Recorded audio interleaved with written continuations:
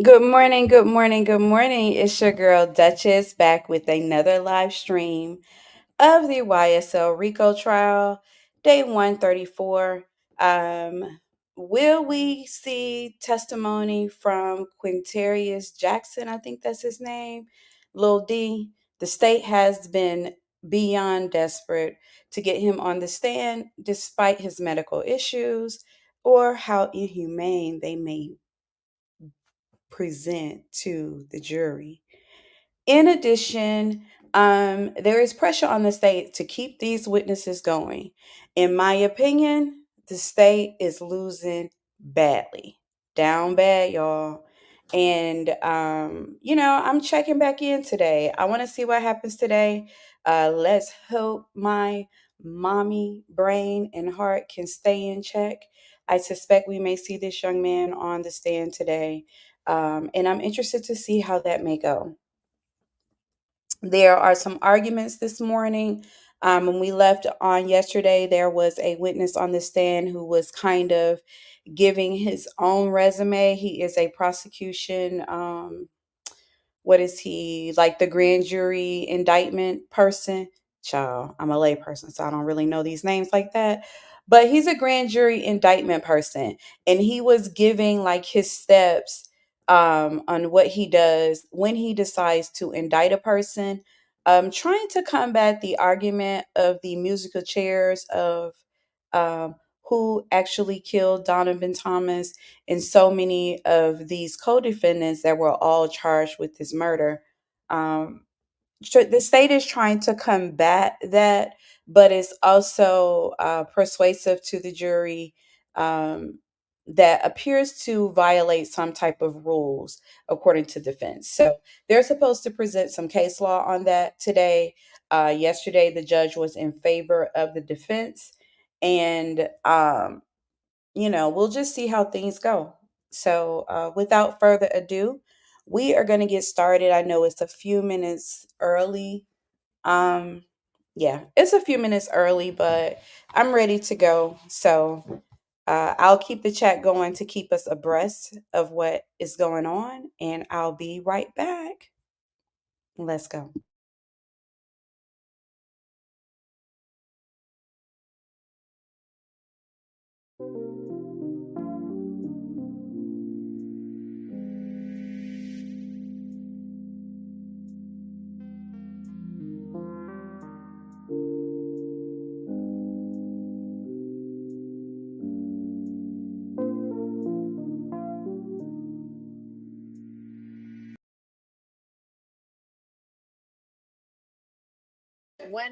One for everybody. That works. All right, Miss Love, what do we know about witnesses for today? So, Judge, we have Mr. Sprinkle. We will be presenting an order or a motion for an order, a proposed order for the court to hear from the staff at Grady about Mr. Zachary. We don't know how the court will handle that, but we'll move Okay. because we don't yet have his stat. We have word from the sheriff's office about his status. But the captain was speaking to a charge nurse and looking at what was available, it was not evident to the person I was speaking with what was keeping him. So I will be attempting to have his treating physician, perhaps, if we can get that done, address the matter and whether or not he's able to safely either come testify or be released. The reason I say that is that when he first was taken into custody, he was taken down to Grady and released. And when he was set, it was in 2 days' time, and then he was set to come here, obviously, but then he was taken back right before, and they kept him because of that. So given the set of circumstances that we have, we'll be asking the court to seek from Grady itself, if they will apprise the court his status and his availability, his tentative of release date. And I won't speak more on it. I'll just present a motion to the court regarding that, and the court can decide what the court wants to do. All right, I'm not quite following why we need a court order for that if his attorney who is representing him is okay with the doctor in the hospital providing information, which so Well, far they have been. True. And so it would be a matter of, I guess, a Zoom call or something, but I want the person, the treating physician, to directly relate to the court what his current status is in terms of releasability and ability and an impact on coming to testify. All right. Good morning, Mr. Schardt. Do you have anything to add to this? I spoke to him twice yesterday. Last time was 5:15 yesterday. He told me he's got two medical scenarios. One, he's got real low blood Can, pressure. hang on. Can y'all all hear him, or come on up to the mic if you don't mind? And when you're saying you spoke with him, do you mean Mr. Zachary or Mr. Zachary's doctor? I spoke to Mr. Zachary about 5:15, and Okay, he says they had planned on releasing him, but he said they checked his blood pressure and it's low. They have to Okay. get it up. The okay. second thing is he has a problem with a certain blood count. I don't even know what that is. I mean, and he started explaining it, but as a layman, I wouldn't know. But he said those are the two things that are holding him right now. Okay. And then once he's released, but I don't know when that's going to be. So because I'll just stand on what I just said. And before I do anything with his doctor, like if the doctor comes to or is able to reach out to us, I'll have Mr. Scheib notified and brought in and deal with that then. I don't, So- the doctor's not going to speak to you without his permission and me being there. But from what I gather, talking to the other doctor initially, his situation is tenuous. It goes back and forth. It's stress level, and I've done a bunch of research on it, and it's his situation. Like he's had 3 blood transfusions in the last month and a half, complete blood transfusions. So Right, because sickle cell anemia is a blood disease. so- it's messed up. He's in the family's. He's been in intensive care. So, and that was indicated by the DA. They put him in jail. He had a crisis. They took him to Grady. It stabilized. They took him back to the jail. He had another crisis. They took him back to Grady, and that's where he's been. So, and then if he comes here, what I would like is us, and it's within your discretion, and to have a hearing and let him testify, and let the DA ask him questions about what he knows, and see how he stands up under that. And We're not going to do that. I mean, we're just going to have him testify. We're in the middle of the trial, so there's no point in doing a pre-hearing about that. to see if he survives or he has another crisis. But if that, Regardless, we'll do that in the trial itself. There's no point doing it twice. well, just to see how, okay, and see what his testimony would be, because he's indicated, That's not how trials because work. he's real sick, and if we have a problem here, I don't think you'd want to have it from the jury. But, I'll put it on the record, and whatever you decide to do, obviously we'll go along with it. Okay. Yeah. So just keep me, I have 2 cases upstairs. I plan on being here for a while. Okay. And Your Honor, I know Yes. that Mr. Scheib's concern stated to the court has been his client going back to the jail. And I know that has been the concern that Mr. Scheib has expressed to the hospital personnel. But as I stated before, if he is to come here following the hospital, there's no need to go back to the jail if we. All right. And I thought y'all were going to work something. Well, I mean, let's imagine a scenario where he gets released from the hospital at 4:30 or 5. Then what happens? I thought the 2 of you were going to work out some kind of other arrangement where he is kept in custody, considering the issues about whether is- he's going to appear voluntarily or not, but not in the jail. That has been dealt with, and that has been. That's what we want. so he can go back to his house? You He want to would put a not. GPS monitor? He would not be at his house. He would be, we would still have to keep him in custody somewhere outside of a jail, I suppose. We could work on that So and have talk y'all- about that later. Because Well, I don't know about working on it and talking about it later, because it sounds like whatever, this is a fluid situation, and the kind of release, nobody seems to know when that's going to occur. And if it occurs at a time when he can't be brought immediately over to testify, then there need to be other arrangements in place. And you say we've worked that out, but then it doesn't sound like y'all have worked No, that out. Actually, it has not been Mr. Scheib and me. It has been the DA's office and the jail in terms of who or how they would, how we would handle his custody. And if he's released back to the jail, I can That talk- seems like the kind of thing that, I don't know, a judge's signature needs to be upon. We have not yet. Okay, have so been you just said discussing you it. worked it out. I'm saying that there have been discussions. Mm-hmm. I will leave it at that, and I will present to the court whatever the result of the. Oh, she just checked her. Did you catch that? She said that seems like a sort of thing a judge's signature need to be on. I think Judge Whittaker is trying to give her the room to handle this humanely, but I like that she made that statement.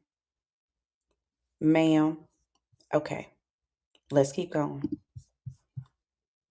Those, I believe the conclusion of those discussions are before he is released from the hospital. It's real simple for me. I would like him released and go back home and be with his family so they can take care of it. I know what you want, and based on the information that was in the affidavit in support of the material witness warrant, if he goes back to his family has no intention of, at least based on what's in the affidavit, of having him come testify. The court could order it, hold them in contempt if they do not, and put a GPS monitor. Okay, I told y'all to work that out like 2 days ago.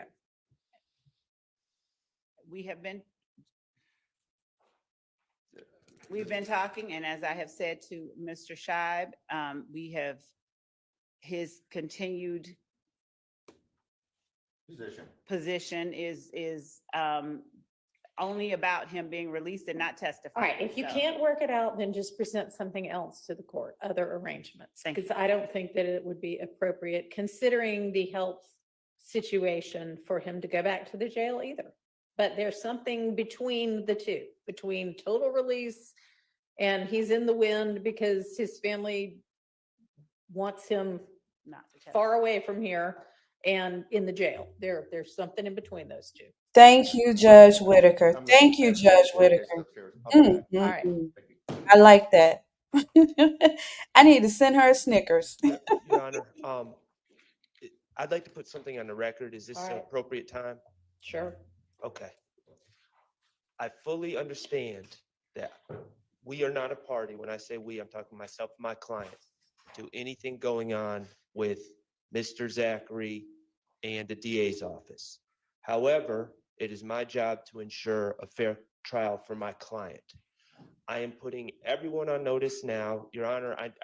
I don't, and I'm not casting aspersions. I don't know how much, if at all, judges know the discovery and the backstory of everything. I don't. Okay, all right. Well, this is what That's between y'all until it gets presented in the trial. Okay, Or unless so- you bring an issue to me. well, that's why I'm bringing this issue. Okay, Mr. Zachary, in statements in 2015, says a bunch of nasty lies about Mr. Stillwell. He blames Mr. Stillwell for everything except the JFK assassination. And my concern is, and I'm going to deal with that on cross-examination. That's not going to be a problem. However, if those lies come out and I am not able to cross-examine Mr. Zachary due to him being unavailable, due to medical situation, due to anything like that, and I don't know about his medical, I'm just hearing about it just like you. But if that happens, there's going to be no one ringing that bell. There's going to be no limiting instruction that's going to protect his due process rights, his rights to confront his accusers, his cross-examination rights. And it's going to lead to me asking for a mistrial again. And the state is on notice at this point that by calling Mr. Zachary in this state, and I don't know what his state is, but they seem to know, they are on notice that something could happen. And I'm not the one calling him to the stand, but if his direct testimony comes in or his prior statements come in and I don't have a chance to confront him about those lies, we are not going to have a fair trial. And I'm just putting it on the record now so everyone knows what my stance on that is. All right. Thank you. Thank you.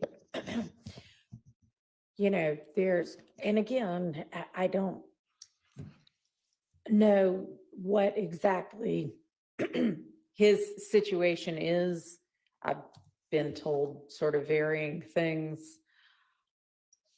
There is, and I guess the most appropriate thing might be to just hear from the doctor, but if he is in a condition where testifying at this trial is risky and he may make it through half the testimony and not all of it or something like that, I mean, there is the possibility of taking his deposition to preserve his testimony, which then all of the attorneys would be present for, and you can do a video deposition. And then if for whatever reason he gets through part of it and not all of it, then it doesn't get used.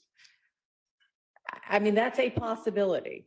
Your Honor, there are just a couple of things that, and the court is correct, and that is, those are things that we have, tossed around. Yeah. But the state's bigger concern is that given the commentary made by Mr. Zachary's father, when we were trying to reach him, that he was going to reach out to Mr. Schardt and Mr. Steele. I don't know why, but that's what he said. And he insisted that we could not force Mr. Zachary to come and testify. And given that there seems to be pretty open communication between Mr. Scheib and counsel for the defendants, they probably have an even better grasp on what's going on with him than even we do. But what we do know is that there are people down there who are monitoring him.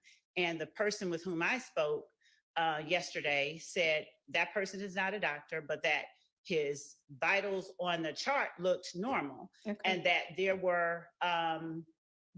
had been the representation by Mr. Scheib that if he goes down to the jail, he's going to die. And there are 28, all of these things. And so it perhaps makes certain people protective of keeping him there and not realizing the reality of this circumstance, that it appears that whenever it comes close to the time that he has. So yeah, I realize that this But could we have just as easily be a convenient excuse. I mean, but we've I been don't know what the real situation is. And we have been talking about all of that. But what I do know is that Mr. Scheib has told me flat out, my client will not testify. And he's given me the reason that he believes. And like I said, I'll just leave it at that. And it's not the reason that he just represented. Okay, well, I have also not been presented with any sort of an immunity order, and that was something. We have that. Okay. And it's the same, it's just a standard motion under the statute and a proposed order and an agreement for Mr. Scheib and his client to sign. So, and again, Okay, so have the terms been worked out between of the order, whatever the conditions and things like that? Did you and Mr. Scheib work that out? no, Judge, what we did was track the language of the statute. It literally says that he cannot be, nothing that he the step to which he is. All right, so you have not talked to Mr. Scheib, and Mr. Scheib has not talked to you since yesterday afternoon when y'all said you were gonna, We've communicated. about terms? We have been drafting it. We have not talked. Okay, so how about talk to him when he gets back? Because he had a couple of other courtrooms to go handle matters in when, and he was coming back after that.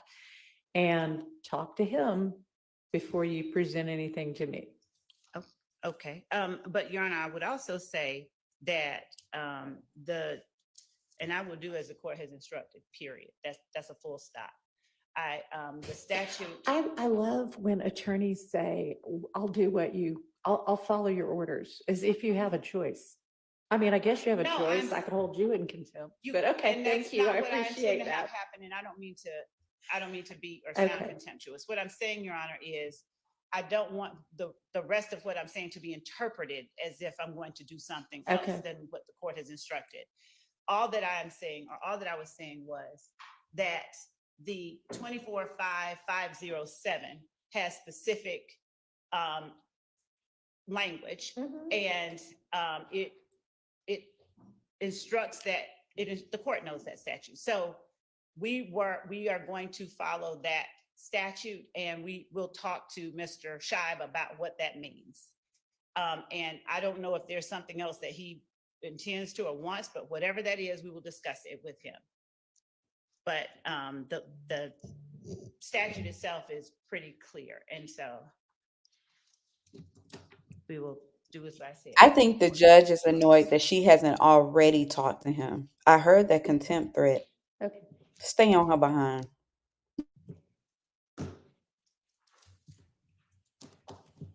All right, there's a new motion in limine number 60 that I am just opening the email for. Is that something that we need to deal with this morning, or is that just something for our No. next non-jury day? No, but I wanted to inform this honorable court that you motivated Ah, the people at our office. okay, great. Thank you. They said they are inspired by your words and they are ready to go. So thank you.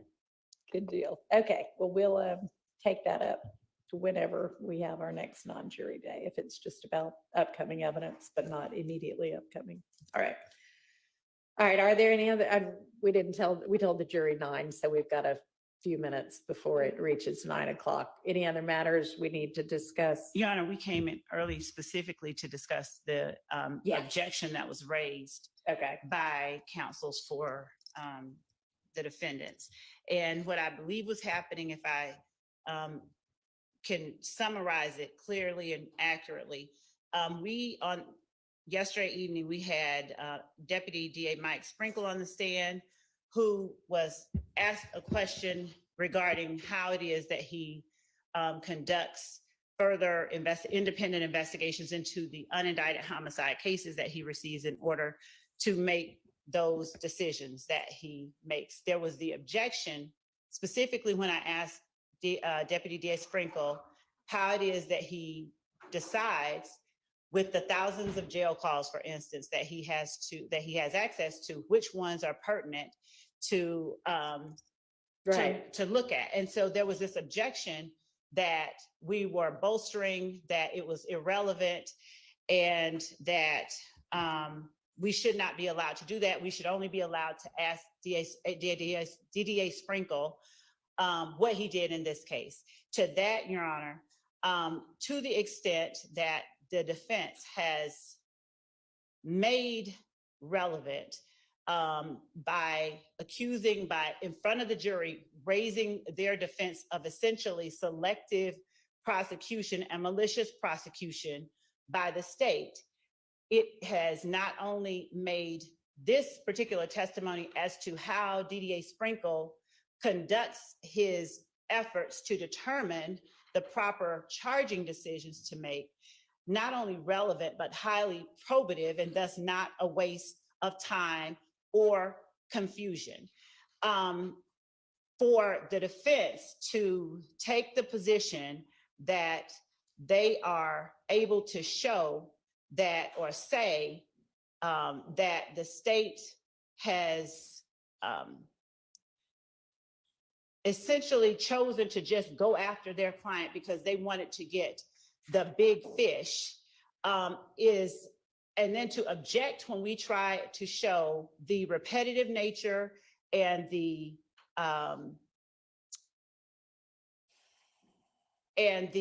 consistent method by which DDA Sprinkle conducts his procedures, it is an effort to create a distraction on their part regarding selective prosecution or malicious prosecution, and then to have that argument unanswered on the part of the state. And that is, it goes against 24-1-1, which obviously says that the whole purpose of this process is to determine the truth. And so when the jury is trying to make a determination about what was done in this case, and essentially DDA Sprinkle has taken investigative steps, and he is showing his normal, consistent investigative steps. And for the defense to try and limit that showing to the jury, it's an effort to hide very relevant facts from the jury. When the defense is allowed to argue with respect to our officers, to ask on cross-examination, how many reports have you done? Is this what you do in every report? And to essentially question the way that the officers normally conduct their procedures in order to make the jury believe that something untoward has happened, the state certainly should not be constrained from showing the standard nature and the reliability of the procedures that DDA Sprinkle used in determining how he ultimately makes decisions. So how the phone calls are obtained is just one thing that makes it credible. It shows that it is a part of his routine policies and procedures, and it is not distracting. It is in fact clarifying. And again, under 24-1-1, the state is or should be entitled to present its evidence that what the defense has now put before the jury by way of argument and cross-examination is very relevant. Their entire position is antagonistic to 24-1-1. And even if someone feels they've got a constitutional right to confuse, that's not what our rules of evidence require. And we would ask that the court allow us to continue the line of questioning that we have begun. We have said that we would make it targeted. We are not attempting to get information that is not pertinent in this case before the jury. And we are attempting to give the jury all of the information that they need in order to make proper decisions based on whole truths in this case. Thank you for allowing me to say that. All right, thank you. Do you have any case law you wanted the court to consider? Well, as to bolstering, Your Honor, that is what the defense has argued is happening. That has been the basis for their objection. And the first case that I have for the court, it plainly says that bolstering is when one witness testifies or comments on the credibility of another, or when one witness attempts to, after the credibility of something has been attacked, another witness, before it's time to do so, attempts to bolster the credibility of that other thing that has been attacked. So in this case, this is simply the state showing DDA Sprinkle's policies, his practice, how standard his policies or procedures are in investigating and in making decisions in the cases that he gets, and his experience and the number of times that he has done it and how he has done it and why he does what he does is very relevant for the jury to decide how to assess the testimony that he gives in terms of what he did. So it's in no way bolstering. And I believe that the case, Bless you. My computer shut down on me and I'm getting the case that I had for the court.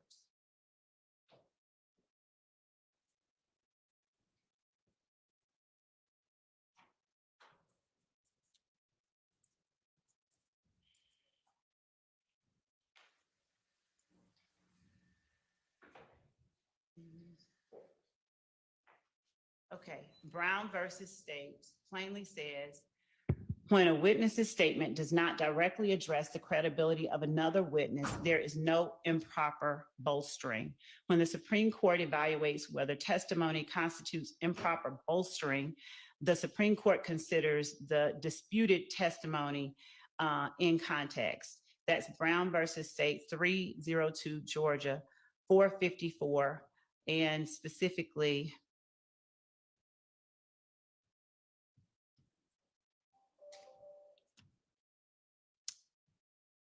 it references 24-6-620 and points out that it says the credibility of the witness shall be a matter to be determined by the trier of fact.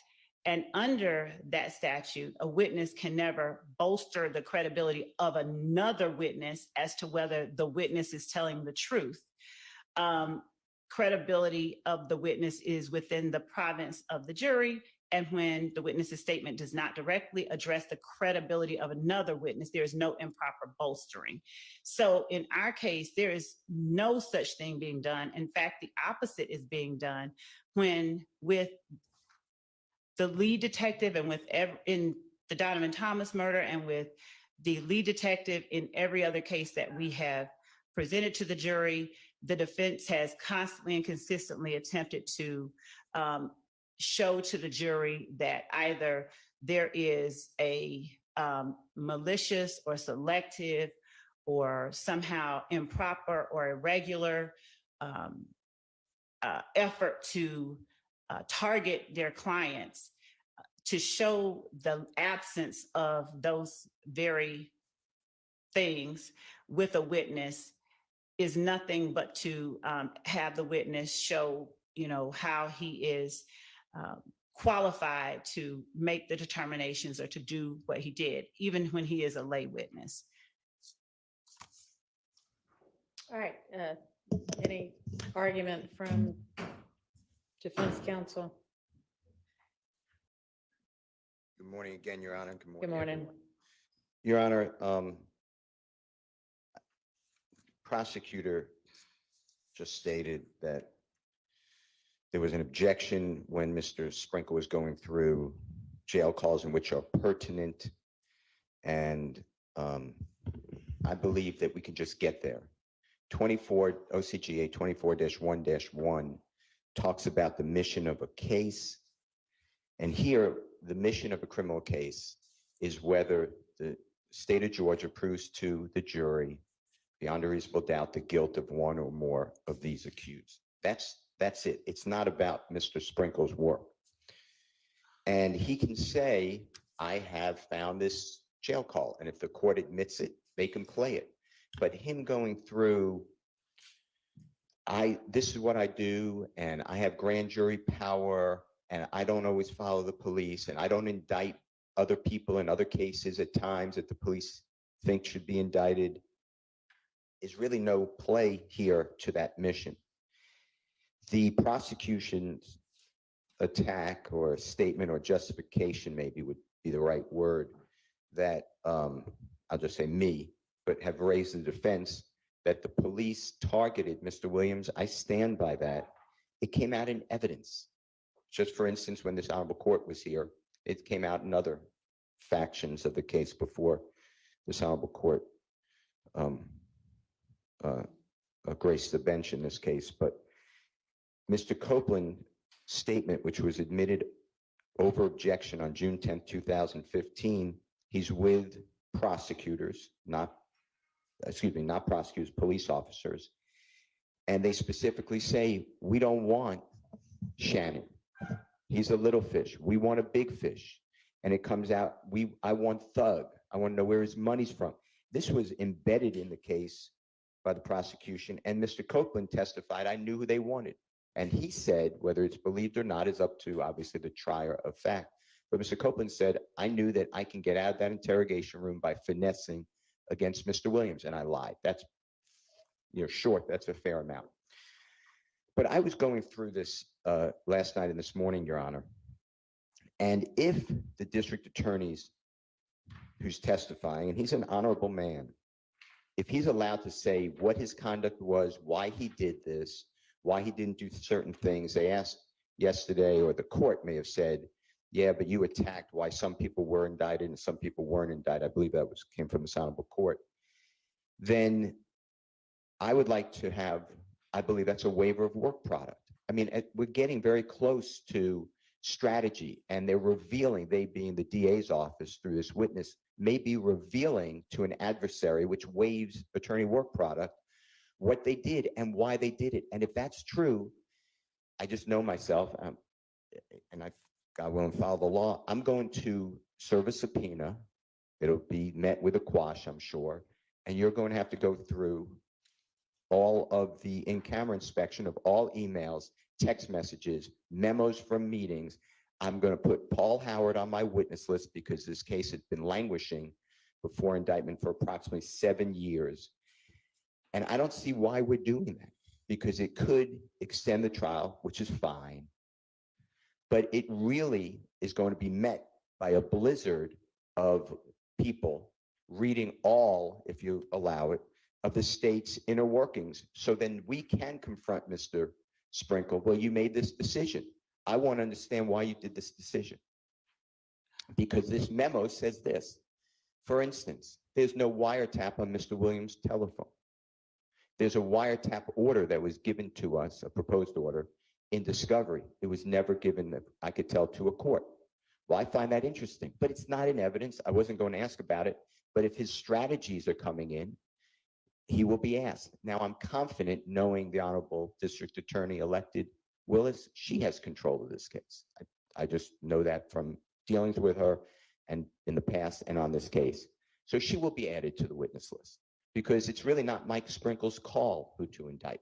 That's from my experience. I'm not saying came out in evidence. The Honorable Court knows a lot more about the inner workings potentially than I do, but we're going down such a wrong road, and the case law supports what the defense is saying. That's why we don't get into the investigation and the conduct of the investigation, but we get into the relevant information given out, unless, and it says in the rare case, R-A-R-E, rare case, that the conduct of the investigator becomes relevant. And that's all I'm trying to say. And as far as jury instructions, I believe this honorable court will be asked whether you give it or not, it's up to the court. But there'll be an instruction. The fact that it's a party to a crime, and we have a conspiracy, so I believe it's coming. The fact that others have not been charged, are given immunity, are beyond prosecution, were prosecuted, or been acquitted is irrelevant. In the indictment itself, it states that the grand jury does hereby charge and accuse the following 28 people. And it says, and there are others known and unknown who are co-conspirators. So there's no issue on who did you charge. Those are specific strategic decisions made by the Honorable Fani Willis et al., her office. So I am going to object to DA Sprinkle. I do believe that the state of Georgia was attempting to, probably did, say what a great job they do by reviewing all these cases and not letting an indictment go out, which may be true. That's how it should be. That's what we demand of our prosecutors, but it doesn't really come into this case. So I stand on our objections for the cases I gave last night. Okay, Hey, yes.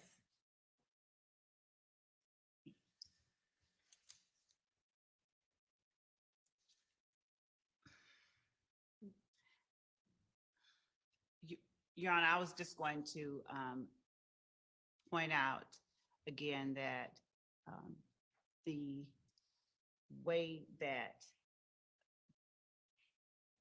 the questions have been tailored have been in order for the jury to be allowed to see what experience Mr. Sprinkle has, what his standard operating procedure is, and to show the method and procedure by which he obtained the information that he will present to the jury. All right, well, I gave instructions yesterday, and those instructions still apply. So are we ready? I know the jury's ready.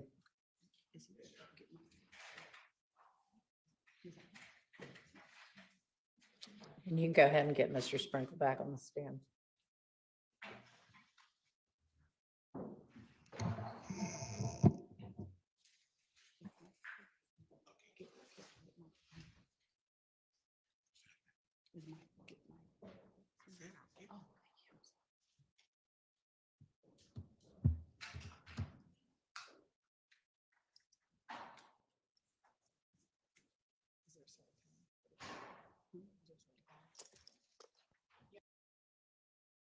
Can we get a Zoom link to send to Brady?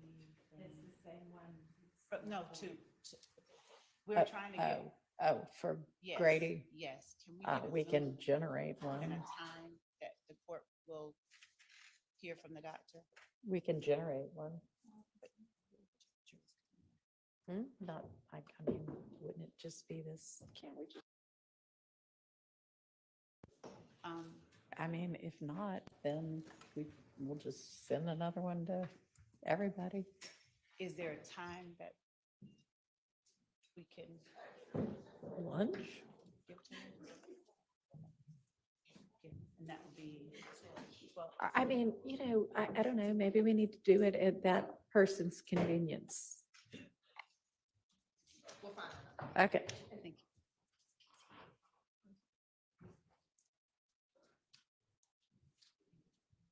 You can go ahead and get Mr. Sprinkle in.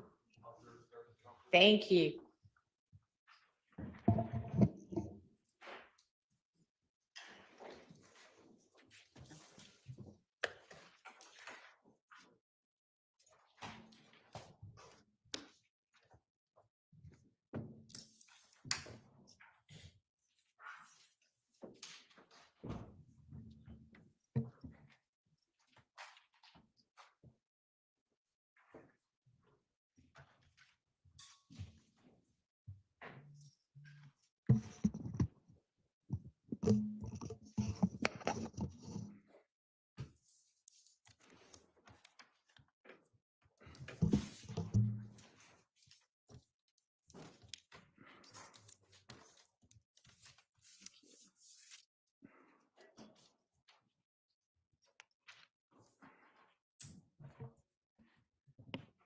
Good morning, DDA Sprinkle. Good morning.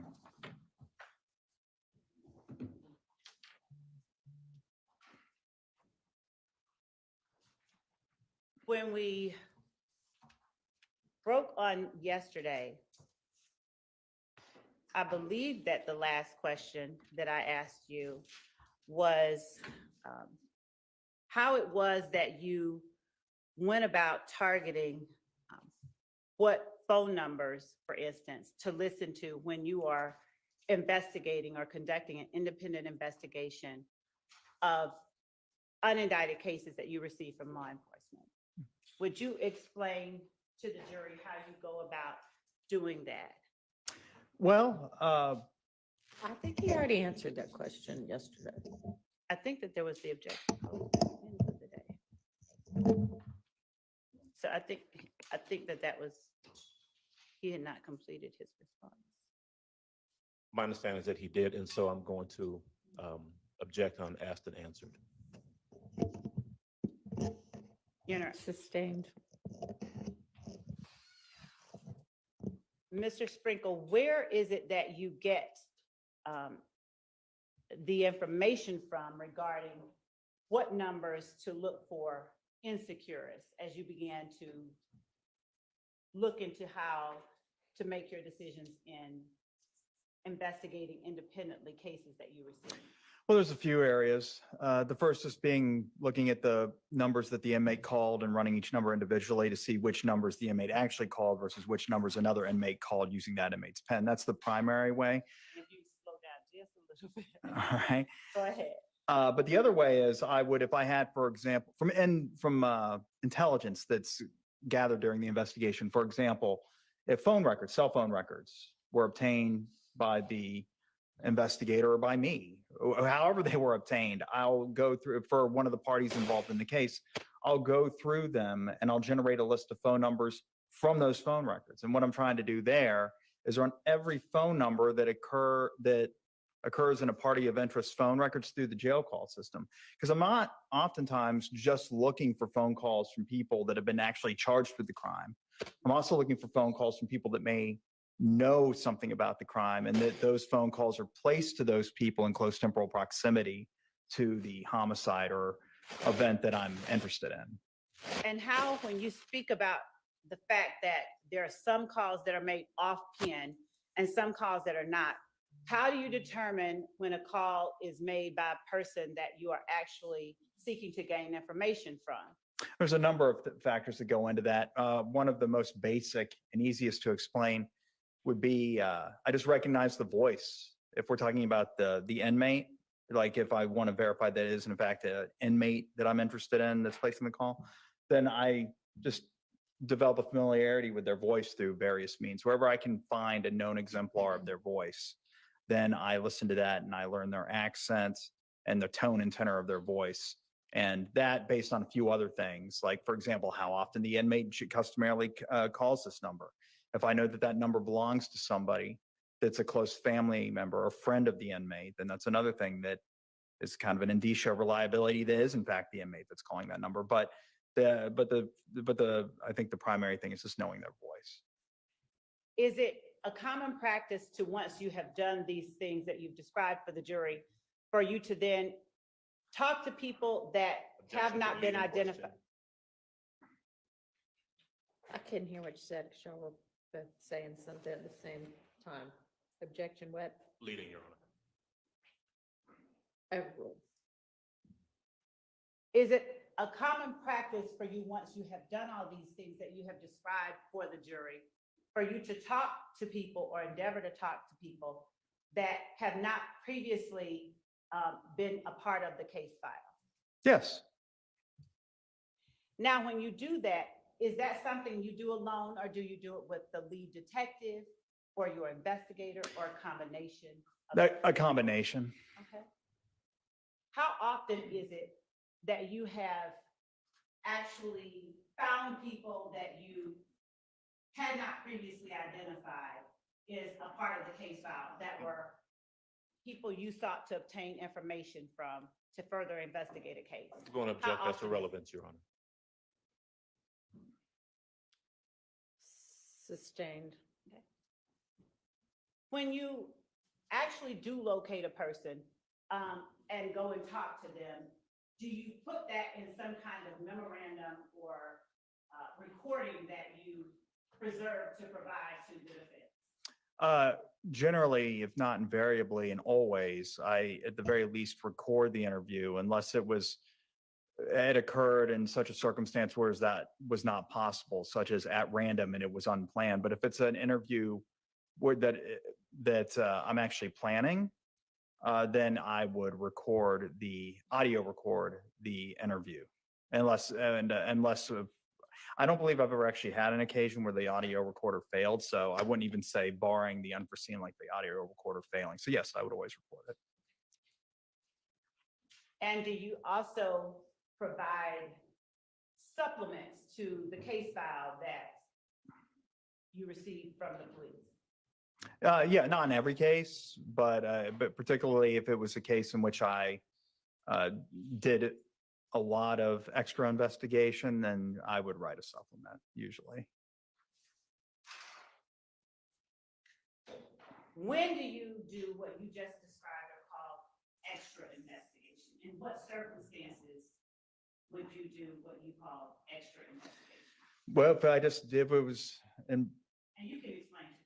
in my estimation, if the case needed more investigation, if it needed extra investigation, if after reviewing the case file, I found that the evidence was lacking and that it wouldn't be appropriate to present the case to a grand jury, let alone take it to trial, then I will conduct a quote unquote extra investigation, as I called it, hoping to find more evidence to make the case better or otherwise dispose of the case appropriately.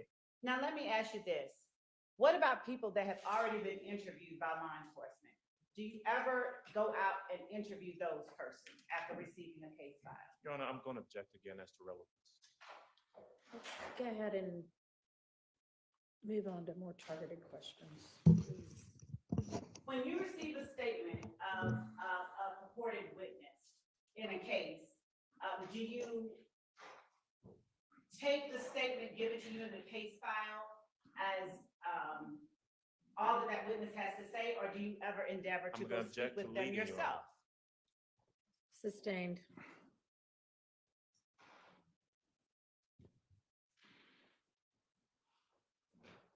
Do you do anything with the witness statements that you receive in your unindicted cases that you get from law enforcement? Objection relevance.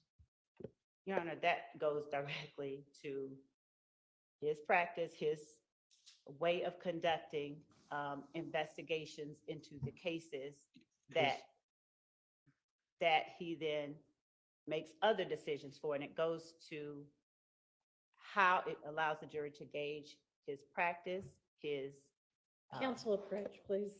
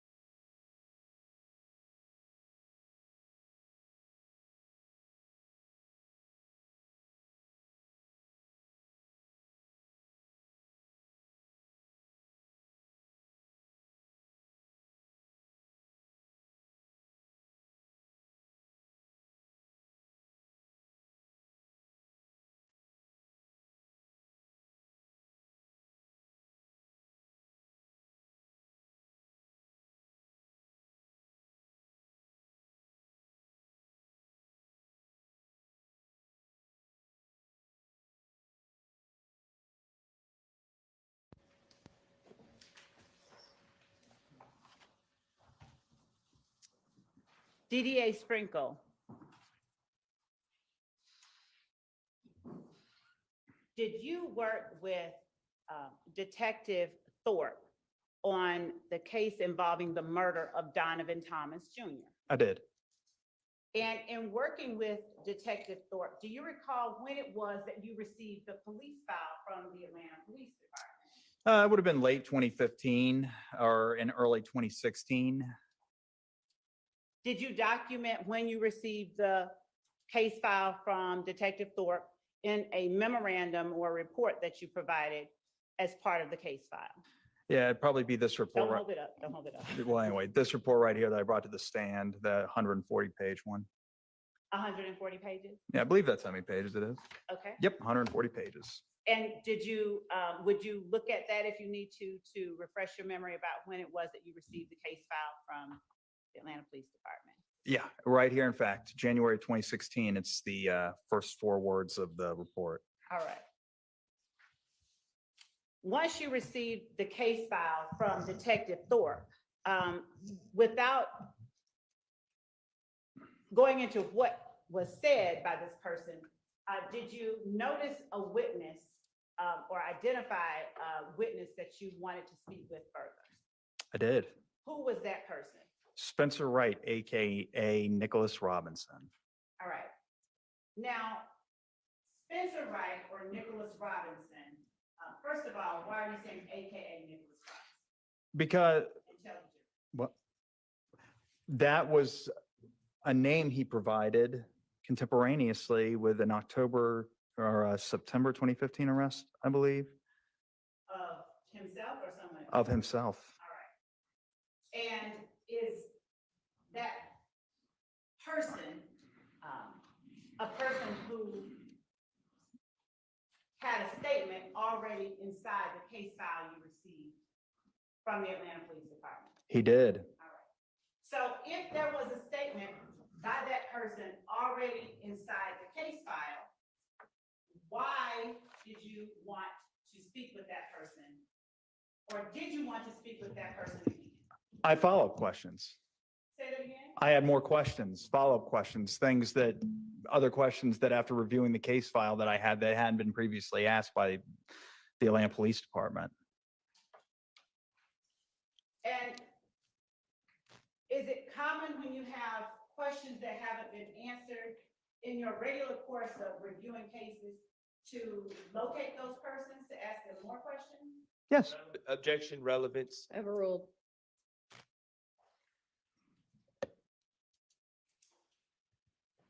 How did you locate Spencer Robinson, AKA Nicholas Wright?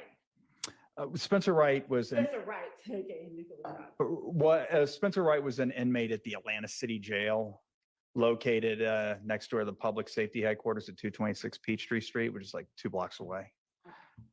How did you find out that that's where he was? Well, I don't recall exactly. I knew that that's where they housed him after he was arrested in October of 2015. Somebody told me, I'm sure, that that's where he was, or my investigator found that's where he was. At any rate, that's where he was when I wanted to interview him. Now, at the time that you received the case file from Detective Thorpe, had there been arrest warrants taken out for individuals? Yes. Who were the arrest warrants taken out for at the time that you received the case file?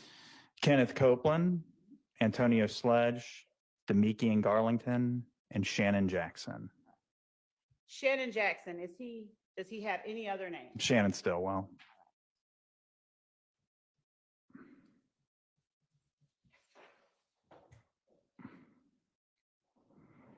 And when you received the case file, did the case file have in it more than a written report? In other words, did it consist of audio interviews, surveillance, anything like that? Did have surveillance video, had a written report drafted by the lead detective, among other things. But the key things were the written report drafted by Detective Jim Thorpe Jr. of the Atlanta Police Department, the surveillance video that depicted the incident, another surveillance video from a gas station. I believe I had that in the initial case file as well. Some crime scene photos, I believe, may have been in there. Although I do recall obtaining more some point later. But and audio from interviews, some cell phone records. I don't recall every single thing that I had. I didn't obtain the entire case file immediately because I recall throughout the course of my work on this case, consulting with other investigators with APD and obtaining little pieces of the case file as I went along. But yeah. All right. So would you back up, and I'll use one of my colleagues' words, and unpack what you just said a little bit for the jury? Regarding the murder of Donovan Thomas, I had audio interviews from some of the people that, if not all of them, that Detective Thorpe interviewed as part of his investigation and his report, and surveillance video. All right. And so slowing down a little bit, you said you did not have all of the case file, that you got other information from other investigators? Well, I guess that's how you define case file. I had what Detective Thorpe provided me. Okay. But there were other investigators at APD that had been working on this matter. And so And were those other investigators, the information you sought to get from them, were they not in or part of the file Detective Thorpe gave to you? right, I remember in particular, there was a lot of cell phone records that I obtained from another investigator that I did not obtain from Detective Thorpe. And that if specifically when I say another investigator, I'm talking about Tyrone Dennis. Okay. Now, if you would, slowing down a little bit more, if you would, please tell the jury how you determined that Detective Dennis had information of interest to you in this case. Well, I met with Detective Dennis sometime in, I believe it would have been January 2016, sometime in early 2016. Did you meet with him with Detective Thorpe? No, I believe it was Detective Dennis and Lakia Gaither, and I met them at the Atlanta Police Department's public safety headquarters in a large conference room. Okay, okay, pause. So when you first got this particular case with the individuals listed that you just named, for whom warrants had been taken out, did you follow the same procedure that you described yesterday for the jury to gain additional information Yes, in order to assess the case? yes. Was there anything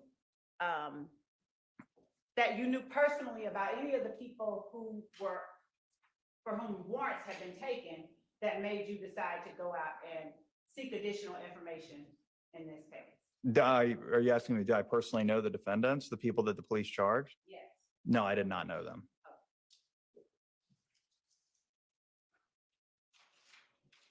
Did you know when you got the case file, when it was that Detective Thorpe had talked to Spencer Wright? It would have been in October of 2015 on the night of his arrest.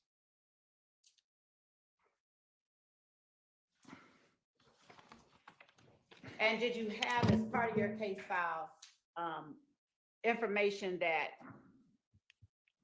immediately after talking to Spencer Wright or Nicholas Robinson, that Detective Thorpe took out the warrants for the persons you just named?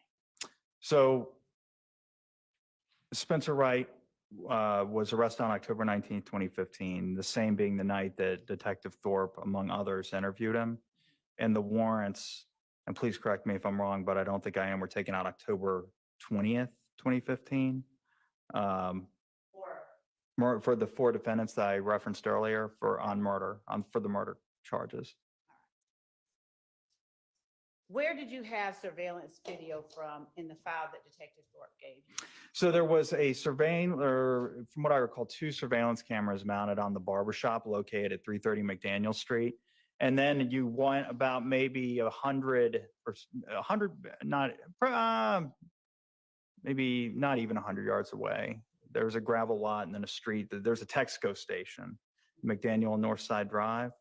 And I had surveillance images from that station.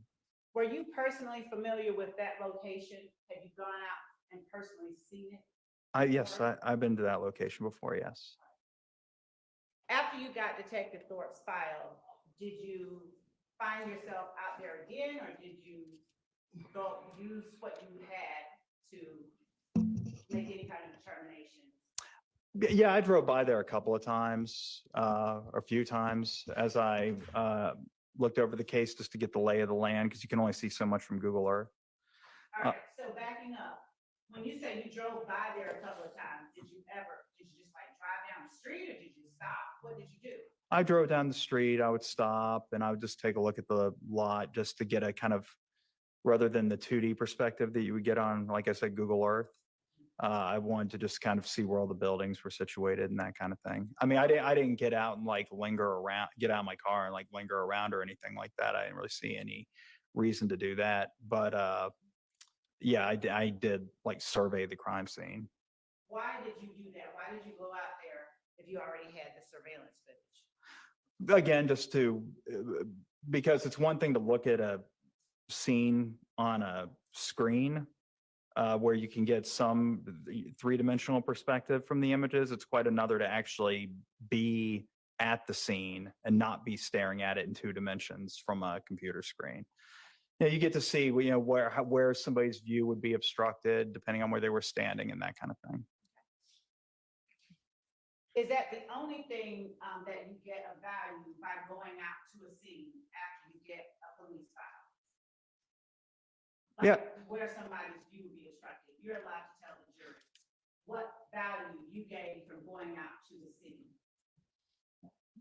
Well, I mean, it's just important to see where the crime actually occurred. Sometimes, particularly if it's like in an apartment complex, going out to the scene, you can do a witness canvas, start knocking on doors. Did you do that? Have you done that? I have. I didn't do it in this case because this occurred on a public thoroughfare. Okay. But yeah, anywhere where there's a homicide, where there's a lot of people, like pretty much an apartment complex or a neighborhood, I found that can be beneficial. All right. Did you also mention Google Earth earlier? I did. Why did you mention Google Earth? Well, Google Earth, in this specific case, I went to Google Earth because I did eventually end up interviewing Spencer Wright myself. Without talking about what he said. Right. And right. Well, I'm not even going to get into what he said. I just went to Google Earth to take still shots of images that were photographed by those Google Earth vehicles, I guess, just so I could show them to him and say, okay, well, where were you at this time when you said you saw this, et cetera. And had he said those things previously in his interview with Detective Thorpe? Had he given the information where you were at this particular time? He, Without saying where he was, had he given that? he offered a verbal description of where he was. Did you capture whatever it was that he said verbally in the Google Earth photos that you then chose to show to him? Objection, Your Honor, hearsay. Objection, what? Hearsay, Your Honor. Overruled. After listening to Detective Thorpe's interview with Spencer Wright, did you attempt to find on Google Earth where it was that he was located? I did. Were you able to locate an area that coincided with or matched the area he described being in? Your Honor, I'm going to object to any reference to statements made by this witness who's not testifying as hearsay. Your Honor, this witness is not going to tell the jury, first of all, we're not offering it for the truth of the matter asserted. We're offering it to allow the jury to see what Mr. Sprinkle did in context. He located a certain area. Let's not say what he did. We need to hear that from the witness. Okay, so it's provided. Overruled. Thank you. So were you able to see that area described by Mr. Wright on Google Maps? Yeah, I found the, Coincided. I found an area that I believed he described, yes.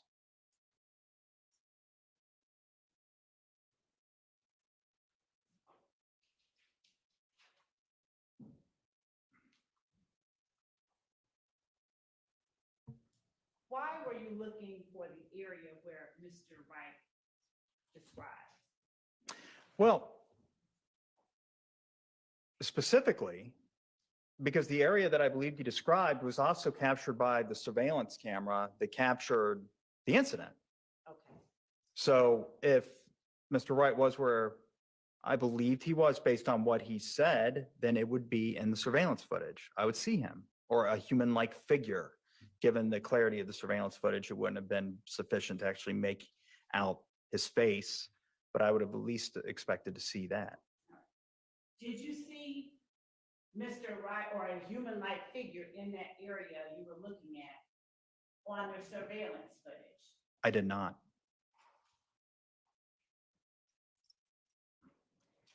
Did you fully capture that area on the still shots that you took down to show to Mr. Wright? I did. When did you meet with Mr. Wright? This would have been January 12th of 2016, Where did you meet with Mr. Wright? the Atlanta City Jail.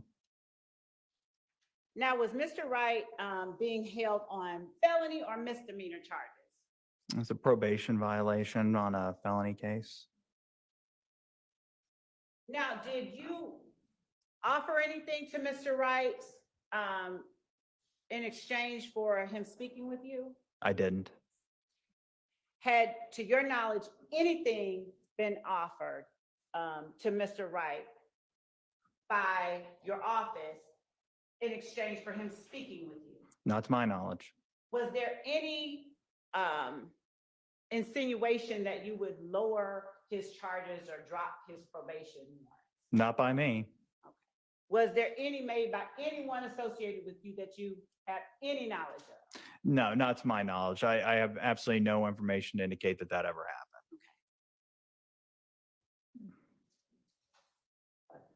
Who went with you when you talked to Mr. Wright? The aforementioned, the investigator I mentioned yesterday, David White.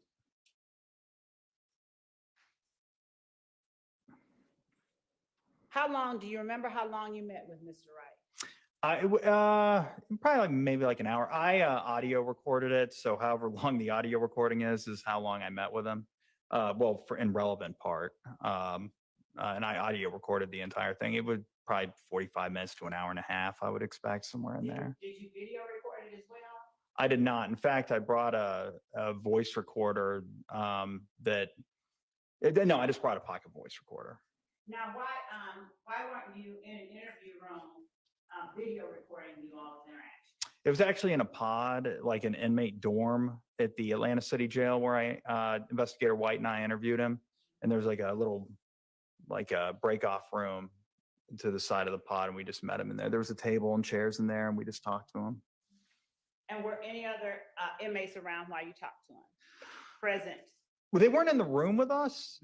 I don't recall if they were out and about in the dorm. But yeah, there were other inmates. I don't recall that any of them were within earshot of us, though. Not within earshot? Is that what you said? I don't know. Certainly nothing happened during the interview that alerted me that somebody was listening in. I'll leave it at that. And I don't recall having a feeling at the time that, because I believe I would have. That would have left an impression on me if I thought that others were eavesdropping. And I didn't have any feelings of that sort while I was doing the interview. Now, how many images did you show to Mr. Wright? I don't know exactly how many. Let's see. Probably like 15 to 20. Were all 15 to 20 images that you showed to Mr. Wright? Probably more like 10 to 15, actually. It's somewhere around there.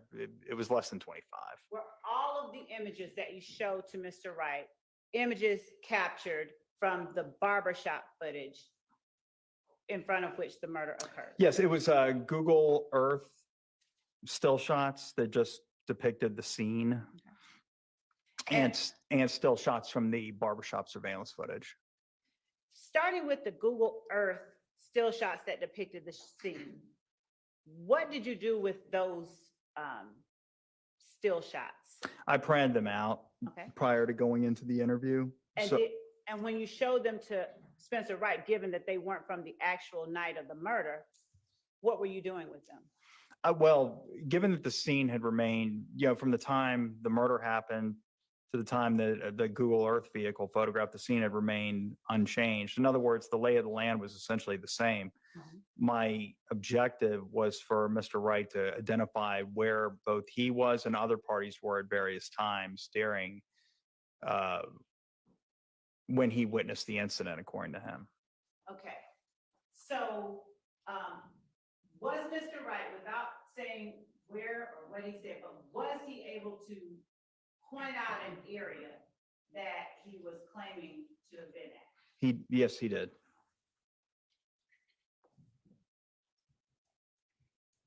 And was that area also captured in the surveillance footage from the barbershop? It was. Now, was the lighting the same on the Google Maps images that you showed him as it was on the night of the murder that was captured on surveillance? No, because the Google Map images were captured during daylight hours, whereas the homicide occurred during just after nightfall or during twilight hours. Were there any identifiable landmarks in the area that you were interested in regarding Mr. Wright that were clearly depicted on the Google Earth printouts? What? Stationary objects. Well, there was a bench, yes. Okay. And where was that bench located? It was located at a bus stop. Where? Where's the bus stop? Yes. It's across the street from 330 McDaniel Street. Okay. About how far from 330 McDaniel Street? However wide the street is, I don't know, 30 yards, 40 yards. Okay. Because it wasn't like directly across the street. I mean, it was sufficient that it was captured within the surveillance footage, but it was kind of, I guess it depends on how you define it. It was definitely across the street, but if we're going through the front door of the barbershop, it wasn't directly across the street from the front door. It's kind of like diagonal. Yeah. Diagonal? Mhm. All right. Is that bench visible on the surveillance footage? It is. Were you interested in looking at a particular time on the surveillance footage after listening to Mr. Wright's interview and speaking with him yourself? I was. And what particular time were you interested in looking at?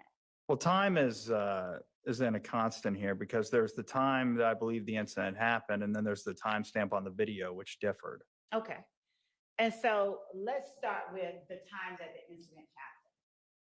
If it's different than the time on the video, how do you go about finding what time to look at? Well, I'm watching the video. If you, in this case, you have a surveillance video, and the incident of which we're speaking is prominently featured when you watch that video. So I could just watch the video and wait for that incident to occur, and that's when I knew that the portion of the video that I was viewing was relevant insofar as it depicted the incident, regardless of the timestamp emblazoned thereon.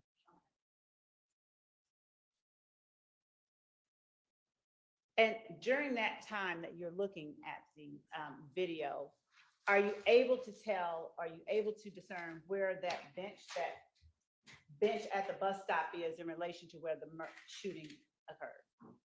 Like it was about, like I said, across the street, not directly across the street, but probably across the street and maybe 20 to 30 yards to the right if you're facing across the street from the barbershop. Did Mr. Wright recognize the bench in the surveillance footage, or were you able to show him the bench in the surveillance footage? In Your Honor, calls for hearsay and also confrontation clause. Sustained. I would withdraw that. Did you ever see Mr. Wright in any part of the surveillance footage of the murder, or someone fitting his description anywhere near that bench? And by anywhere near, I mean sitting on or within 1 foot of the bench during the time of the murder? No, there were no human-like figures around the bench. I saw a cat at one point. You saw what? It looked to be a cat. A cat. You could see a cat on the surveillance video? Yeah, that's what struck me. It wasn't real high fidelity, but it was, the light was bright enough and the fidelity was sufficient to see a feline moseying around the bench, but there was unambiguously, there were no people around the bench.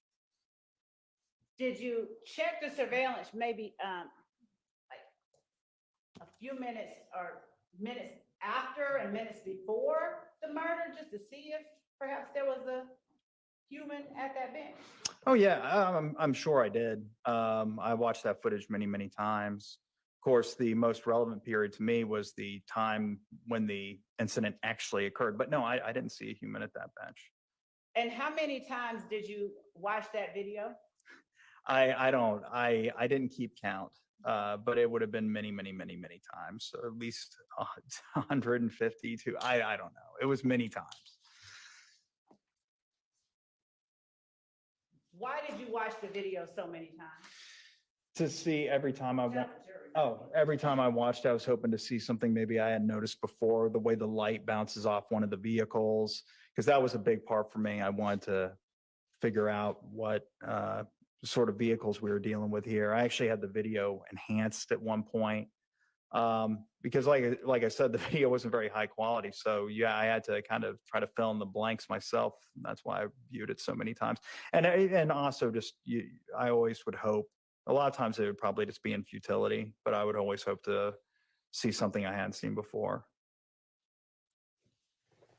Now, when you said you had the video enhanced, would you tell the jury what you mean? I mean, when you say enhanced, what do you do?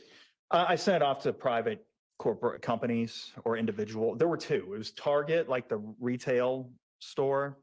They have a division within their company that deals with surveillance footage, and they at the time, maybe they still do, but they at the time they would digitally enhance surveillance videos. And there was another gentleman named Walter Pineda who offered the same services. He was an individual. Why did you send it out to 2 different places? Just, I guess the more the better. Were either of those places able to allow you to see anything more clearly in the video. A little bit. Yeah, it helped a little bit. Yeah, it's digital.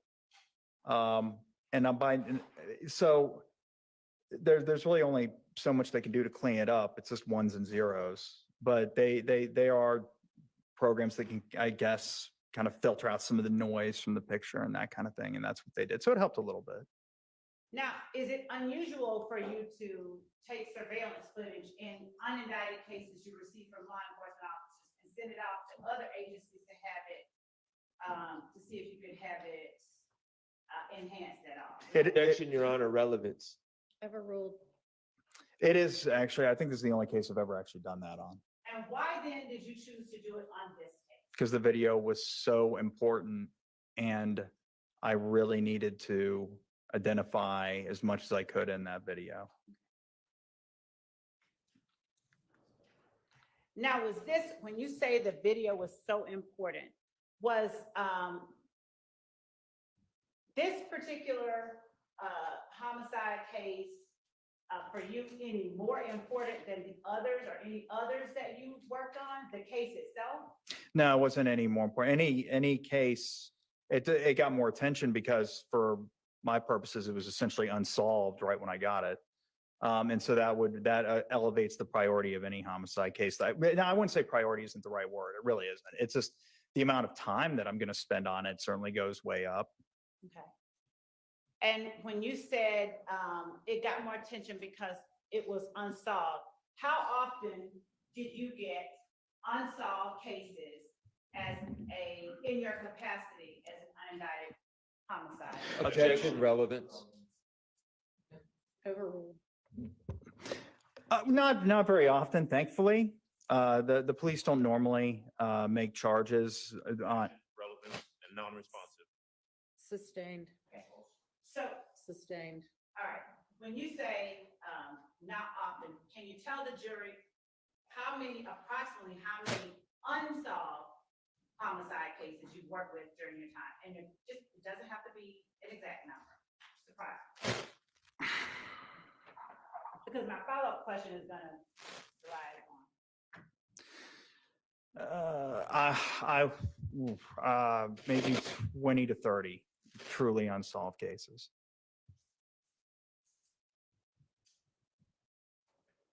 In those other 20 to 30 cases, did you perform acts or investigations in the same manner that you performed your investigation or further investigation of this particular case?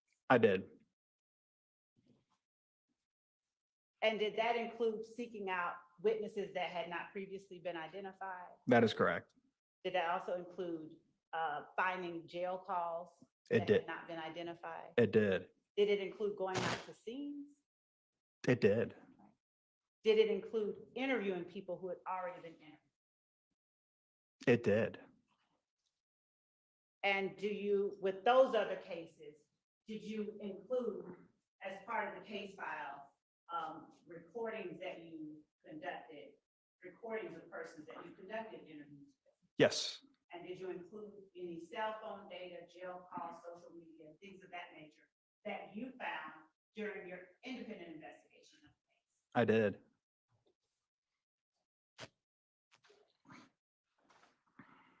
And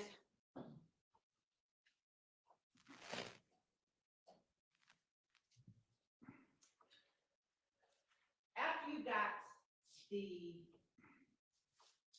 video enhanced of the barbershop, did you review any other, or I should say, did you review any other video besides the barbershop video? I did. There was that video from the Texaco station.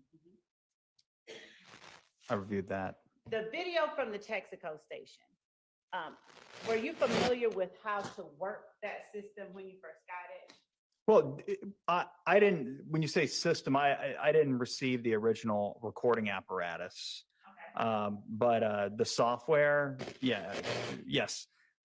Yes, I mean, I figured it out and was able to view the video. When you first got that video, was the timestamp on that video the same? In other words, was the time on that video the same or different than the time on the barbershop video? From what I recall, the barbershop surveillance video is considerably more accurate than the video from, or excuse me, the Texaco station video is considerably more accurate than the barbershop video, if not entirely accurate. Okay. So if it was different, how were you able to look at the Texaco video and determine anything as it relates to what was happening on the barbershop? So the frames there are certain parts of the frames that overlapped. So in other words, so you had a camera at the barber shop that was capturing the street, and then you had a camera mounted over at the Texaco that was also capturing that same street, and the two cameras were capturing part of the same part of the street. So if I saw something happening in one frame, I could just marry it up to the from the image caught by the other camera. And if I had, for example, and that's how I would be able to tell. So in other words, I wasn't using the timestamp, particularly in the barbershop, since the timestamp was wonky. But even if the timestamp looks correct, it could still be a few seconds off, you know. So I was mostly things that were constants to me were like vehicles driving by the scene, or when gunshots rang out. You know, I would look for that. So so on the Texaco footage, I don't recall exactly. There was a blue car that came into the gas station. There was something that was captured on both cameras that I was able to use as a marking point to sync up the two pieces of footage. Okay. When you were reviewing the Texaco footage, did you only look at the time frame that you thought that the murder occurred? No, I particularly as I continued my review, I looked at probably like 30 or 40 minutes before the murder occurred. I looked at the entire piece of footage.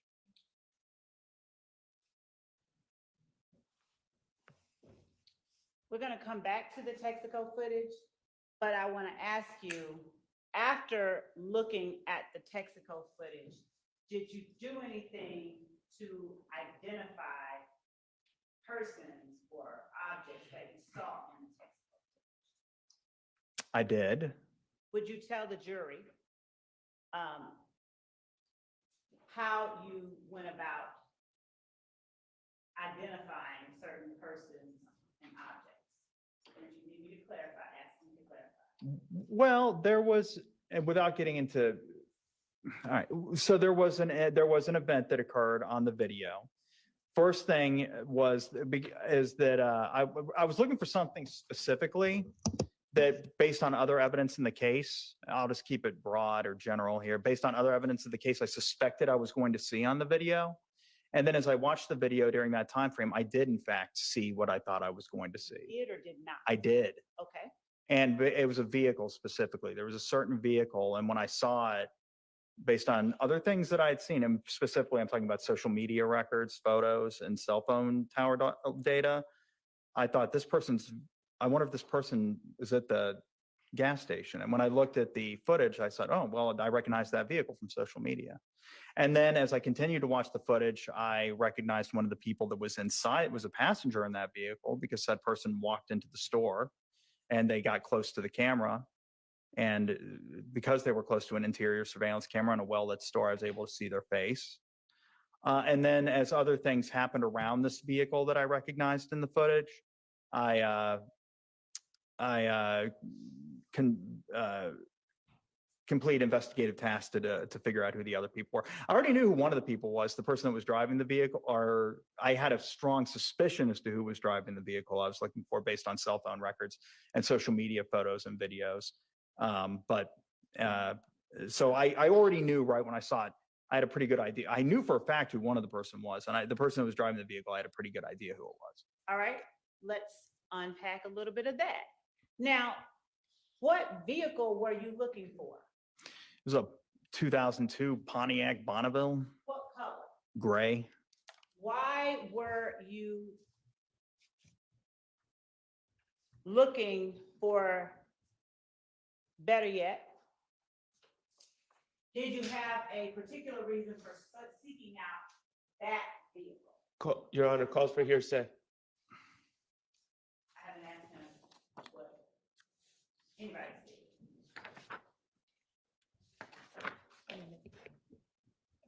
answer's gonna be, but it potentially could. Let me tighten it up then. Was there a particular person of interest to you based on what you had learned during your investigation up to that point? Objection, called for hearsay. Sustained. Were you looking for any particular gray Pontiac Bonneville? There was one particular gray Pontiac Bonneville that I was interested in, yes. All right. And who did that Pontiac Bonneville belong to? It either belonged to or is associated with a man named Javoris Bradford. Is there a nickname for Javaris Bradford? Tuda, Tuda. All right. Now, did you attempt to locate any social media footage that related to Javaris Bradford or Tuda? I did. Would you please turn to the jury and tell the jury how you went about locating social media accounts associated with Javaris Bradford or Tuda? Well, I just searched for him probably on Facebook first, because particularly back then it was easier. And I either found him or a family member on Facebook, and then browsing the family member's profile. And this may not be exactly how I did it, because I don't recall exactly how I found Mr. Bradford's Instagram page. But somehow or another because on Instagram he went by the moniker I'm _living_great at the time. And so basically on probably starting at Facebook, finding family members, fanning out, and then on finding him on Facebook, finding maybe where he screenshot an Instagram page and pasted it to his Facebook. That would be how I would have found his Instagram page somehow. And then, and like I said, his Instagram name was I'm_living_great. And did he have himself depicted in that Instagram footage? I'm gonna object, that's hearsay. Overruled. What did he have himself depicted in that social media footage or social media information that you saw with any kind of vehicle in particular? Yes, it was a 2002 Pontiac Bonneville. Gray? It was. Okay.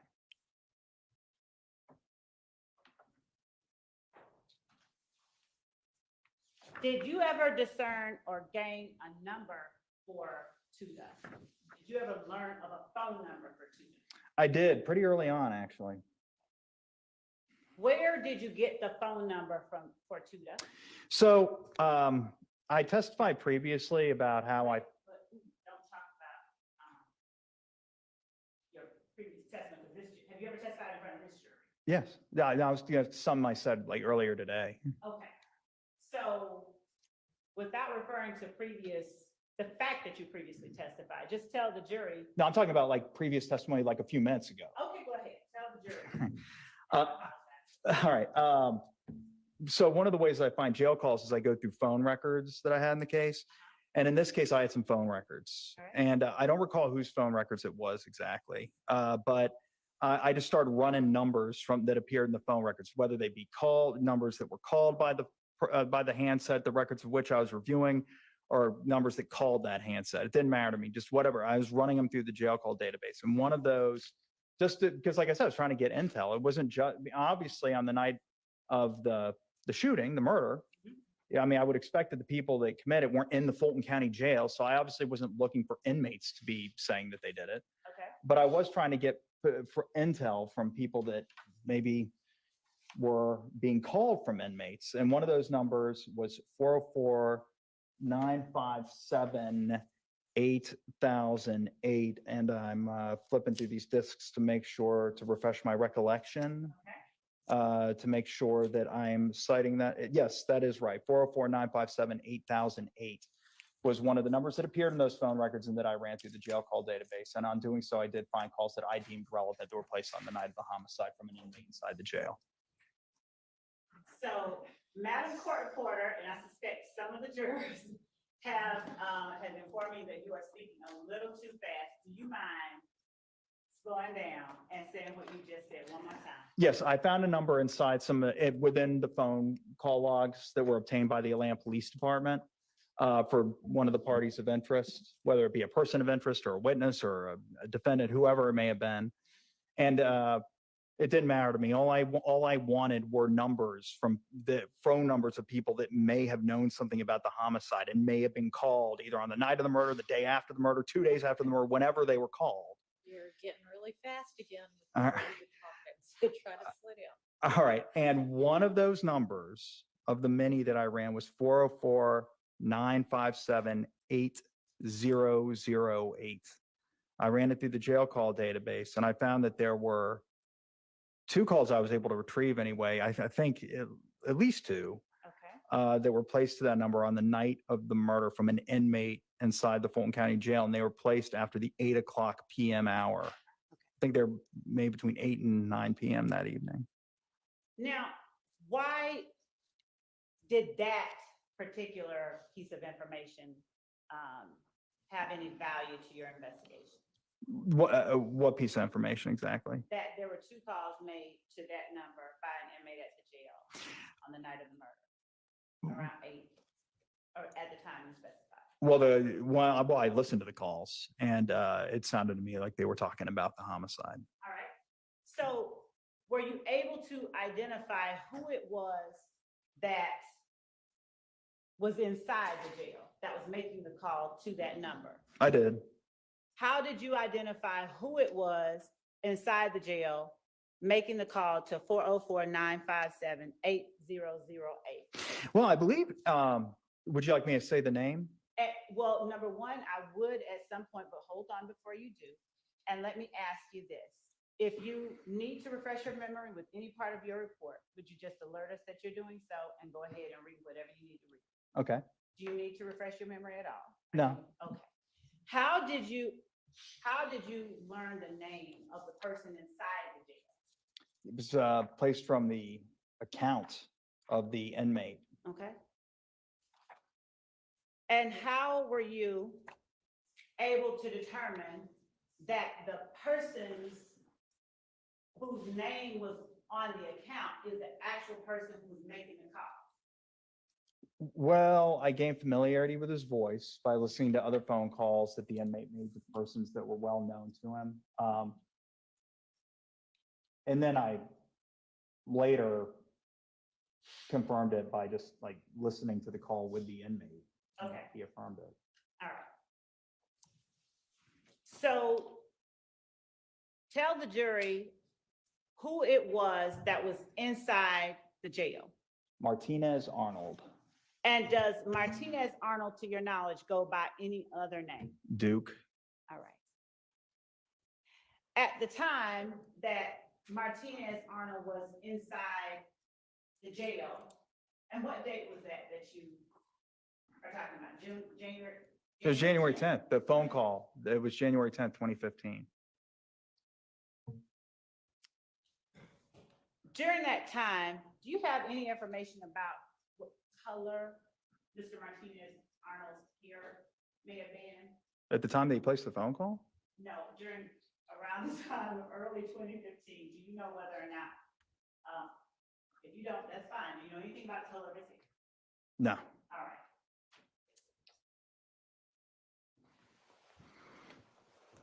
So once you listened to the call, did you attempt to get any more calls made from the Fulton County Jail? I did. I downloaded a lot of jail calls on this case. What jail calls, how did you go about deciding which jail calls in this case you were going to download instead of Wright's jail calls or phone number? What were you trying to get? I just wanted to see what Spencer Wright, I wanted to hear, I should say, what Spencer Wright was saying to people after his arrest in October of 2015.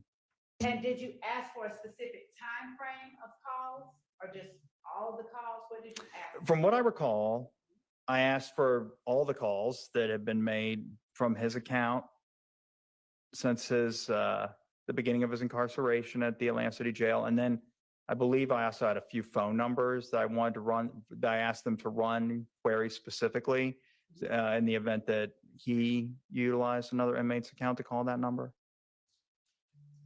So that's interesting. So when you say in the event he utilized another inmate's phone number, where did you get the phone numbers that you wanted them to run to see if he was using another inmate's phone number? That I don't remember. All right. I'd be probably just phone numbers that, they're probably just, it may have been the same phone numbers that I ran through the Fulton County jail database.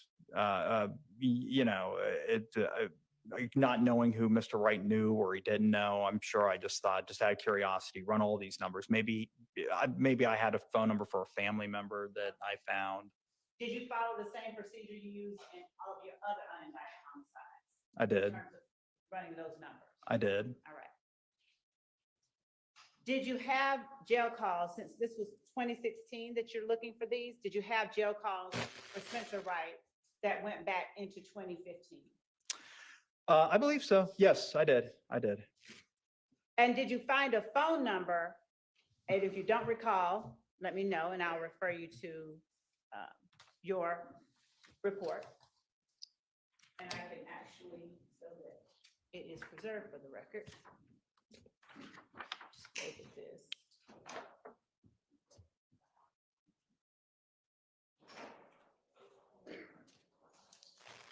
I'm gonna label Your Honor, just for the purposes of the record, 501 Yankee Romeo. And it's a report that we have previously provided to counsel for this defense. If either of them need to look at it, it's here.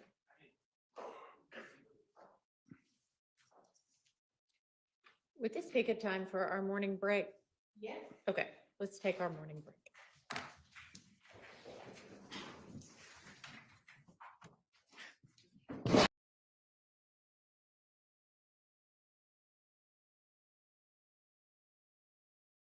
He drove to your courthouse.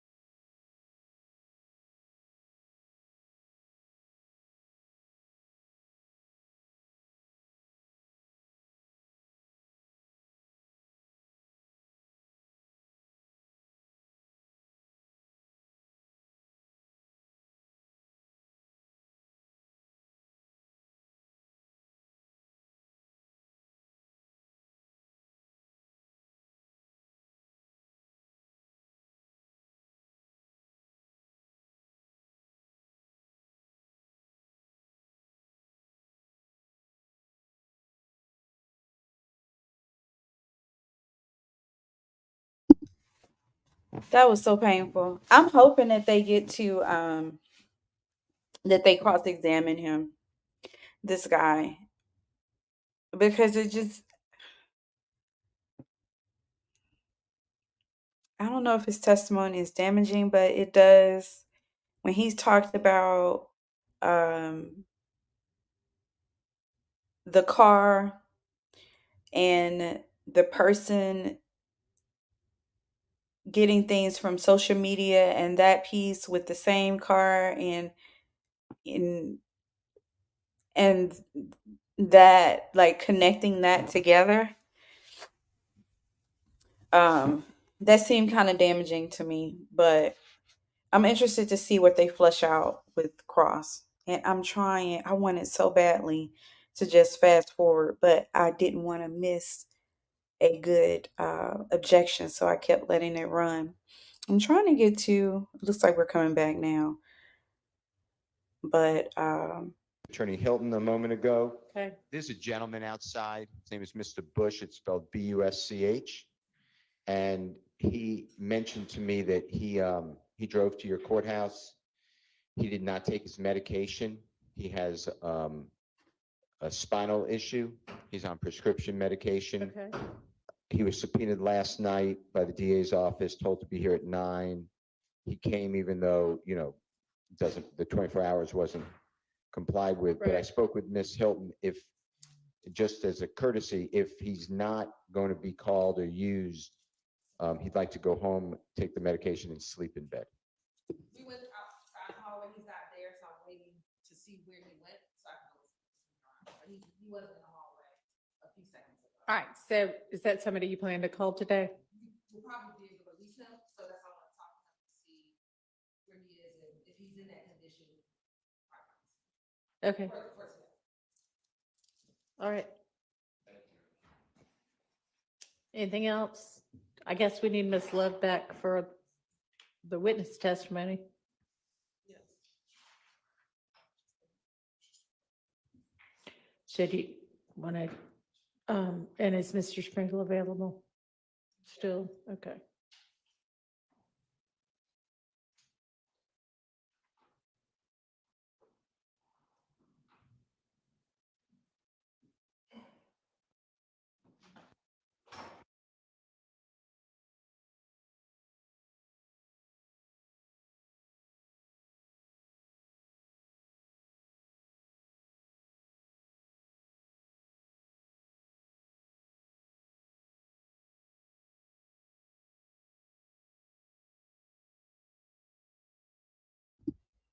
He a little shorty doo-wop, isn't he?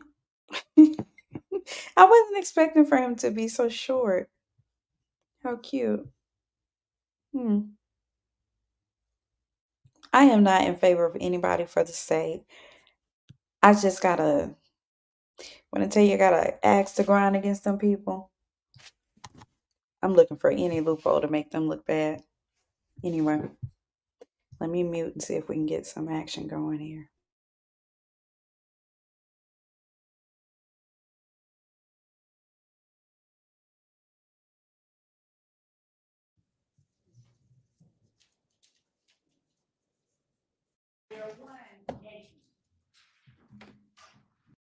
Yes, And would you tell the jury if they went back as far as November 5th, 2015? they did go back as far as November 5th, 2015, because I obtained a call that Mr. Wright placed on November 5th, 2015. Now, how many calls did you obtain from Mr. Wright, if you know? The total number of calls, I do not know. I did put them on a disc though. So the disc would obviously have all the calls that I ran, but it would be over a dozen. Over a dozen? It'd be, I believe, well over a dozen, actually. And if you have that disc, would you pull that out? Sure, let's see.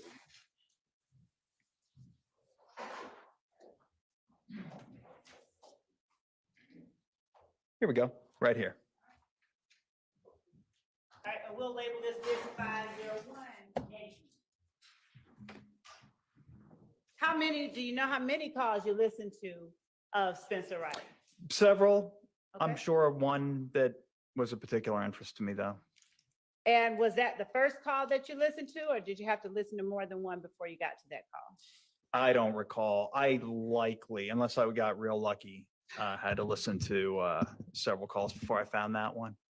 Now, tell the jury, without detailing the content of the call itself, what date the call was that you found, November 5th, 2015, and what number was the call made to? 404-406-7784. And is 501 Yankee the disc that you just gave to me that you said you downloaded the calls Yes, this is made the, by Spencer Wright? yes, this is the disc that contains the calls that I requested from the Atlantic City Jail, the jail calls, the recorded calls placed from either Mr. Wright or numbers that, of which I was curious. After you listened to the call, did you say what time that call was made on November 5th, 2015? 1:28 p.m. And was that in, when you say 128, did you list it, is it listed on the recording or the CD as 128 or in military hours 1328? It's likely 13:28 Okay. on the actual timestamp, but probably there's a second value in there as well. Okay.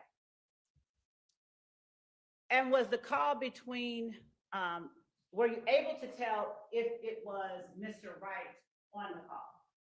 I was able to tell, yes. And was Mr. Wright speaking with a man or a woman? He's speaking with a man. All right.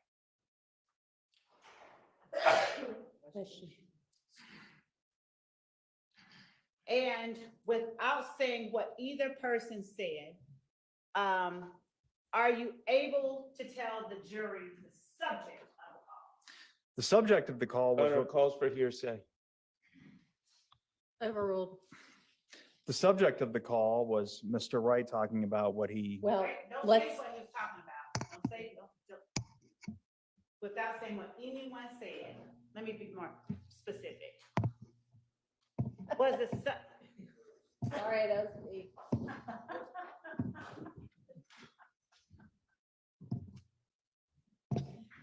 Go ahead.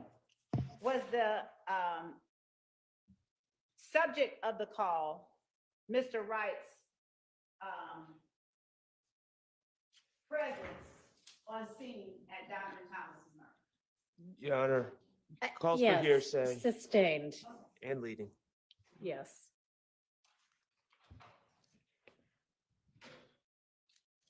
Your Honor, Yes. so I'll ask this question, and if it's an objection, but did they talk about Don Nut in the call? Objection, Your Honor. hearsay. Sustained. Your Honor, given that I'm not asking him anything for which I'm offering the truth of the matter asserted, and it's a subject, I don't think that it's hearsay. Okay, well, appreciate that you don't think so. Okay. Someone said that. I always want to argue. That's what you're on. Correct. All right. I So, love that. after you listened to that call on November 5th, 2015, 1:28 PM, between Mr. Wright and the person he called at 404-406-7784, did you endeavor to locate the person to whom Mr. Wright was speaking in that call? yes, well, my first endeavor was to figure out who had that number. And then I asked David White, investigator David White, to locate him and speak to him. All right. So back up a little bit. You said you endeavored to find out who had that number, I did. and was that the number ending in 7784? That's correct. And did you take the steps that you described for the jury earlier that you take in trying to determine what number belongs to what person? I don't know if I went into great detail about that. I mean, there's numerous ways to figure out who a cell phone number belongs to. Tell the jury. I believe here, I basically, I found that somebody on Instagram posted that number in comments that were publicly visible as their number. In other words, there was an Instagram user that said, contact me at this number Okay, in a comment section of a post. all right. And then through perusing their Instagram, I eventually found enough biographical information, like today is my birthday. I don't know if that's specifically what happened here. It suffices to say that I found enough publicly available information about the person who posted that 7784 number as their own to figure out who they were. And who did you have David White locate after you saw that Instagram information? Are you saying the person I identified as posting that number as their own? Yes. The name was Jacquees. First name spelled Jocquuise, Smalls. Last name spelled Smalls. And did you find a date of birth for Jacquees Smalls? September 27th, 1988. Do you remember whether whether investigator White was able to locate Mr. Smalls? From what I remember, he spoke to him on the phone. All right. Did you ever personally speak with him? No, I don't think I ever did. Did you listen to the phone call, or did you have David White record the phone call with Mr. Smalls? Investigator White recorded it. And did you listen to it? I did. All right.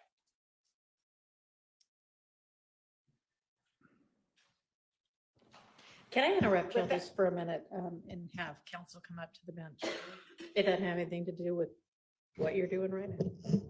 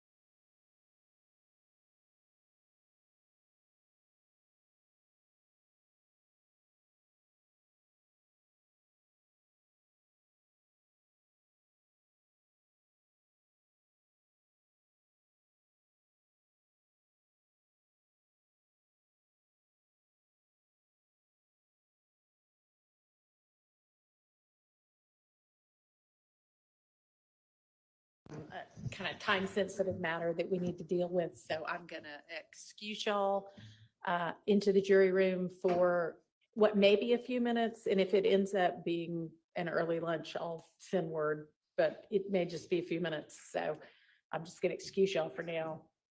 Thank you.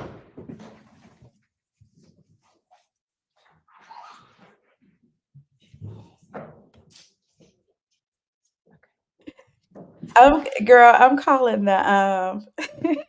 he may be Quindarius Zachary may be next, but I'm calling Doo-Wop, the little DA guy. When he walked up there, we may get to see him when he stepped down. He is such a little shorty. Oh, it's almost kind of cute, but I nicknamed him Shorty Doo-Wop. That's who I was talking about. Um, anyway, we may get to see Quindarius Zachary, especially where her saying is time sensitive. So let's see what they're talking about here.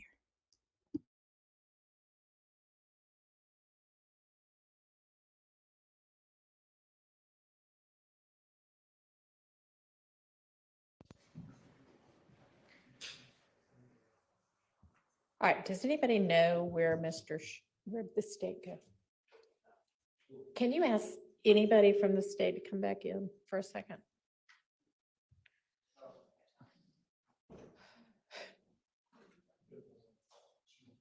Hey, just any of you. I just, so one thing we need to do is locate Mr. Scheib, and I don't know that we have his direct number, but I'm sure somebody does. He's out in the hallway right now. Oh, That's what okay. we were doing. Great. All right, so y'all need to get something together. Yes. And it sounds like within the hour, Mr. Zachary will be over here.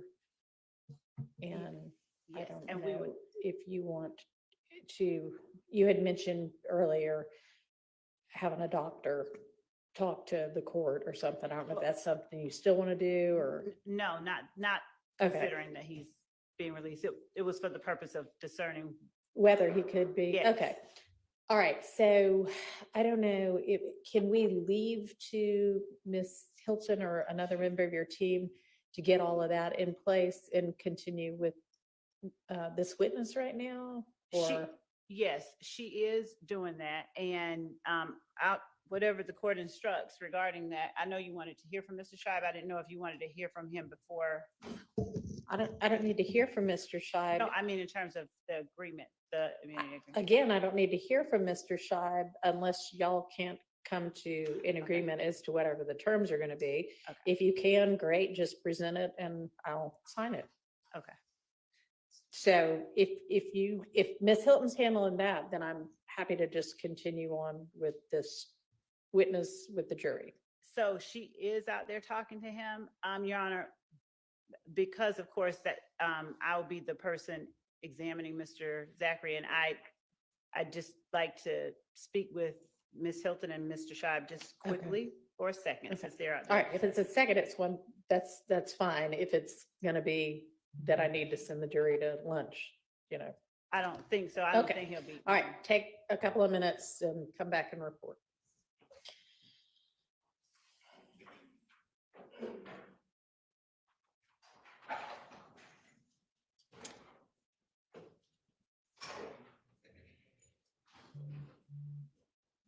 And I know we just took a break, but if anybody needs to run to the restroom, you're welcome to right now.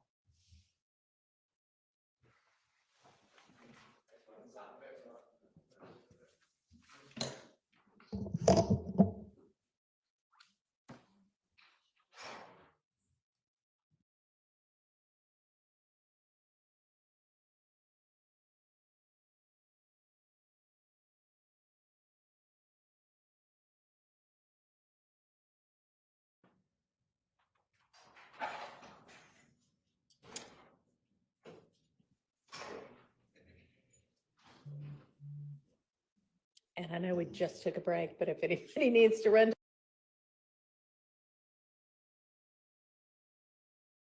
If he decides to, notwithstanding the immunity agreement, refuse, I'll speak about it with Mr. Scheib, because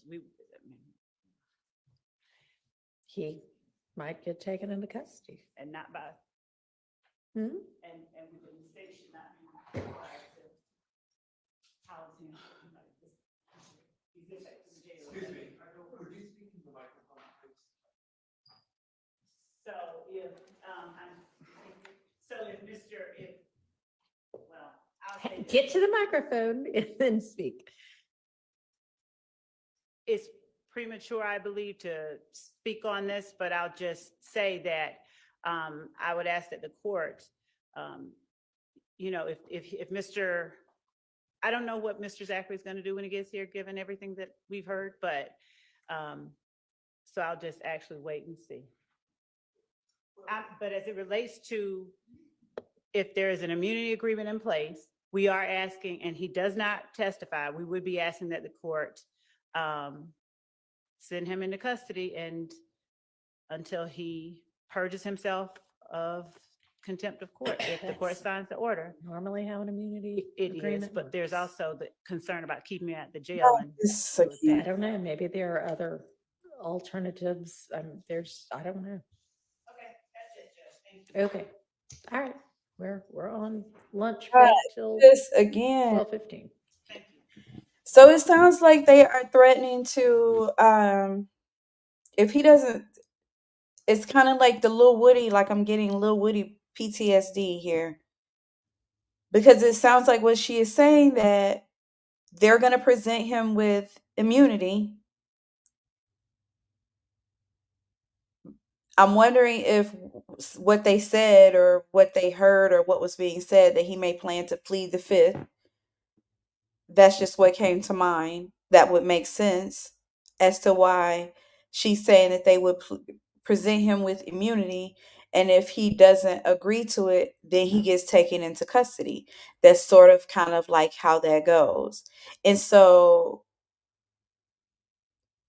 I need to calm myself because that gets me very, very upset with the state, especially given the health concerns of this person and them not being able to assert that right. So I didn't hear him the plead the fifth, but when she said, you know, based off of it may be a little bit premature, but based off of what was said out there and I don't want to see that happen. The judge did say maybe there's some in between, but she also sounded very matter of fact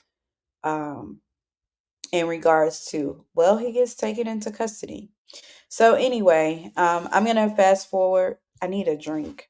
I mean, not my little smoothie shot of goodness. I'm just going to get some water.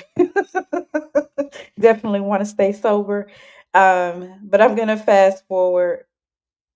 Uh, I'm going to fast forward to get us through lunch. Right. Right. She seemed very agitated. Note to self, if you are called to testify and you plan to plead the fifth, don't give them any inkling that you're going to do that. Just do it when you get on the stand. Because clearly these fools, you know, they will go for the jugular. Literally. Right. It is Friday. I'm gonna drink some water first, and I'll probably have me a little happy hour cocktail later. Especially if we get to the heated part of this situation we have on our hands, and I can't take on any more nephews. Like I won't be able to eat. Anyway, let's get through after lunch, girl, and see what's going on.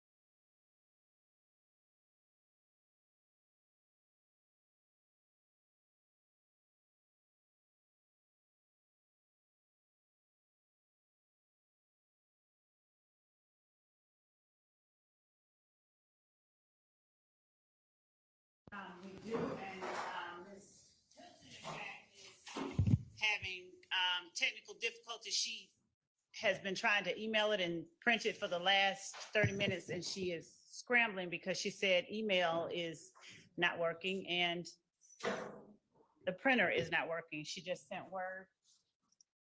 Miss Lieutenant. All right.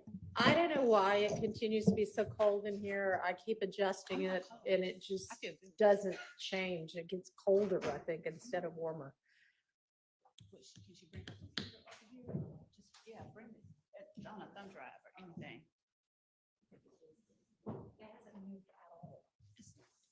For once, I'm not too cold. So. Well, no, but everybody else is.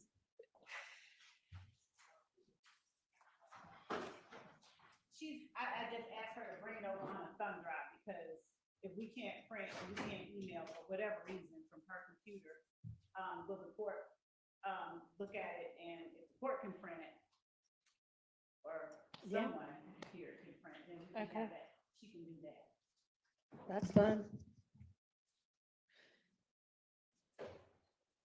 So this is something that Mr. Scheib has seen and approved of? It is, but Okay. what we're sending to the court also is the motion and the. Okay.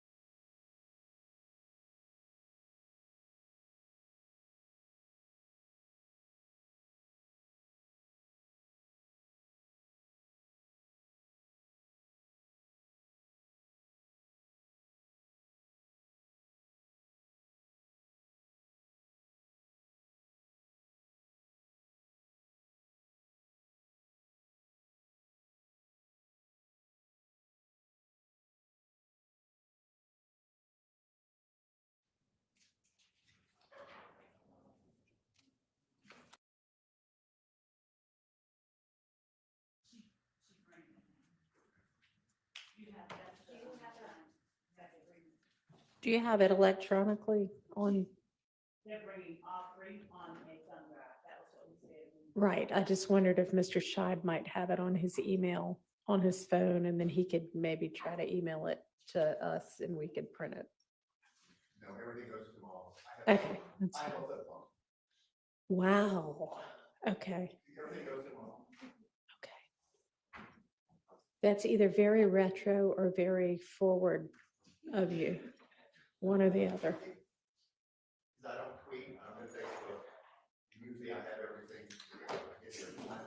Paralegal doing me. You've got good assistance. Okay.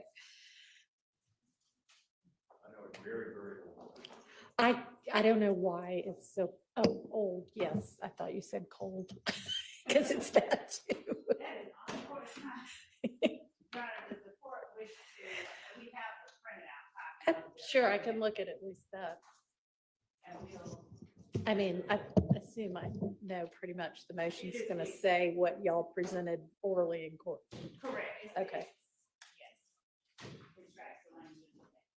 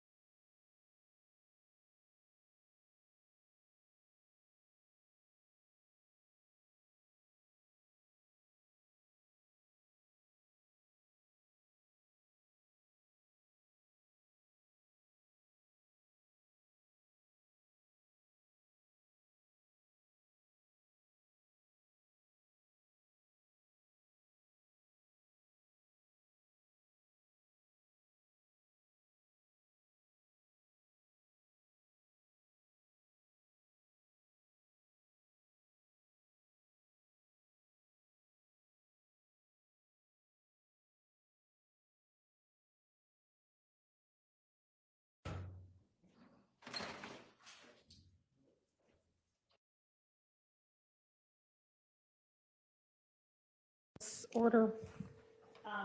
No, I'm just. They can't print it or email it apparently.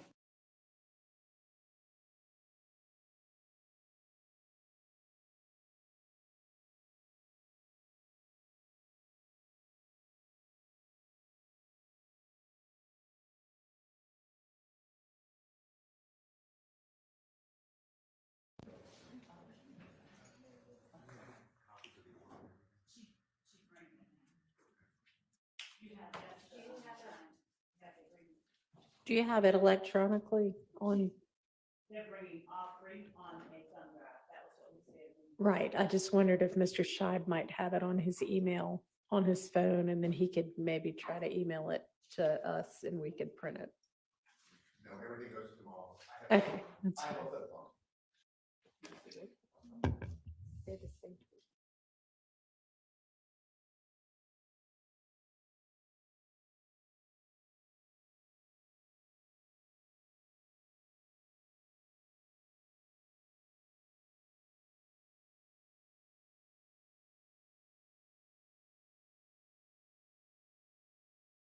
I do have a request of the court.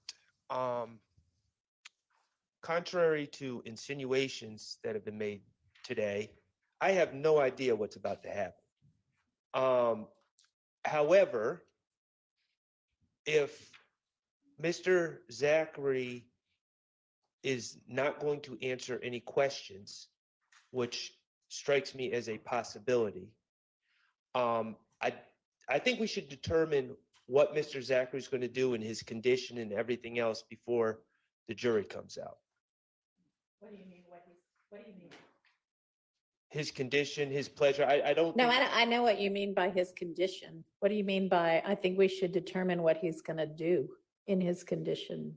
Well, I don't know what he's going to do, but if he's going to refuse to answer questions, I don't believe that that would be appropriate for that refusal to occur in front of the jury.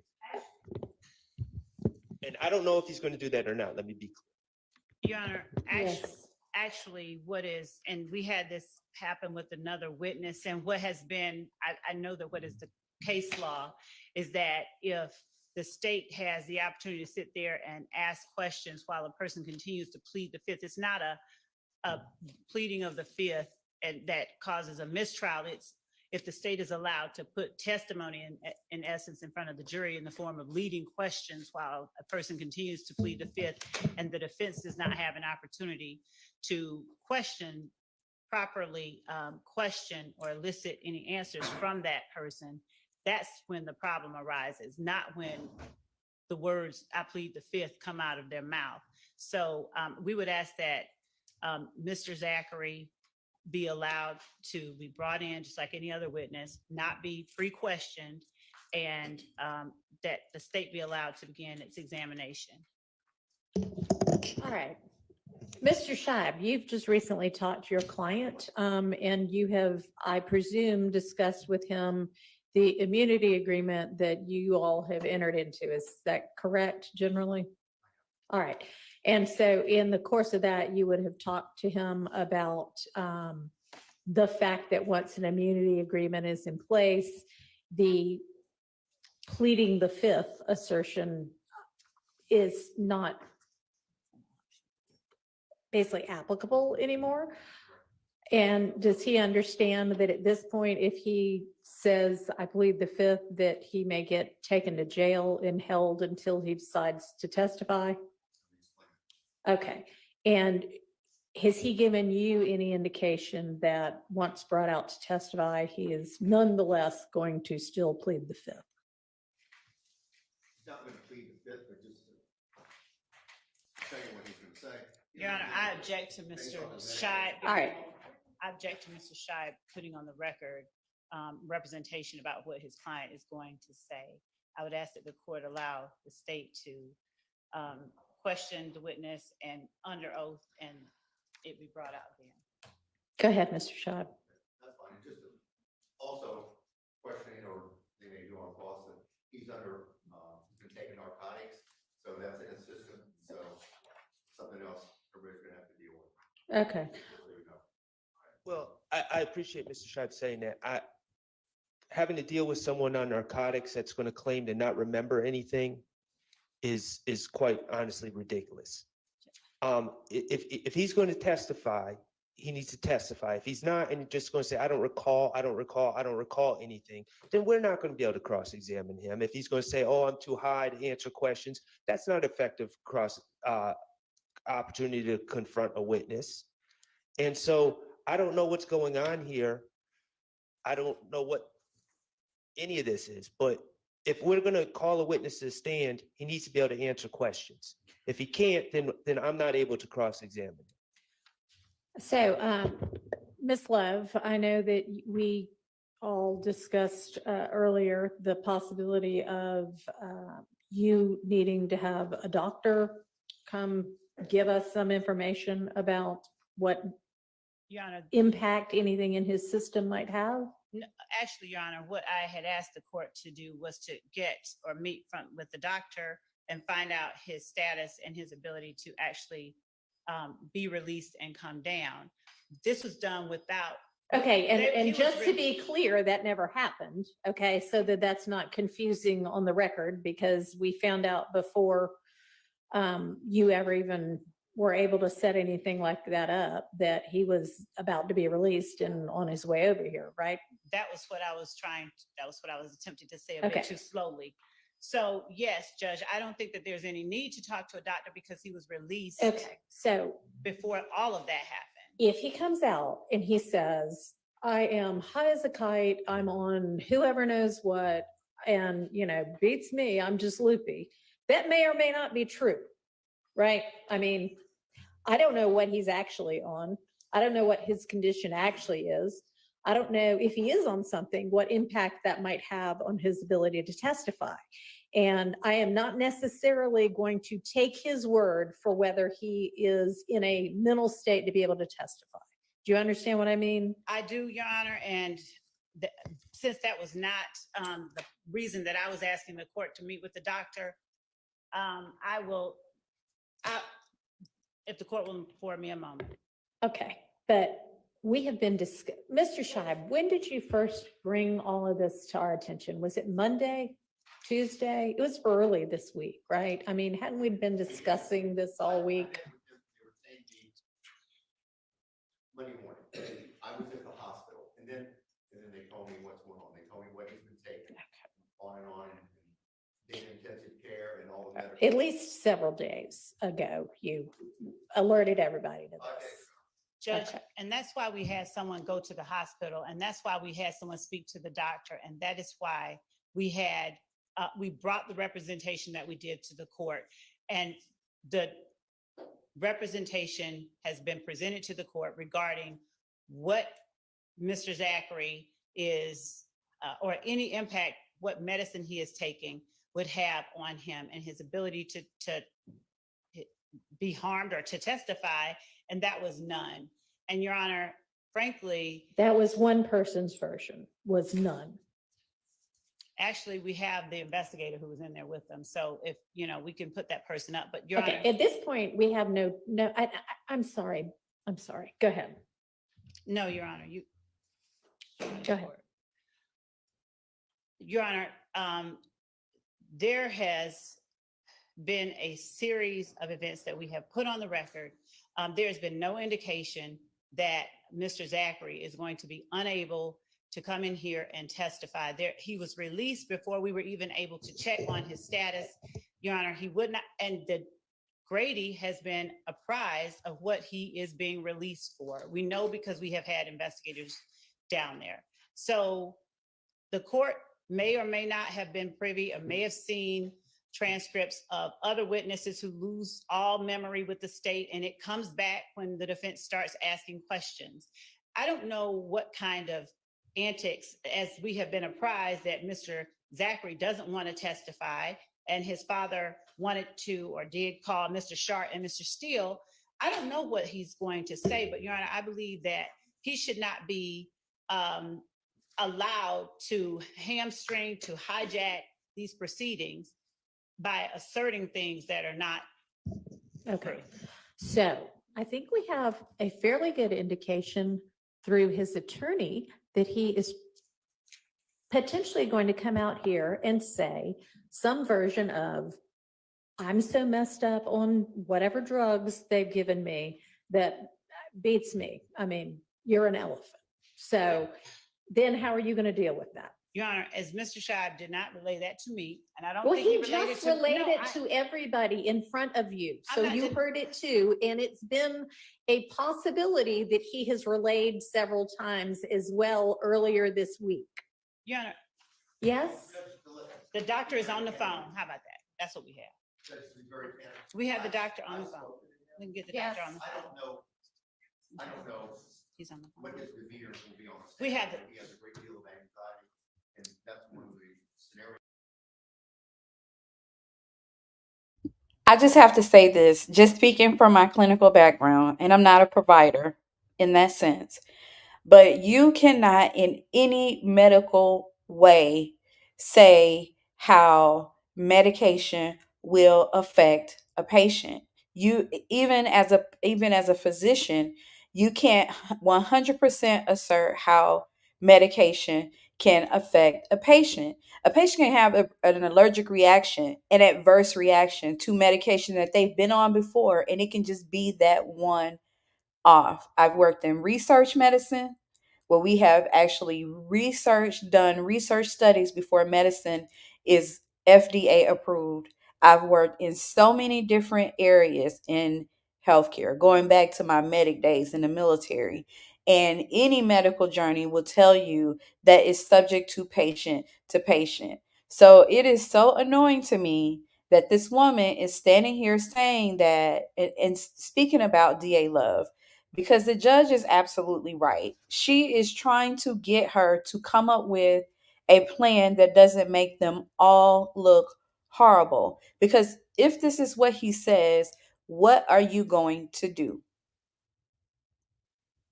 You're going to take this man into custody while he's saying that he's on medication and blah, blah, blah, blah, blah, knowing he just got released from the hospital, and then you're not prepared.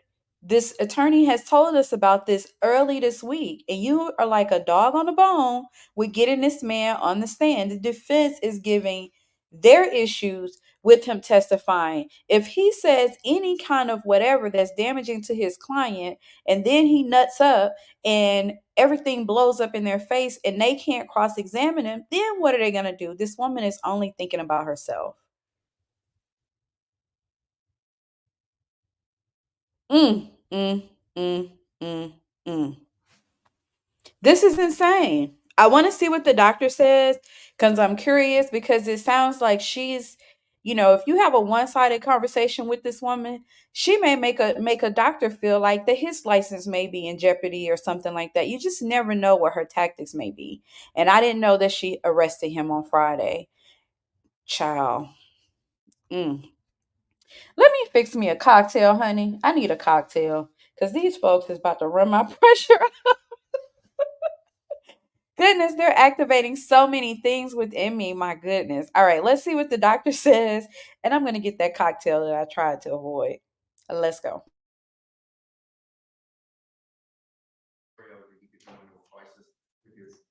Anxiety, yes. he's had this for 30 years and it's been built up. And quite frankly, he's an addict. He takes oxycontin every day and can't take morphine because he's addicted or he just can't take that. But he's been on drugs for 30 years and he's been in and out of intensive Okay. care. Thank you. We have the doctor on the phone, Your Honor. Could we, Okay, yeah. I Is have- everybody going to accept that this is his Grady doctor on the phone? I think you need to have, what needs to happen is, under the law, he needs to give consent for her to have a conversation with him. You have been having conversations with his doctor and the state for the last several days, so I assumed that was with his consent. Am I wrong? It is, but I don't know who Okay. this is, and for this man to give further information, he has to give consent. I'm not. So it's been a minute by minute consent that you have had with him for the state to communicate with his doctor about his condition, Mr. Scheib? Has it? To be very clear, the other day when they. Has it? The other day, the doctor says, right now I can give you information as to what has happened. I'm asking about the understanding that you have of Mr. Zachary's consent to let the state communicate with his doctor about his condition. The other day. I don't know, he needs to come out and at least put it on the record, hey, I consent, we need to find out who the doctor is. I don't know who's on there. That was my point, is I have no idea who's on the phone. That was my point. How about a Zoom call? That's what we're trying to establish, Your Honor. We have his email address. The doctor's email address is, We don't need to put his email address on the record. I was gonna, You don't need to put his email address on the record. I'm not emailing him. I'm giving it to this person. I don't need his email address, I need his name. He gave oral consent a few days ago to a doctor that he knew. I don't know All who right. this is. and I What, think he what needs is to the doctor's name to whom he gave consent to speak about his condition? I think he needs to give consent to it. You are his lawyer. What is the doctor's name to whom he gave oral consent to speak to the state about his medical condition? I think they had the doctor on the phone. I think the doctor that I spoke to.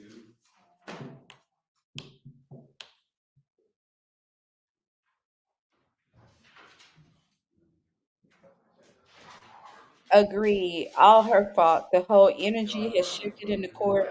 Even the judge is ticked off.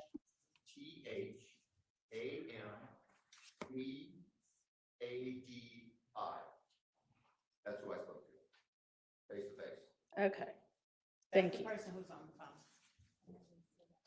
Huh? Okay, well, until he is in person on, Waiting for the- virtually in person on Zoom, he's that waiting. everybody can be a part of. And I would ask Your my Honor, could we client not to have brought out, this- so he's privy to this. Do we not have this He's televised? entitled to it. I need y'all to not talk at the same time. I cannot pay attention to both of you at the same time. Okay? Hang on, Mr. Schott. What are you asking? That this doctor's conversation and communication not be televised. Let me ask Mr. Scheib, because he's representing Mr. Zachary's interests with regard to this. And I do think that it would be appropriate, if requested, to not have this televised, because we're talking about somebody's personal medical information. Okay, I'm not gonna have it televised. y'all need to not record this. Dang it, we get locked out. So is the doctor We're sending- joining us by Zoom? Yes. Okay.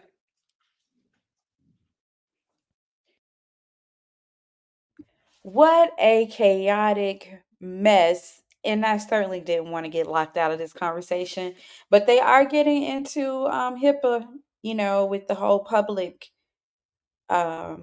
piece. I do think that he should still have to give consent for the provider to give whatever information as part of HIPAA, but there are provisions where, I mean, she could just subpoena, kind of like subpoena. He can even be called subpoena or, whatever. There's kind of gray holes with HIPAA. So because there's like an implied consent and some other type of consent, and so anywho, I sure do want to know what's going to be discussed. This is crazy, such chaos, and even the judge's patience was really short. She was being beyond snippy, raising her voice and all of that. Like, it was a lot. Anyway, I'm gonna see if I can get us fast forwarded to a safe space where we can witness what's happening in the courtroom. Give me just a minute.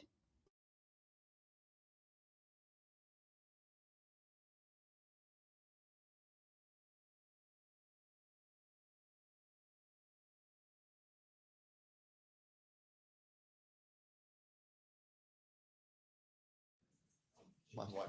Just hold it up to your mouth. Okay. The first one, Hold it either closer. Monday or Tuesday, when the doctor was in the room, my Yeah. client verbally said, "You can tell my lawyer what's going on." The second scenario was when the DA's office and investigator was in uh, his room and on the phone, and my client gave him oral consent to tell him what was going on to that point. Okay. All right, well then, I'm not sure that we have his consent to talk to this doctor currently about what's going on. Then, Your Honor, if he doesn't give his consent, I think he just needs to All right, come so out and take stand. I mean, I don't know why. let's admit, well, get Mr. Zachary out at this point. We'll have him take the stand. He'll be able to see Dr. Bethina. I'm going to go ahead and let Dr. Bethina into the Zoom. And Your Honor, no one is recording, right? I know the court said not to, but I just wanted to ensure that.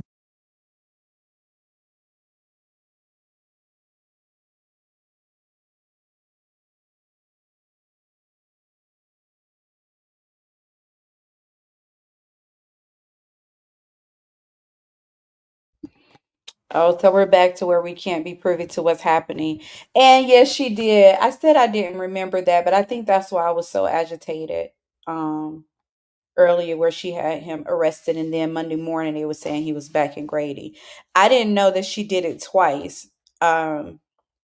That she had him incarcerated twice. But let's see what my fast forward skills look like. This is crazy, and the fact that this lady is, I mean, all of the red flags around, just move on to the next witness till he's well enough. And if he isn't, your case is blown to hell anyway. So I don't know what more he can. I would be interested to see, especially with her experience in dealing with this type of scenario on the clinic that Kenneth Copeland put on. It's almost as if she's not even thinking logically. She's moving off of simply emotion and power. Like, you don't want to take the stand, I'm going to force you to, regardless of all the red flags that are going on around that. Like, she is not thinking logically. And the judge is kind of in the middle because she has to allow her to prosecute her case the way that she wants to, or she gets into their rights. And I think she's trying to avoid the state having any kind of motions, which I appreciate, of hindering their process, their progress in their case. So I understand why she's moving in the sense that she's moving. This is really on love. Um, but she is not thinking logically. She is thinking purely on emotion and being told no. The lady needs to be studied for psychological issues, in my opinion. I mean, it's just an opinion.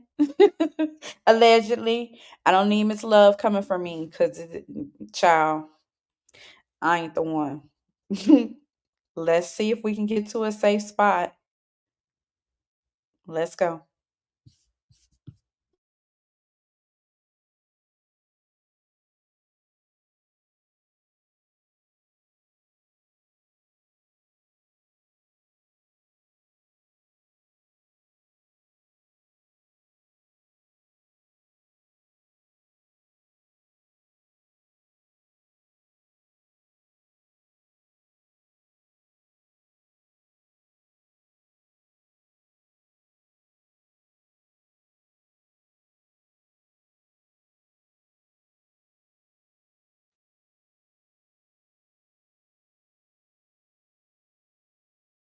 Okay, y'all, I just have to pause for just a moment and center myself because they got this child on the stand, and I know he's not a child, but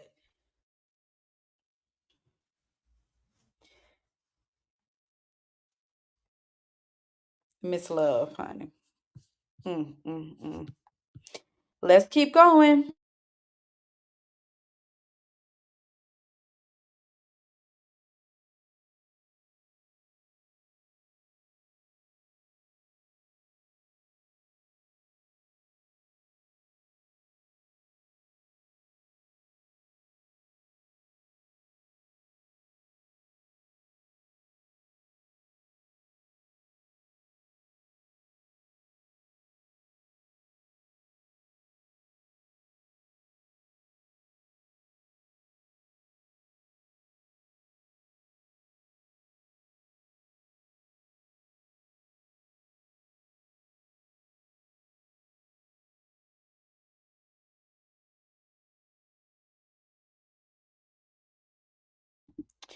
Girl, me too. I can feel my heart.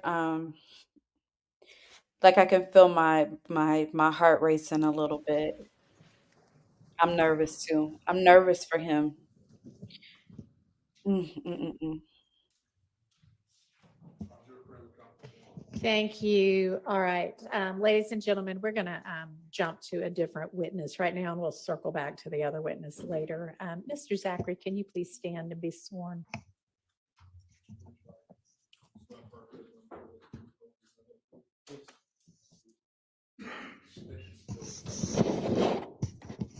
Quindarius Zach, Quindarius Zachary, Zachary.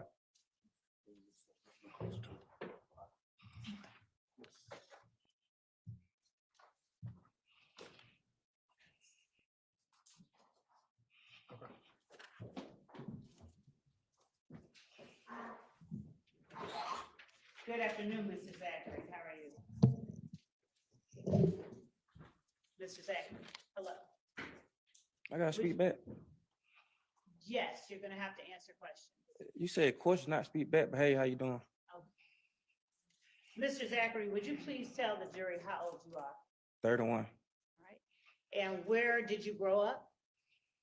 Atlanta, What part of Atlanta, Mr. Zachary? Cleveland Avenue, Where'd you go to school Cleveland Avenue Elementary, and middle school? Crawford Lawn. Did you graduate? No. What was the highest grade you completed? 8th, 7-1 on. Mr. Zachary, do you know any of the persons in the courtroom today? Nah, None of them. nope. Mr. Zachary, let me ask you this. Do you know Shannon Stillwell? Yeah, Do you not see him in the courtroom today? I can't see. I just got the hospital. You know that. I can't see that far. All right, do you need some glasses, Mr.? If they got medicine in it, they don't work for me. Mr. Zachary, were you present a moment ago when the court heard from your doctor? Yeah. And did you hear your doctor say anything? You ain't asking what I know. Sustained as to bolster.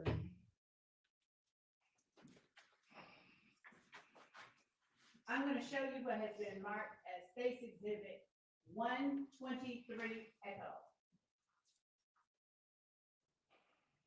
Do you recognize the person that has been depicted in State's Exhibit 123 Echo? Yeah, Who is this person? Shannon.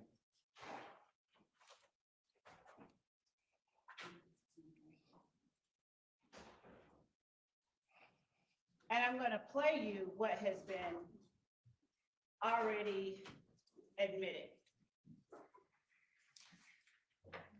as 123 Echo.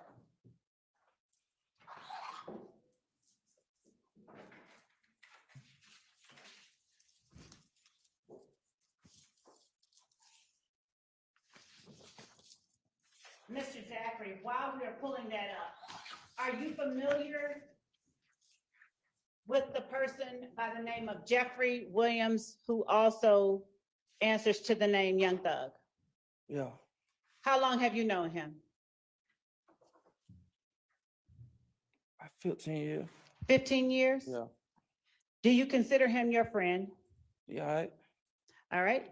And the relationship with him that you have had, has it been good, bad, something in the middle? It's all right. All right. Now, when you say all right, does that mean you all have had no disagreements during the time that you've known him? Shit, everybody had a disagreement. I agree. Would you consider him a friend? Yeah, all right. All right. What does that mean for you? Cool. You're cool? Yeah. All right. Do you know a person by the name of Kelvin Watts? Nah, You've never heard of Kelvin Watts? nickname. Shell Kel, do you know a Shell Kel? Yeah. All right. How long have you known him? I don't know him like that. I didn't say how long. I how you don't know him like that. How long have you known of Shell Kel? Like 2015. All right. Are you cool with Shell Kel? No. All right. Now you chuckled. Why did you chuckle? I ain't Yes. cool with him. Exhibit displayed on the screen, are we going to use that exhibit or just? I'm Okay. going to, You actually said you were gonna publish it Yes. as a, I don't know if it's what it is, a video? it's or- a video that has Okay. already Are you been. ready for that? It, in a moment, Your Honor, I was just completing the questions that I asked. Can you take it off until we're ready for it? Sorry. Why did you chuckle when you said Shell, when I asked you about Shell Kel? I just chuckle. What's the problem? No, Mr. Zachary. Okay, then. So you said you're not cool with Shell Kel? Is that what you said? I don't know him to be cool with him. Okay.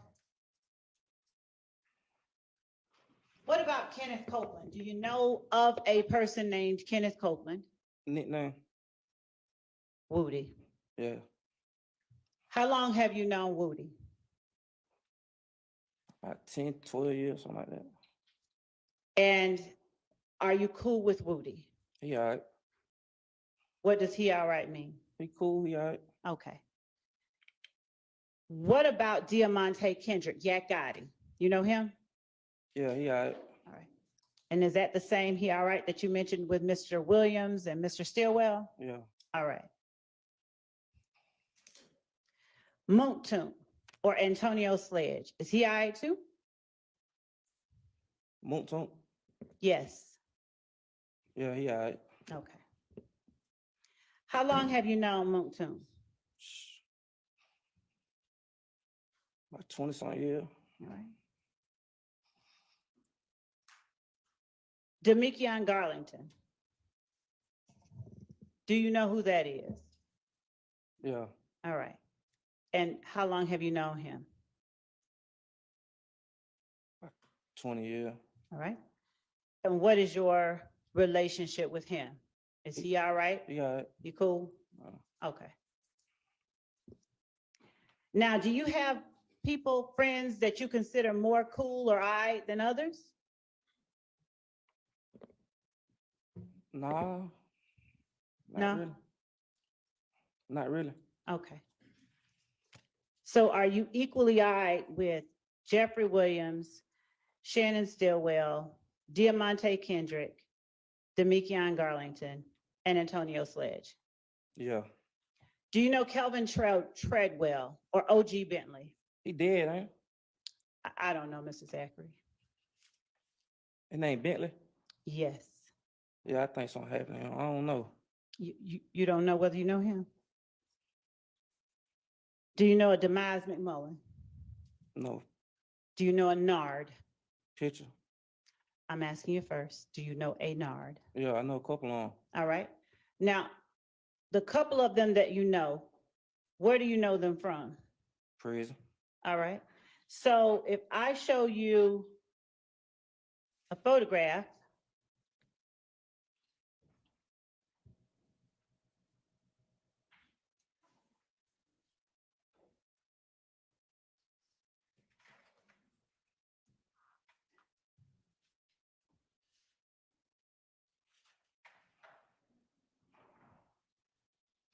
that I will mark 503 Yankee, can you tell the jury whether this picture that I'm holding in front of you depicts Nard? I don't know. It's Did blurry. Did you write anything on it? Look like my name, but I don't know. Is that your handwriting? No, That's not your handwriting? no. Okay. Do you remember seeing this picture before? 2015, I can't remember that. Okay. But you remember knowing Mr. Stillwell in 2015? You just showed me a clear picture of him. I understand. You remember knowing him in 2015. You showed me a clear picture of him. Can you answer the question? You showed me a clear picture of him. So you remember part of 2015? No, you showed me a clear picture of him. Mr. Zachary, please answer the question. I just answered the question. You showed me a clear picture of him. That picture just showed me one clear. All right, Mr. Zachary, listen, she's not asking you now about the picture. She's asking you about something different. So listen to what she's asking and try to answer. Yeah, I her. remember 2015. You do remember 2015? Yeah. All right. Okay, so now we're going to go ahead and play the video that we previously had up on the screen that the court asked us to take down.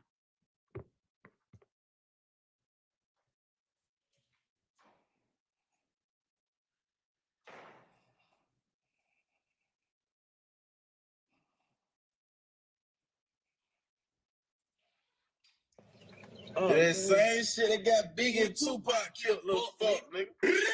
Pussy ass, you gonna get your bitch ass killed. For life. Yeah, hey, gang, you bring your pussy ass down here, you gonna see me. I'm at your fucking neck. Fuck anybody.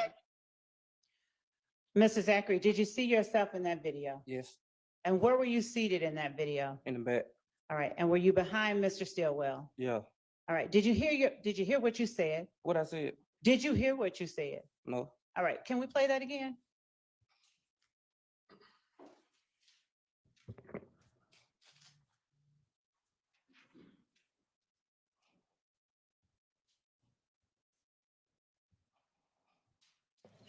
That same shit that got Big and Tupac killed, little fuck, nigga.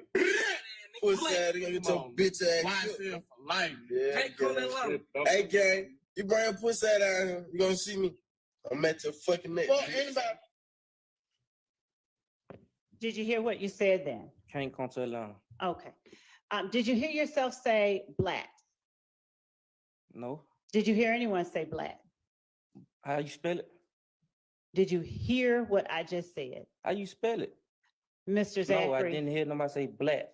what did you hear being said that sounded like black, if anything? Well, when y'all played the video on my trial, y'all say we said black, BLACK. So that's what I'm gonna go with. That what We're y'all not said we talking said. about anything but here today. Do you understand that, Mr. Zachary? We said black, What is that? How do you spell it? BLACK.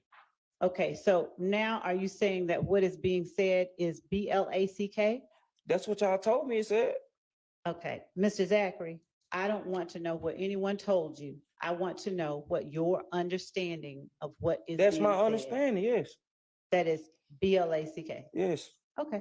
Have you ever heard BLATT? No. Okay. Have you ever heard SLATT?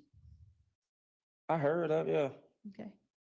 Ever used it? No, Ever been around anybody that used it? probably. I don't remember. Do you remember how they used it if you heard them? No?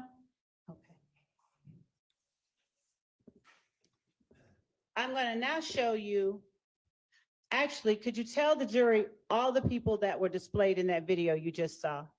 Do you need to see it again? I just saw me and Shannon. Okay, did you see it? You didn't see a third person in there? I Could you saw a play- third person, but I don't know who that is. Do you remember when that video was taken? 2015 All right. Do you remember where you were when it was taken?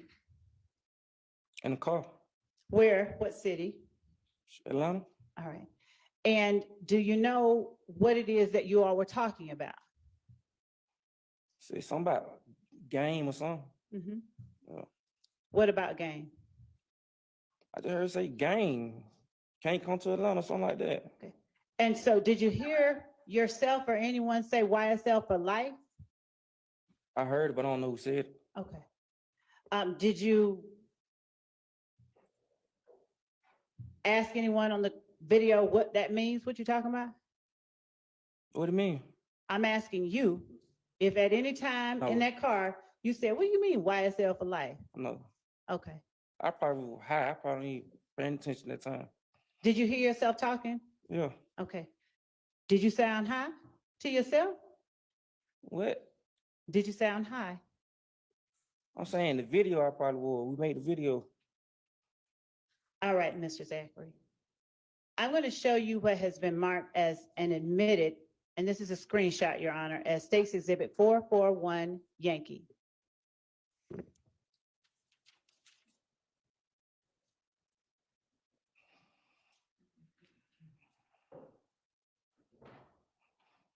Do you recognize the people who are displayed in 441 Yankee, the screenshot? Yes. Who is that displayed in 441 Yankee? Me and Moonson. All right.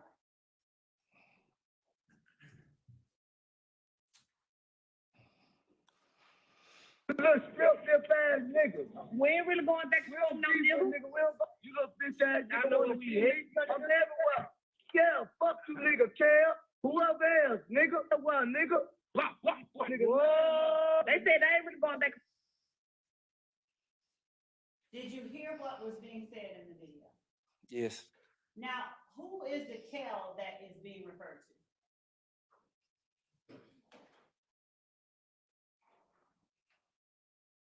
Go ahead. They said, I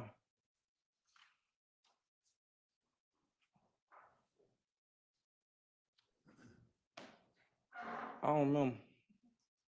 Do you remember the Kel you told the jury you were not cool with a few minutes ago? Yeah, Is that the same Kel or a different? probably was. Probably was. Probably was him. I don't remember. Do you remember making that video? Yes. When did you make it? I like 2014, 2014, 2015, something like that. Would it have been the latter part of 2014? Yes. And when you were holding the guns up to the camera, what were you meaning to show? Shoot, gun. I showed a gun. Why were you showing? I don't know. Shoot, probably high. Okay. Why were you saying the things you were saying to Taylor? I said something to him. Why was whatever you all were doing on that video being done? I don't think I said nothing to him personally. Why were you all shooting that video? I don't know. I was just in the video. With guns? Yeah. To the camera? How often do you do that? A lot. And do you do it at everybody or just Taylor? Did I say something to him in that video? Do you point guns at a video, in a video to everyone or just Taylor? Probably everyone. Most of my pictures gonna be with gun. Okay. When you say most of your pictures are with guns, are most of your pictures also with members of YSL? No. Okay. I'm going to show you what has been admitted as State's Exhibit 477 Yankee. I'm going to, no.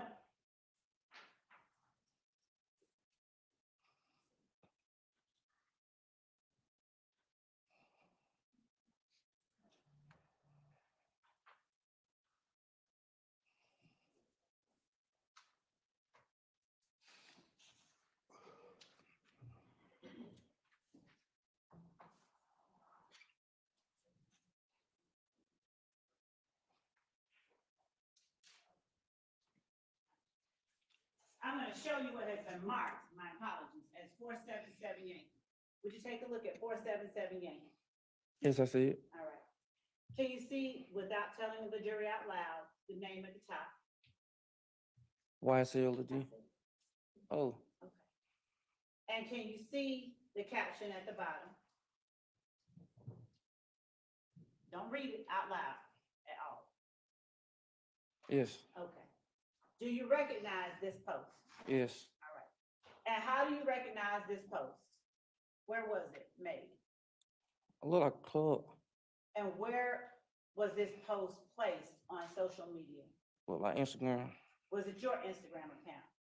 Yeah, Is it a fair and accurate copy of the post on your Instagram account? yes. State tenders 4778. It's admitted.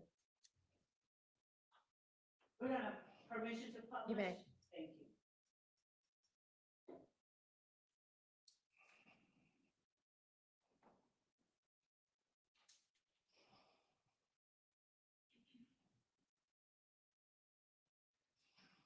And if Ms. Knight, you would blow up the bottom portion. Mr. Zachary, would you tell us what time and date is shown on that photograph, 4778? I can't see it. If I put it before you here, can you see it right there? 7:02 p.m., February 26, 2015. All right. And can you see if I hold it here, what caption is under that post? Yes, say that out loud. Now you can say that. Remember all you niggas sleeping on us. What else does it say? Why I say a thug on one. All right. And if you would, Ms. Knight, bring the photograph down. Would you please tell the jury who is shown in this photograph from left to right as Ms. Knight puts the icon over each face? Who is that? Mr. Williams, All right. And what else do you call him? Thug, And who is that in the middle? Monton, All right. And who is that on the end? me. All right. Now, is there an emoji after Thugger one? I can't see. You gotta show You me. want to bring it up again? Can you see it on here? Ms. Knight, can you blow up the Like emoji? like a bird. It looks like a bird. Blow it up, Ms. Knight, all the way. That's as far as it'll go. Does it look like a snake at all?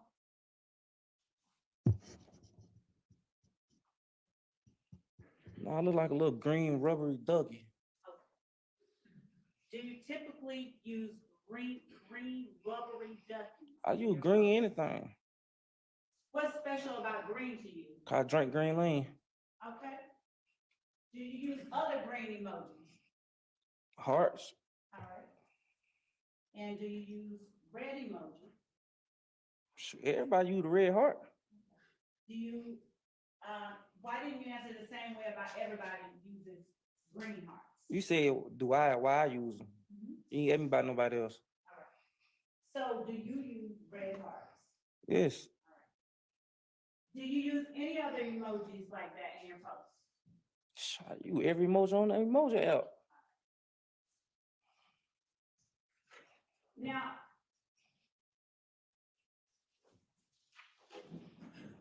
the name YSL, how long have you had that as your Instagram handle, YSL Lil D? I like 2015, 2014. And do you know how long Mookton has had a handle YSL Toon? I don't know.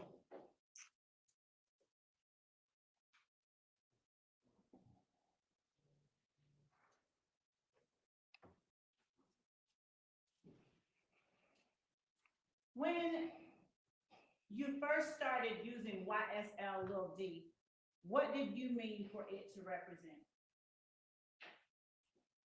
Shoot. What you mean? Like, what I meant for it, it meant? What did it mean when you started using the name YSL Lil D? I was hanging around. That's around the time I changed my name. I was going to show Mr. Williams stuff. That's when I changed my name to YSL for like the record label. For the record label? What shows were you going to Mr. Williams? A lot on. A lot of them. Had you, before going to shows with Mr. Williams, had you gone to those type of shows before with anyone else? Not was nobody performing, no. Okay. So are those shows that you remember because you hadn't done it before? Yes. All right. So what was the first show you went to with Mr. Williams? I don't remember. All right. Do you remember when it was? No? All right, so do you know a person by the name of Bug Buck or that calls himself YSL Bug? Nah.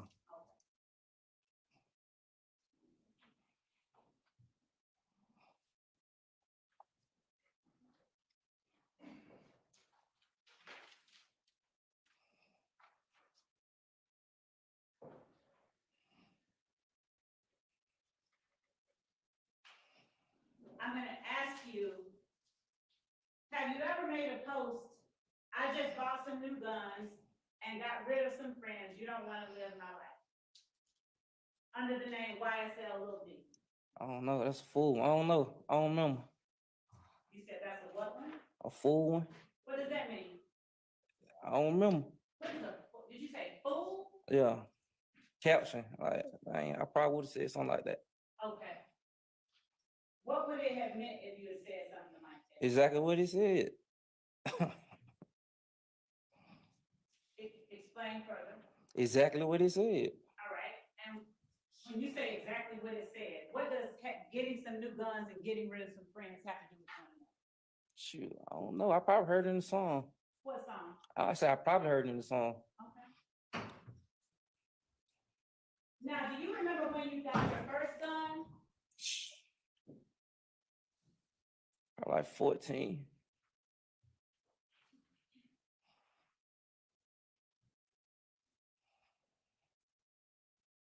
I'm gonna show you what's been marked as 504 Yankee, State's Exhibit 504 Yankee.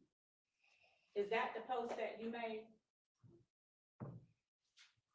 You gotta say yes or no out loud. Yeah. All right. Do you remember when you made it? I don't even remember that picture. But you remember the post? It's on my page. Okay. Is it a fair and accurate copy of the post on your page? Yeah. All right. State tenders 504 Yankee. Admitted. Thank you.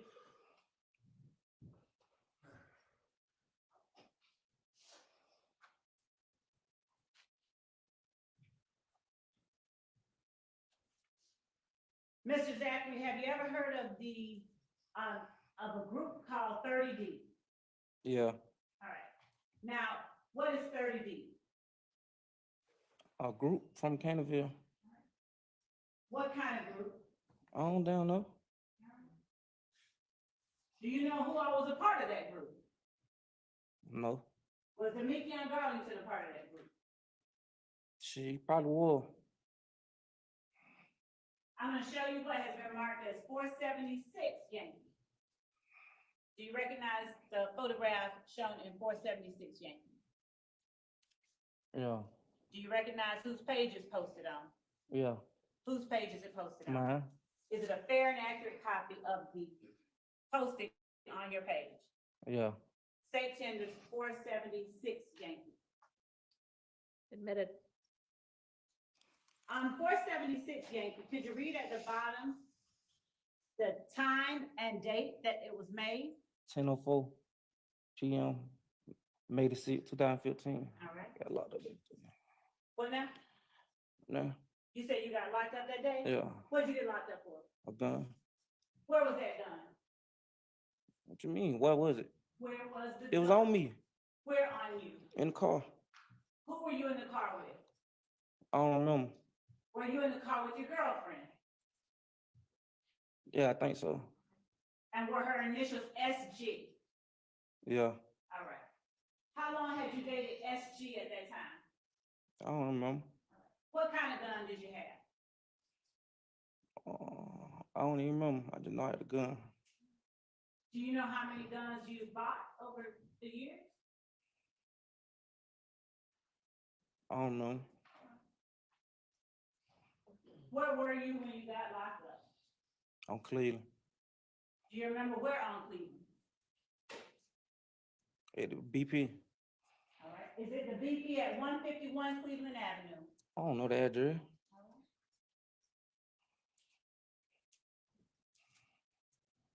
Do you remember at some point asking or meeting Detective Gaither after you got arrested at that BP? No.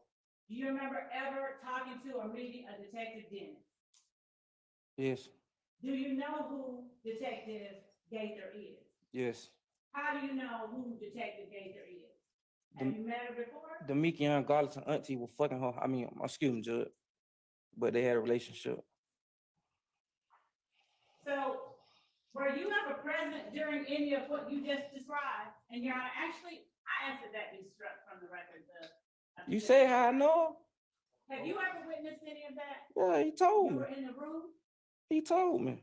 Okay, Your Honor, I'd ask that just hearsay be stricken from the record. It's stricken. Thank you. Do you have some kind of, are you saying you haven't had any interaction with Detective Gates? You said, how did I first hear about her? You said you didn't know her. You said, how did I first hear about her? Did you know her? Not before then, no. Okay. Have you ever sat in an interview room with her? Yes, All right.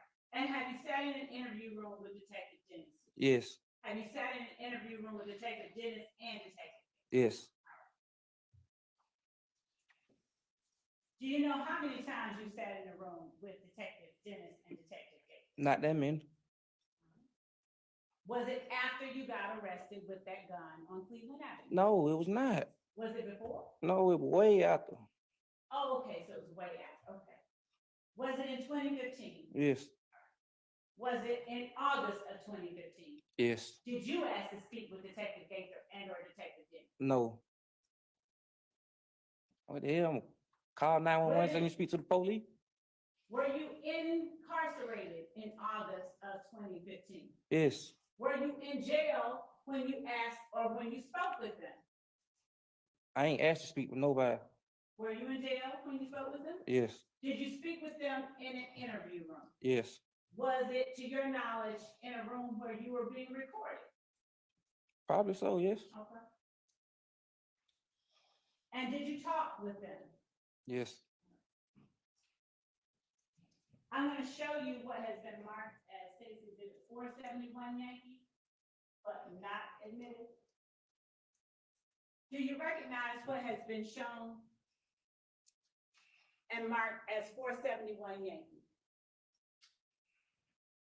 Yes, How do you recognize it? it's on my page. All right, is it a fair and accurate copy of what's on your page? Yes, State tenders 471 Yankee, is that it? Admitted. May I publish? You may. All right.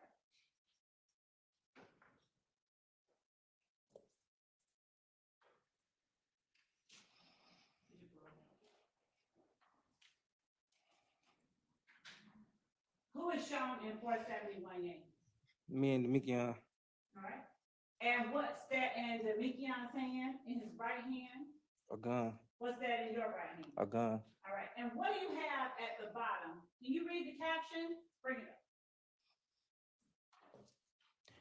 They can forward those if they want. We bring the homicide, Who'd you tag? 30 D. All right. It's 30 D the Mikion Garland. Yes, All right. Who is the they you were talking about? that's a song, that Lil Wayne. Okay. So when you did that and pointed the gun at the camera, what was the reason you did that? That's a song. I just told you on the last thing, it probably was a song. Okay. What was the name of that song? For whatever you want, we bring the homicide. Word to my mama, told her to get it, not the game. It's like coming out of a What's the coma. name of the song? Right. I don't know the name. That Lil Wayne song though. Okay. And so when you pointed that at the camera, you didn't mean for it to display anything. You just wanted to put the song up there. Most of my pictures gonna be with songs. Okay. In 2015, January 2015, specifically January 10th, 2015, do you recall where you were? In the house, Now, when you say in the house, what house? my mama house. All right. How do you remember that? Cuz, what you mean? I know I was in the house. Cause I was sick. Okay. So did you stay in the house all day? Yes. Do you remember anything else happening on January 10th, 2015? No. Do you know who Donovan Thomas is? Yes. Do you know when he was killed? 2015 sometime. Do you remember it being January 10th, 2015? It probably was. Do you remember when you heard about Donovan Thomas being killed? Probably the same day. Do you remember how you heard about it? I think somebody called me. Do you remember where you were when they called? I was at home. I just told you that. Do you remember who it was that called? Probably months on. I'm showing you what has been admitted as State's Exhibit 482 Yankee. You recognize the post in 482 Yankee for the picture, Yes, all right? And who is depicted in that picture? me, Shannon, and Yet, Okay. And what date was that post made? March 8th, 2015. All right. And whose page was it made on? OG, underscore boo. Who is that? I don't know. Now, is this a fair and accurate depiction of the way you, Shannon, and Yak looked in this photograph at the time it was taken? I guess. Oh, what you mean? Is this a fair and accurate copy of the? Yeah. All right. State tenders 482 Yankee. Submitted without objection. Do you remember what time it was when you learned Donovan Thomas had been killed? Right around the time he got killed. And what time do you remember that being? I don't remember. And you still don't remember who it was that called you? I told you probably won't to. You said probably, not it was Lieutenant. Probably him, probably. I don't. Probably. What happened after you got the call? I went back to sleep. For how long? Rest of the night. Did you go anywhere after that? No. What'd you do the next day? I don't remember the next day. I think we went somewhere, went out of town or something. And who is we? Me, I don't remember where I went. I know, I think with Mr. Thug, we went, had a show. Who else?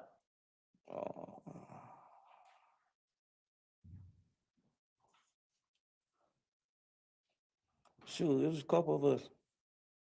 Okay. Did Shannon go? Yeah, I think he went. Did Yak go? 9 times 10, he went, yeah. Did Woody go? I don't remember where Woody went. Probably so. I think he came probably a few days later or something. Did Moontil go? No. What show was it? I don't know, some show in Florida. Now, at the time, were you performing in that show? No. Did you have any, were you employed by anyone who performed in the show? No, but I used to help out, Help out who? like with the clothes and stuff. Help out who? The record label, Mr. William, Okay. And how did you help out with the clothes and stuff? selling the clothes. And what kind of clothes would you sell? Stoner t-shirt, stuff like that. Did you ever sell free Roscoe gear? You know, I was locked up and Roscoe got locked up. I'm a silly t-shirt. Okay. But do you know about free Roscoe gear? No. Other than stoner gear, have you ever sold any other kind of gear? I think some, I don't remember. I just know whatever t-shirt they had. Do you ever sell anything with slime on it? No. Have you ever used slime in the context of this record label? No. Have you ever used slime in any other context? Have I used it? Yes, you. Probably so. And how are you using it? I don't remember. Have you ever heard Shannon use it? No. Have you ever heard Thug use it? I think in the song, yeah. Have you ever heard Yak use it? Probably in the song. Have you ever heard Nard use it? Who is Nard? Demising mother. You gotta show me a picture. I told you that. Do you know a person by the name of Justin Cobb who also answers to the name Dulop? You gotta show me a picture. Is that a no or a yes? You gotta show me a picture. I told you that. Okay, so right now you don't know until. Right now, I don't know until I see a picture. Okay.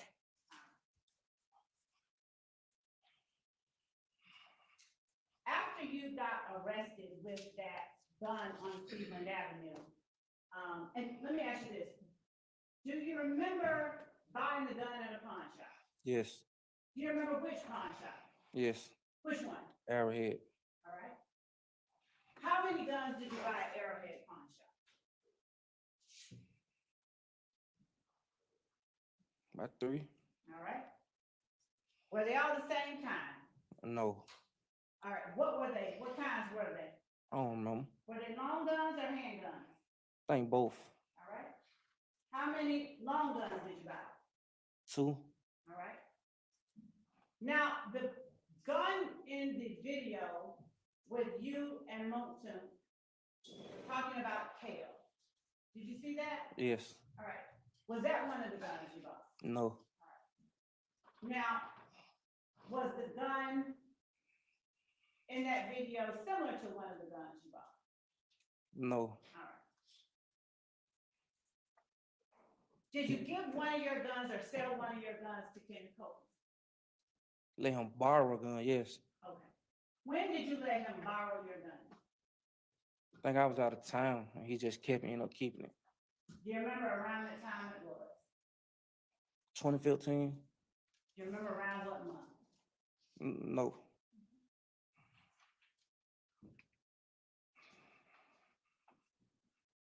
When you spoke with Detectives Gaither and Dennis, was it always at the same place? what you mean always at the same place? Was it always at the same place, at the Atlanta Police I Headquarters? only spoke with him probably 1 or 2 times. I ain't know always at no same place. For No, those 1 or 2 times, was it at the same place? I think so. Did you ever speak with them, either Detective Gaither or Detective Dennis, individually outside of that place? No, All right. And did you ever individually reach out to either one of them outside of that place? no, Okay.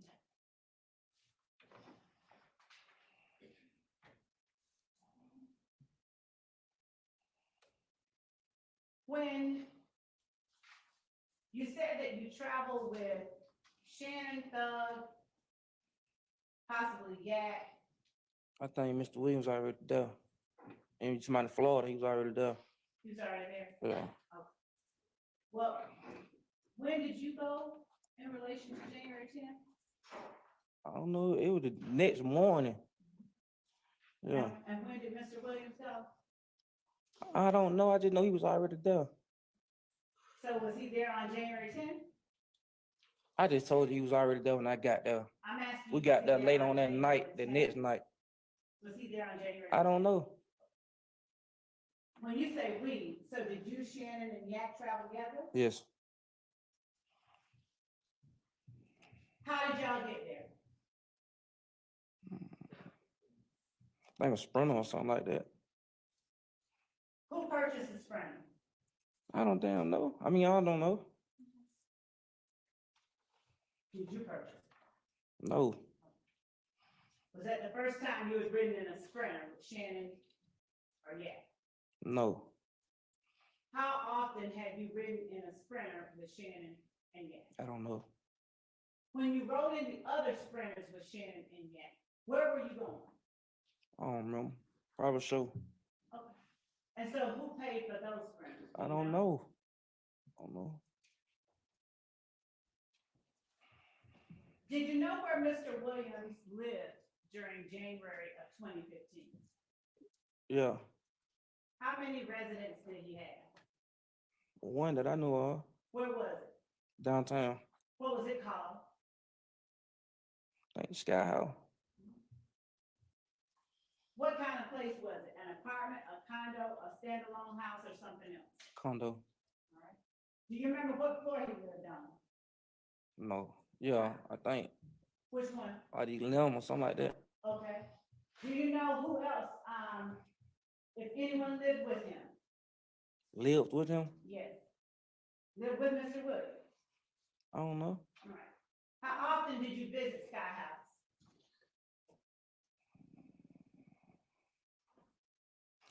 A lot. When did you first start visiting Sky House? Probably when he first got it. I don't Which know. was when? I don't know. Was it in 2014? Yes. Was it early part of 2014 or the latter? I don't know.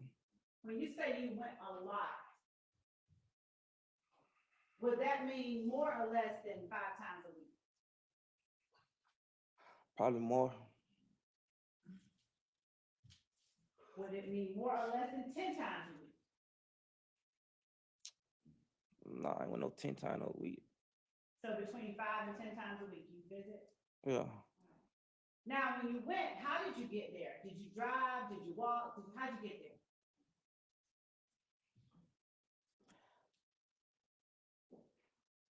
I drove. What kind of car did you drive? I don't know. Did you have your own car on January 10th? I always had my own car. What kind of car did you have during that time? I don't remember. How many cars have you had? I don't remember. Did you ever drive any of Thug's cars? I think a van, Sprinter van or something before. A Sprinter van? Yeah. Did you drive it down to a show or something? I drove it somewhere. I don't know. Okay. Is that the only type of car of his that you've driven? Yes. Do you know about any cars that Thug has rented? You gotta be more specific. I mean, any cars that Thug has rented. I don't know he rent no car. Do you know of any cars that maybe his manager has rented? I don't know who rent the car. He probably had, I don't saw what rentals, but I ain't know just no rental. Okay. So what rentals have you seen with Thug? I think a vet. A vet? Yeah. What kind of vet? A vet, a Corvette. What color do you remember? Gray, I think. Do you remember what year it was that you saw that Corvette? I think 2014, Latter? 2015, one on. So late 2014 or early 2015? Yes. Did you see any other cars that Thug rented or Thugs that were rentals after the vet? I don't know if he rented them. That's not what I asked. Did you see any other rentals of Thugs, regardless of who rented them for you? I don't know if it was his. I just Okay. know somebody told me. Did you ever ride in a car believed to have been rented by Thugs men? I rode in a car with Woody, When? January the 9th, I think. Okay. I never saw Mr. Williams in the car. I don't know if it was rental or not. So if you say you don't know what now? If it was his rental or not. If that's what you're trying to put it as. Just asking a question. Mm. What time of day or night did you ride in a car with Woody? I don't remember the time. It was How- nighttime. It was nighttime? How did you know it was, why did you bring that up in terms when I asked you about Thugs rental? Cause I know you're trying to get it. Why do you know what I'm trying to get at?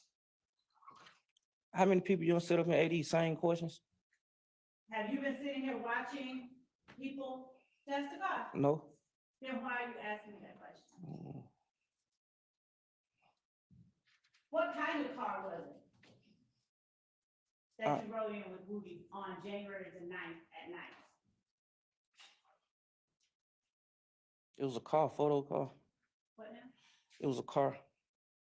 Was it a vet? No, it was a photo car. A 4-door car? Yeah. Was it a silver 4-door car? I think like dark gray or something like that. I don't remember.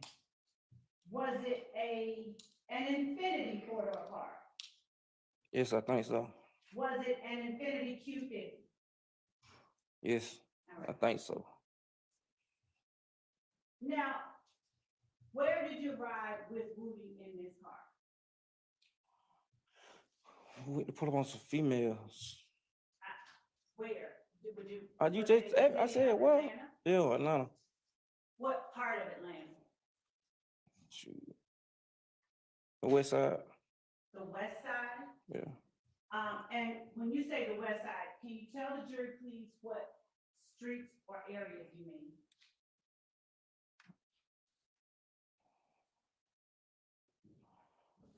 I don't remember what street. I know the Spurway.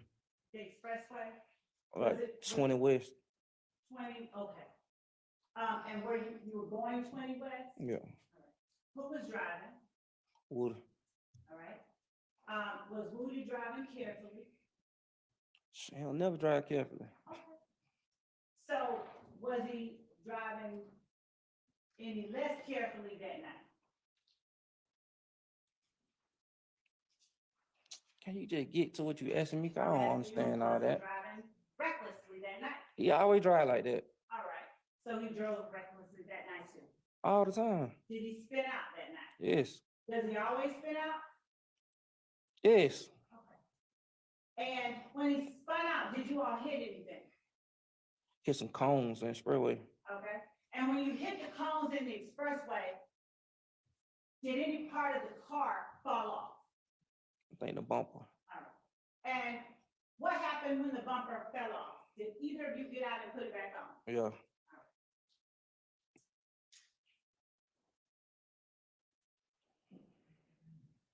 Now, to your knowledge, did Thug allow anybody else to drive that Infiniti?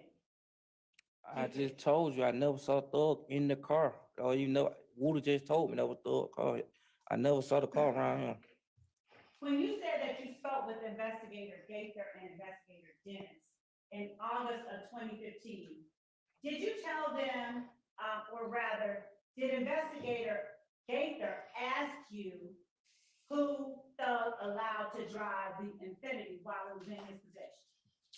And I told them, That's only, a yes or no before you get to what you told me. you say, repeat it? Did Investigator Gaither ask you who Thug allowed to drive the Infiniti while it was in his possession? Yes. Right, and did you give them an answer? I told the only person I ever saw in the car was Woody. Did you ever tell them Nard, Gat, Shannon, and Dua? Oh, I lied. I'm asking you if you ever told them If that. I did, I lied. Do you remember telling them that?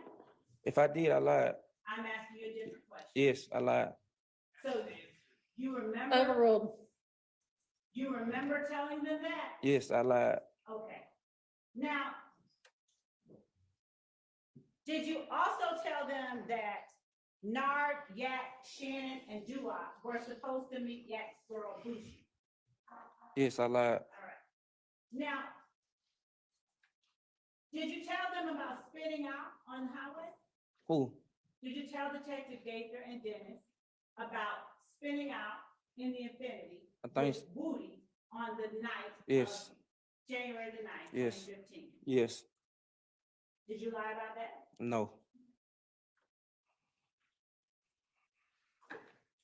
What made you lie about one thing in your words now and lie not about another thing?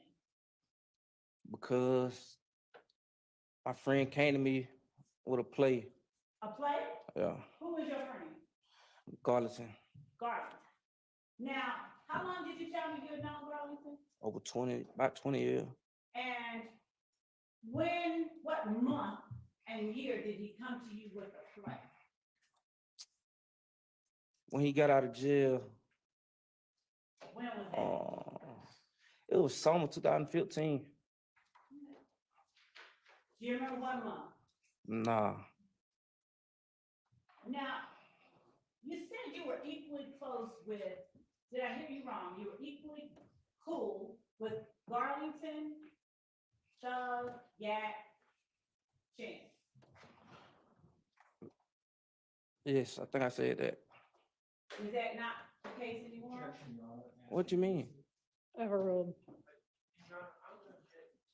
I think that's a misstatement. I think he was asked right now, and he said equally cool, but Miss Love is posing it as back in 2015, so I think we need clarity on that. Okay, can you please make sure that your question is clear? Yes, Okay, thank you. you're welcome. Back in 2015, August 2015, were you equally cool with Demekion Garlington, Shannon Stillwell, Diamante Kendrick, and Justin Cobb? No, Who were you the coolest with? Garlison, Were you cooler with Kenneth Copeland or Shannon Stillwell? Copeland, And when you say that you were cooler with Copeland than Shannon, which one had you known longer? Copeland, And which one had you hung out with the most? Copeland, All right. How often did you hang out with Shannon? not often, How often did you hang out with Yak? not often, How often did you hang out with Duop? not often. Now, where were you when Demekion came to you with the play? I had just picked them up. We probably gonna Cleveland. Okay. So was this before May 6th or May 7th of 2015? I think it was after. It was after? When after? I said, gotta be the summer sometime. I don't know. It before after May probably. It had to be after May because I was locked up in May. And probably before I got locked up in August, I don't know. Did you get out between May and August? Yeah, I just said I got out. When'd you get out? Like May the 20th or something. Okay. And when you picked him up, Garlington that is, how did you pick him up? On my bike, Okay, what kind of bike? on BMX, All right. And where'd y'all go? the park, All right. And what time of day or night was it? they, Early morning? Late afternoon? probably the evening. Evening time? Okay. Who else was around? Just me and him. Okay. In August of 2015, do you know how many shows you had gone to with A lot. had he paid your way to any of those shows? What you mean pay my, Had he paid for you to go down to any of those shows? how you gotta pay to get in your own show? That don't make sense. You got to pay to travel, don't you? I mean, no, sometimes Moncton or drive his car. You know, it depends on whoever driving. Okay, but like in January of 2015, Moontook didn't go, so did Thug pay? I don't know who paid. I just know I rode. Did you ever get paid any money by YSL? No, And so when you sold clothes for I YSL, helped them out, yes. As you a didn't get favor. paid for that either? I did that as a favor. Okay. Did you ever receive any free entry to Thug shows? I'm pretty sure if it's your show, whoever get in free, whoever come with you get in free. That might be so, but I'm asking you if you got in free to Thug shows. I don't know. I just went. Did you pay anything out your pocket? No, Okay. So in August of 2015, were you more cool or less cool with Thug than you were any of the other people that I named? I ain't never said nothing to y'all about Thug. I'm asking you right here, right now, were you cool with Thug in August of 2015? Yeah, All right. Were you more or less cool with Thug than you were any of the other people I've named? probably more. How much more? And more as I've been knowing him longer. Okay. You've been knowing Thug longer than Moontoon?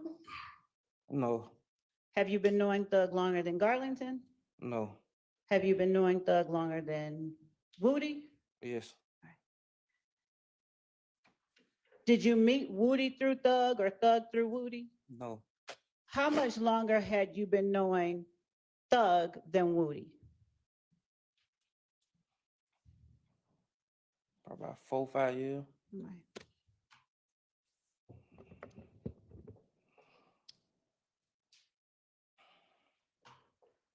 So that would mean you met Woody in what year again?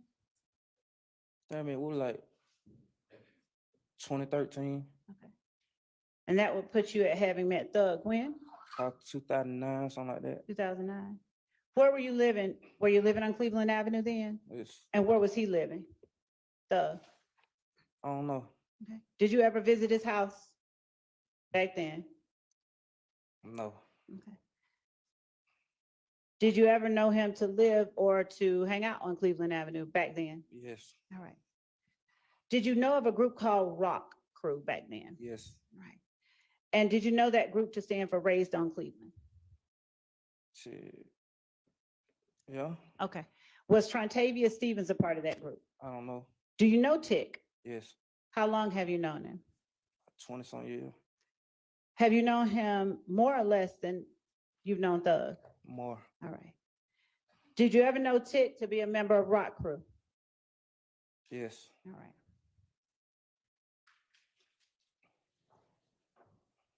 How'd you know Tick was a member of Rock Crew?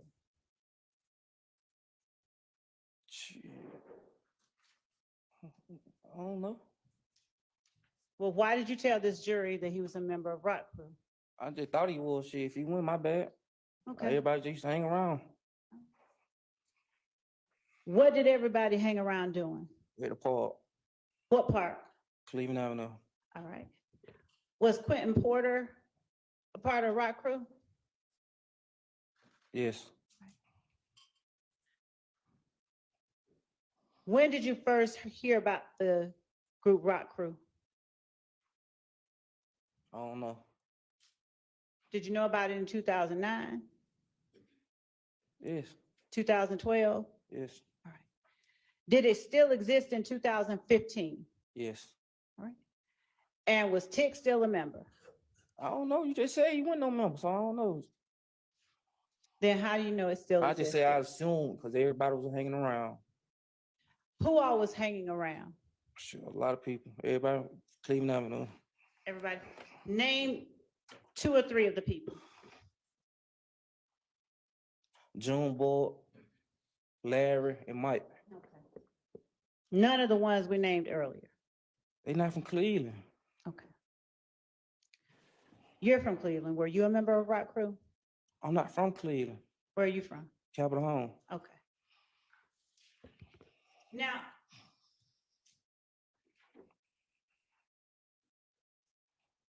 was Rock Crew, what kind of group was Rock Crew? A R&B group. A R&B group? Yeah. What kind of music, what kind of songs did they put out? A lot. Okay, which ones? I don't remember that joint 13 years ago. Who were the artists in Rock Crew? Quinn Porter.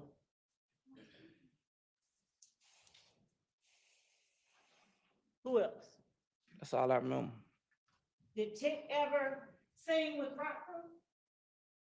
I don't remember. Did you know about a R&B group or any other kind of singing group called Red Cartel? Yeah, that was a record label, yeah.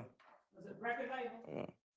Who was a member of that record label, Red I don't know. Cartel? I don't know.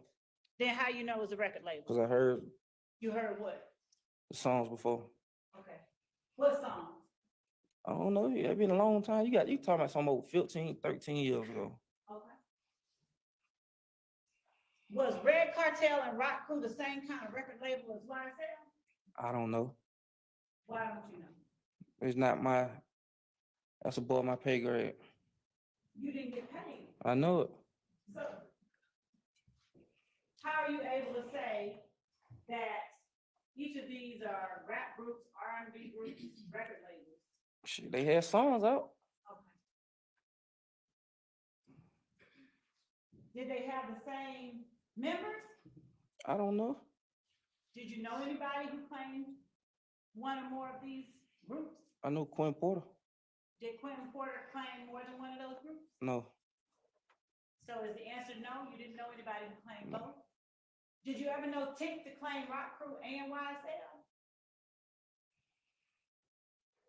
I know him claim YSL. Did you hear yourself earlier say he was Rock Crew too? But you said he won. So I ain't want to put that on him.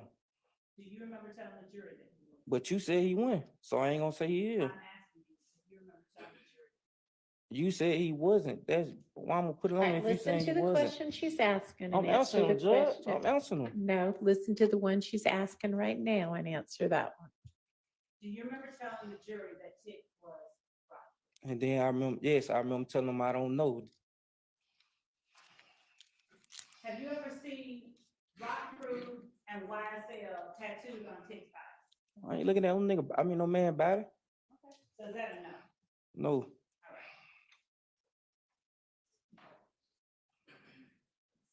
Did you know about Donovan Thomas being associated with any groups? No. I don't know if he, what you mean associated? What that mean? A part of, hang out with, a member of? Mm.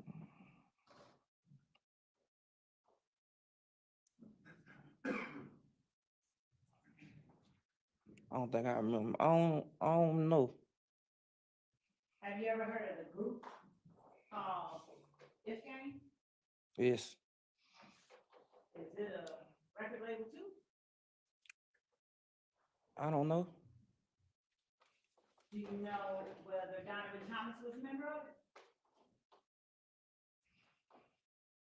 You have to answer. I'm thinking about it.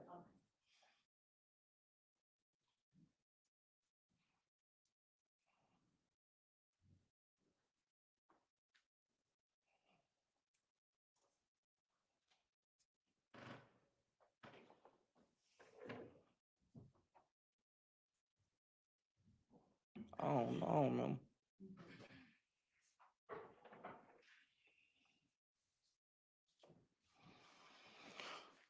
Do you remember ever telling Detective Gaither and Detective Dennis in August that Donovan Thomas was a member of the gang? I lied.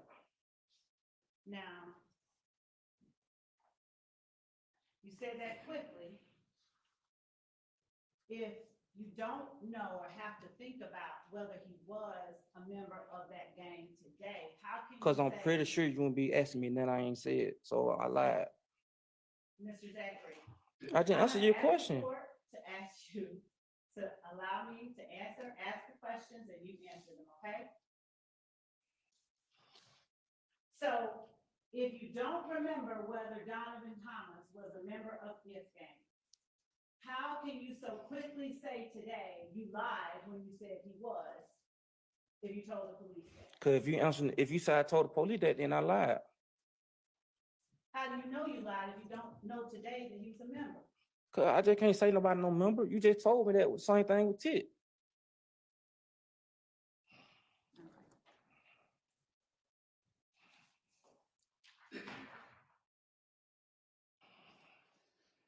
Bentley, did you know Bentley having a spot on Cleveland, on Oak Drive?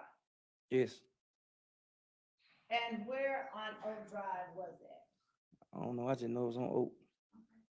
How often, if at all, did you go there?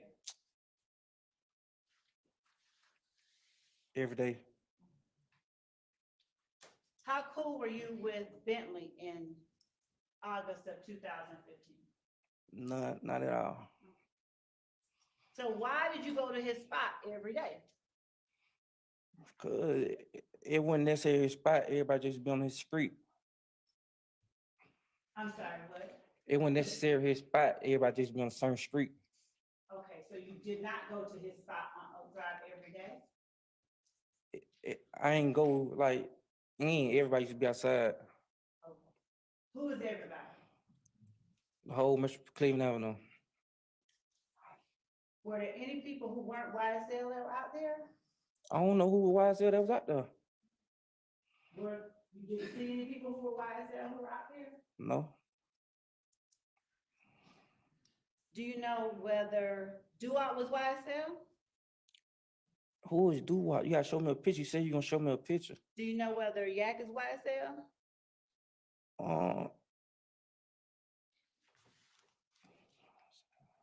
Yeah, I think he signed to him.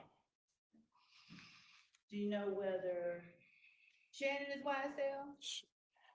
I never told y'all I shouldn't YSL. I said, do you know whether he is? No, He is or is he's not? not. So, have you ever heard Shannon claim YSL? No, So, do you have to be signed to YSL to be YSL? you gotta ask them that. I'm asking you. I don't know. I'm not YSL. Then why you call yourself YSL Lil D? I told you I was just really selling clothes and stuff. Like I just wanted to be. I don't know. I just wanted to shoot. I Did you changed just my wanna name. be That around Thug? yes, I was a groupie. I was a fan. Yes, Were you a fan in 2009? yes. What was he doing that made you a fan in He was rapping. 2009? He was rapping. Was he famous? No, Okay. Now, you're here in an orange jumpsuit. Why are you in an orange jumpsuit? Because the jury doesn't know. cause you locked me up. And why? I don't know. Were you subpoenaed to come to court? I was subpoenaed. Then y'all told me I was on another subpoena up on an old judge. Y'all wanted me to volunteer take a subpoena. What I'm a volunteer and take a subpoena for? Did you, tell your father to tell us you weren't gonna come? My father, he grown man. He tell you what he want to tell you. I ain't telling that. Were you with him when he said you weren't gonna come? No, Do you know whether he, offered to call anybody? you want to get my dad up here? I wanna talk to you. Okay, I know you want to get him up here. Why? You know why. Why? You know why. Tell the jury why. You know why. So you're not gonna tell the jury. Was your father with you when you talked to Gaither and Dennis in August 2015? No, Did you live with your father in August 2015? no, Who did you live with in August 2015? myself. Did you live with SG at any time? Yes, August 2015. yes. Where did you all live? I don't remember.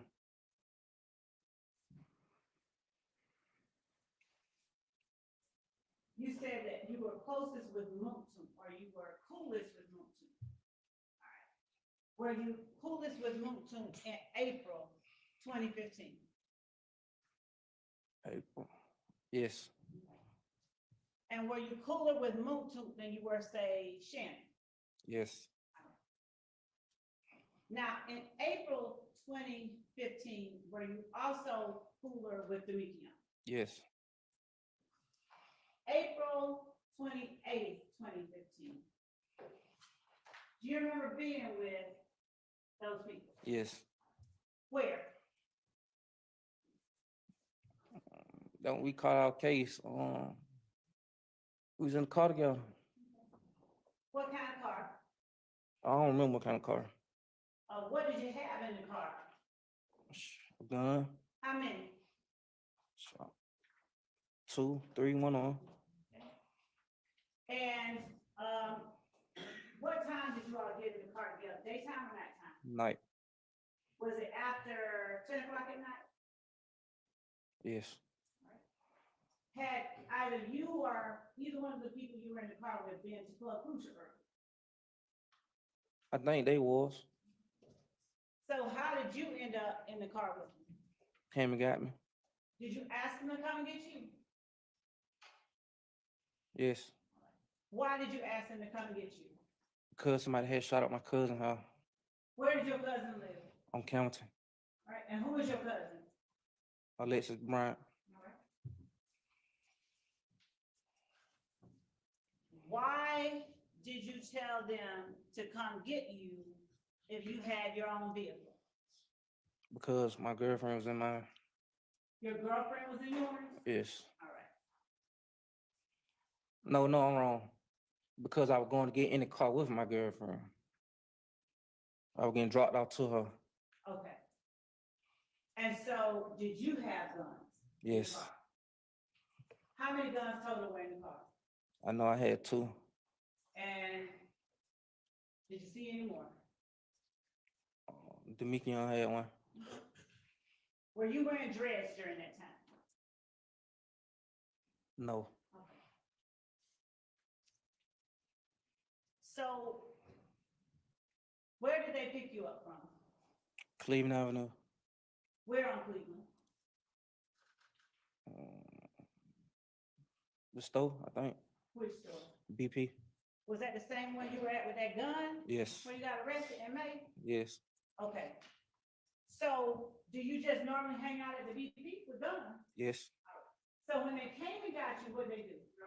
Yes.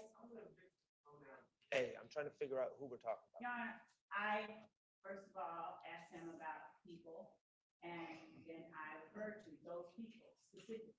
All right. So, Who are those people? Your Honor, I'd ask Phil not to continue the question. He'll have no problem. So is it a vagueness objection? That's just vague. Your Honor, I was specific. I asked him about a specific set of people. I don't and know I what, specifically referred to them. yeah, why would Maybe. we want to know I'm what we're talking about? Do you want to re-clarify, please?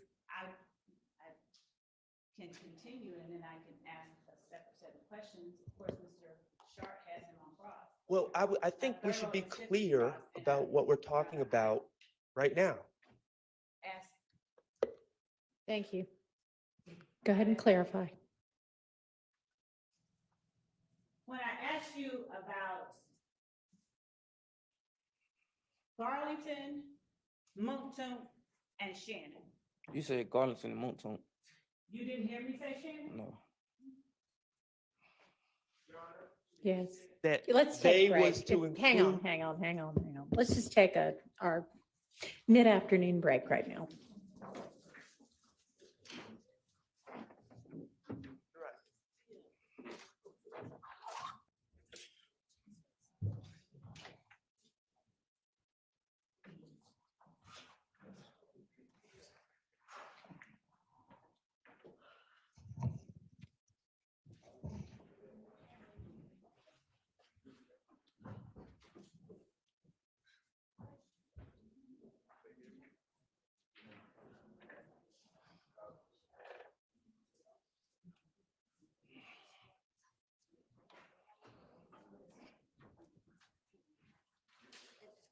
All right, can you excuse the witness till we're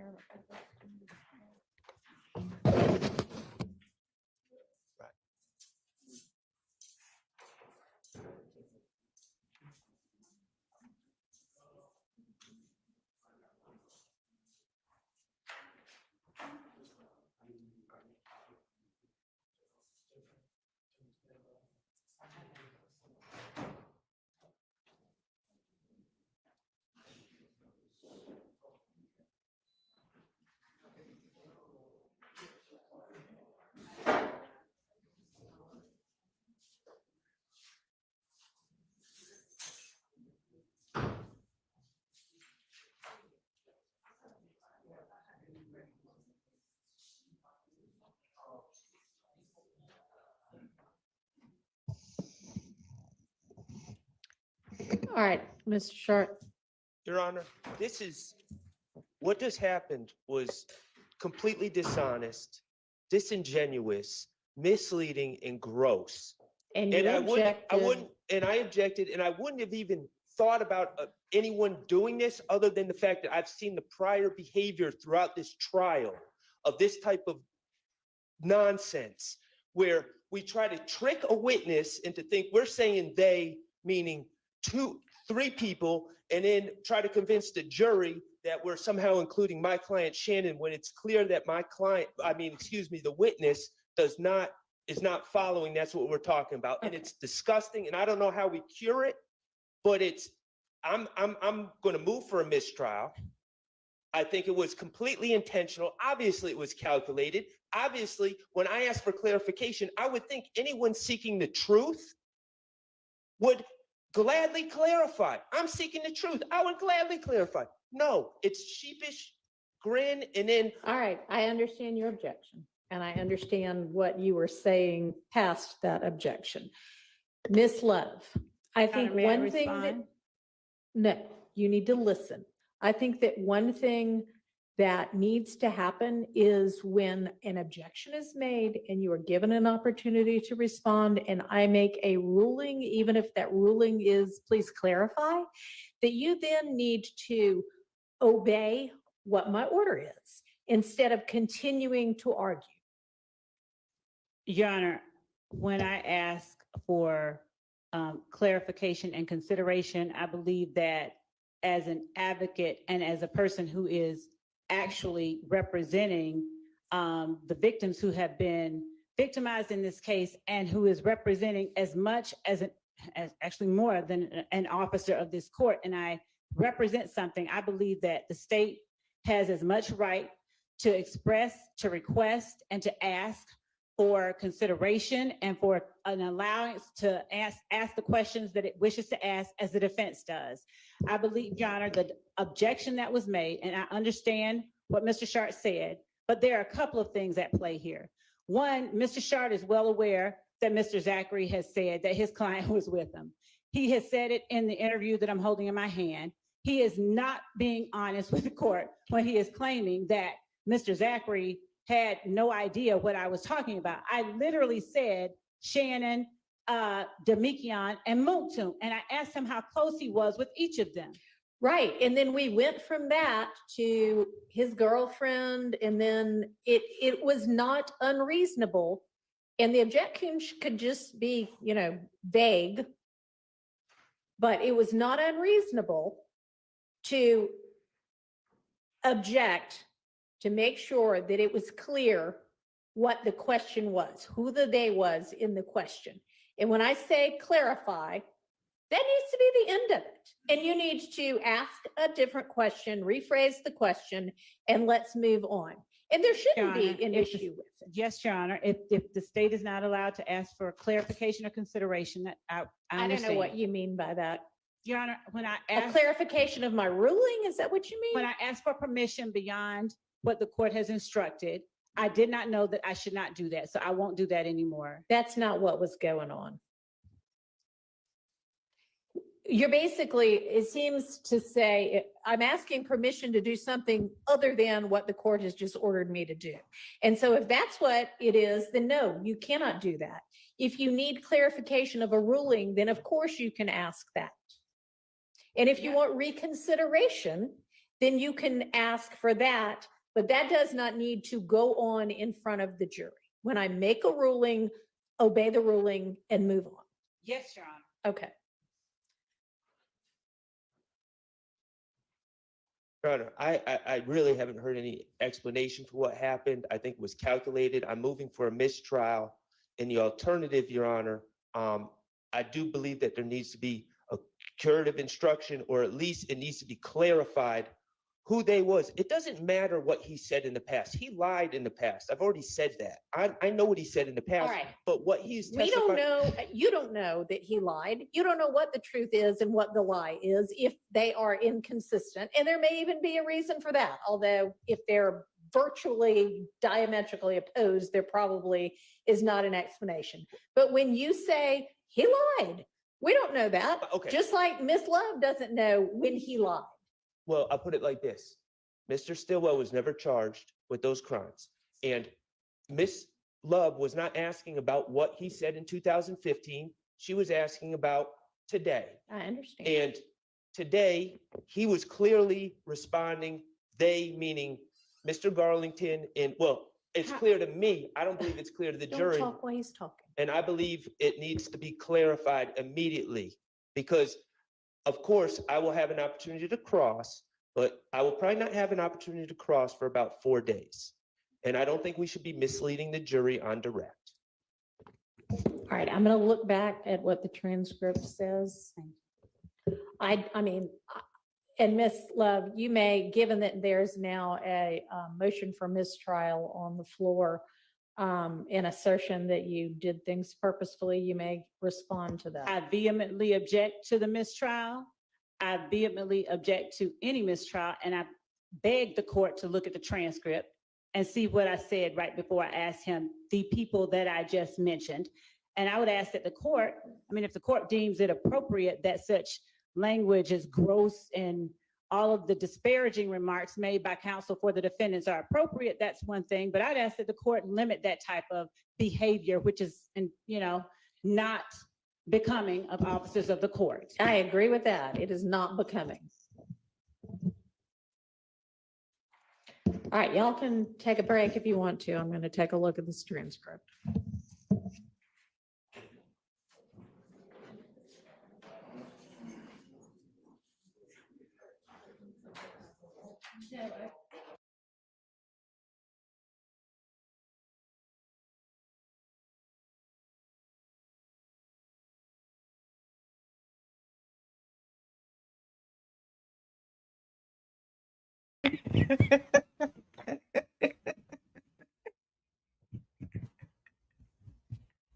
I am cracking up at your comment. I know that's right. Oh my goodness. I was so glad for his objection because I was having a hard time figuring out, like, wait a minute. What are they talking about? Who are they talking about? Because it had gotten away from, specific people and child, I don't know. I don't know. I don't know. I don't know. I'm hoping the judge finds something that supports Sharp because she's guilty of what he's saying while she always trying to get someone corrected when she filed. Anyway, I'm going to fast forward to when she comes back and see what she says. That is so funny, Amy. We had to they would put a circle on the chalkboard with a dot in the middle, and you had to put your you had to put your nose on the dot. And so when you move away from the chalkboard, you would have that chalk on your nose. It was like it was really bad. Anyway, let's see what she says when she comes back. Wasn't it?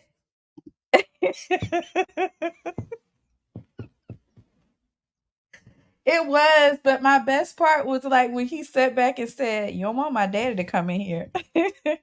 And she was like, "Why?" She be baiting him. And he was like, "You know why? I'm sure his daddy didn't handle her like I would like to." Child. Anyway. Yes. We had to put our nose in the circle and our nose had to touch the dot. So it was terrible. I think, yeah, I can't remember what grade that was, but it was between kindergarten and first, maybe even no, not second, probably kindergarten and first. Mm-mm-mm. Let's keep going, girl.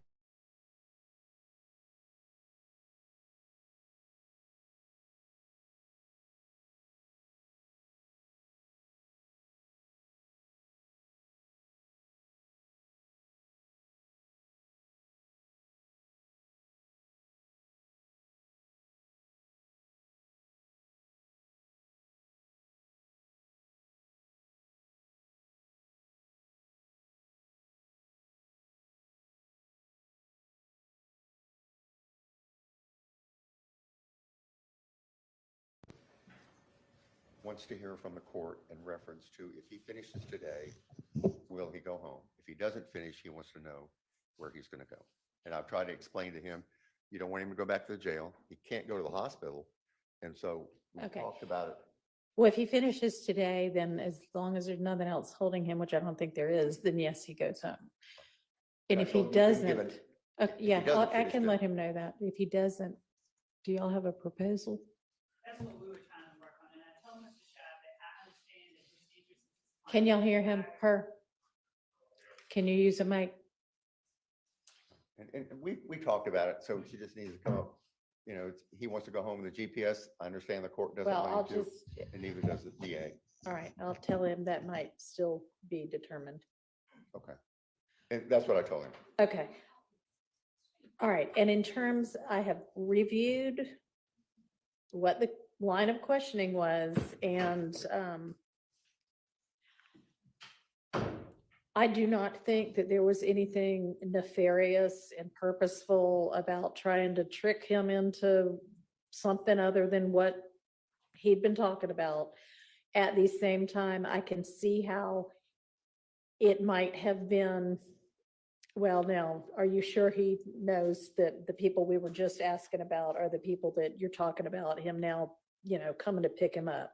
So a valid objection, it remains sustained, but the motion for mistrial is denied. I am not giving any kind of instruction. You can just fix it by asking the next question. All right, anything else on that? Your Honor, just for the record. Okay. I Okay, understand and you your- use the mic too. Yep, I understand. Yes, Your Honor, and I understand the court's ruling.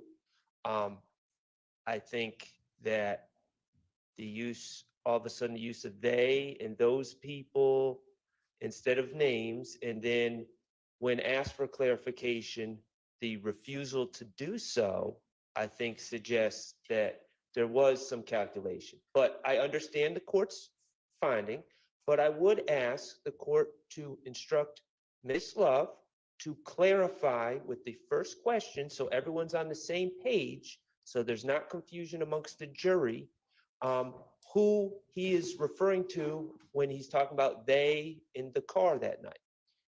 Yeah, okay, yes, go ahead. Actually, Your Honor, I think the court was about to say something more. I think I was probably gonna Mhm. say maybe the same thing as you, but I have no idea, so go ahead. I was going to ask that the court read back the exact question that I had asked, and right before I said they, I'll have to find it again. so that wasn't what the court was going. So,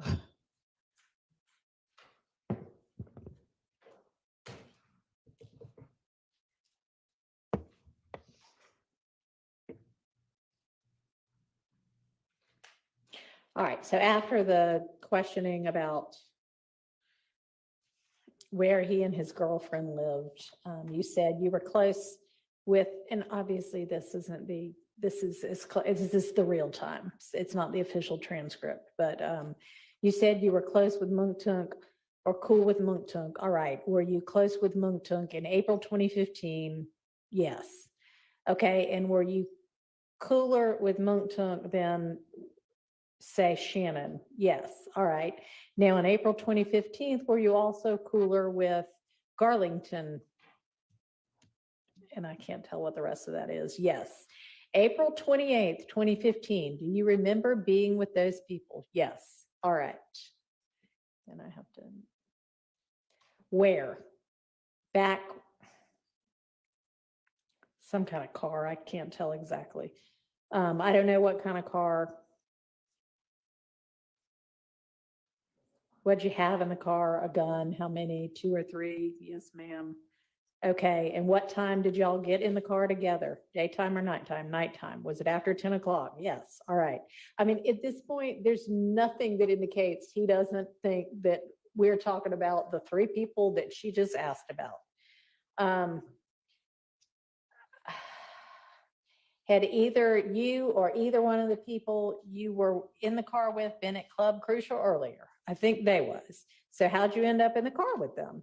And then the names don't always get, but somebody came to get you. Yes, all right. Why did you ask them to come get you? Because my head shot.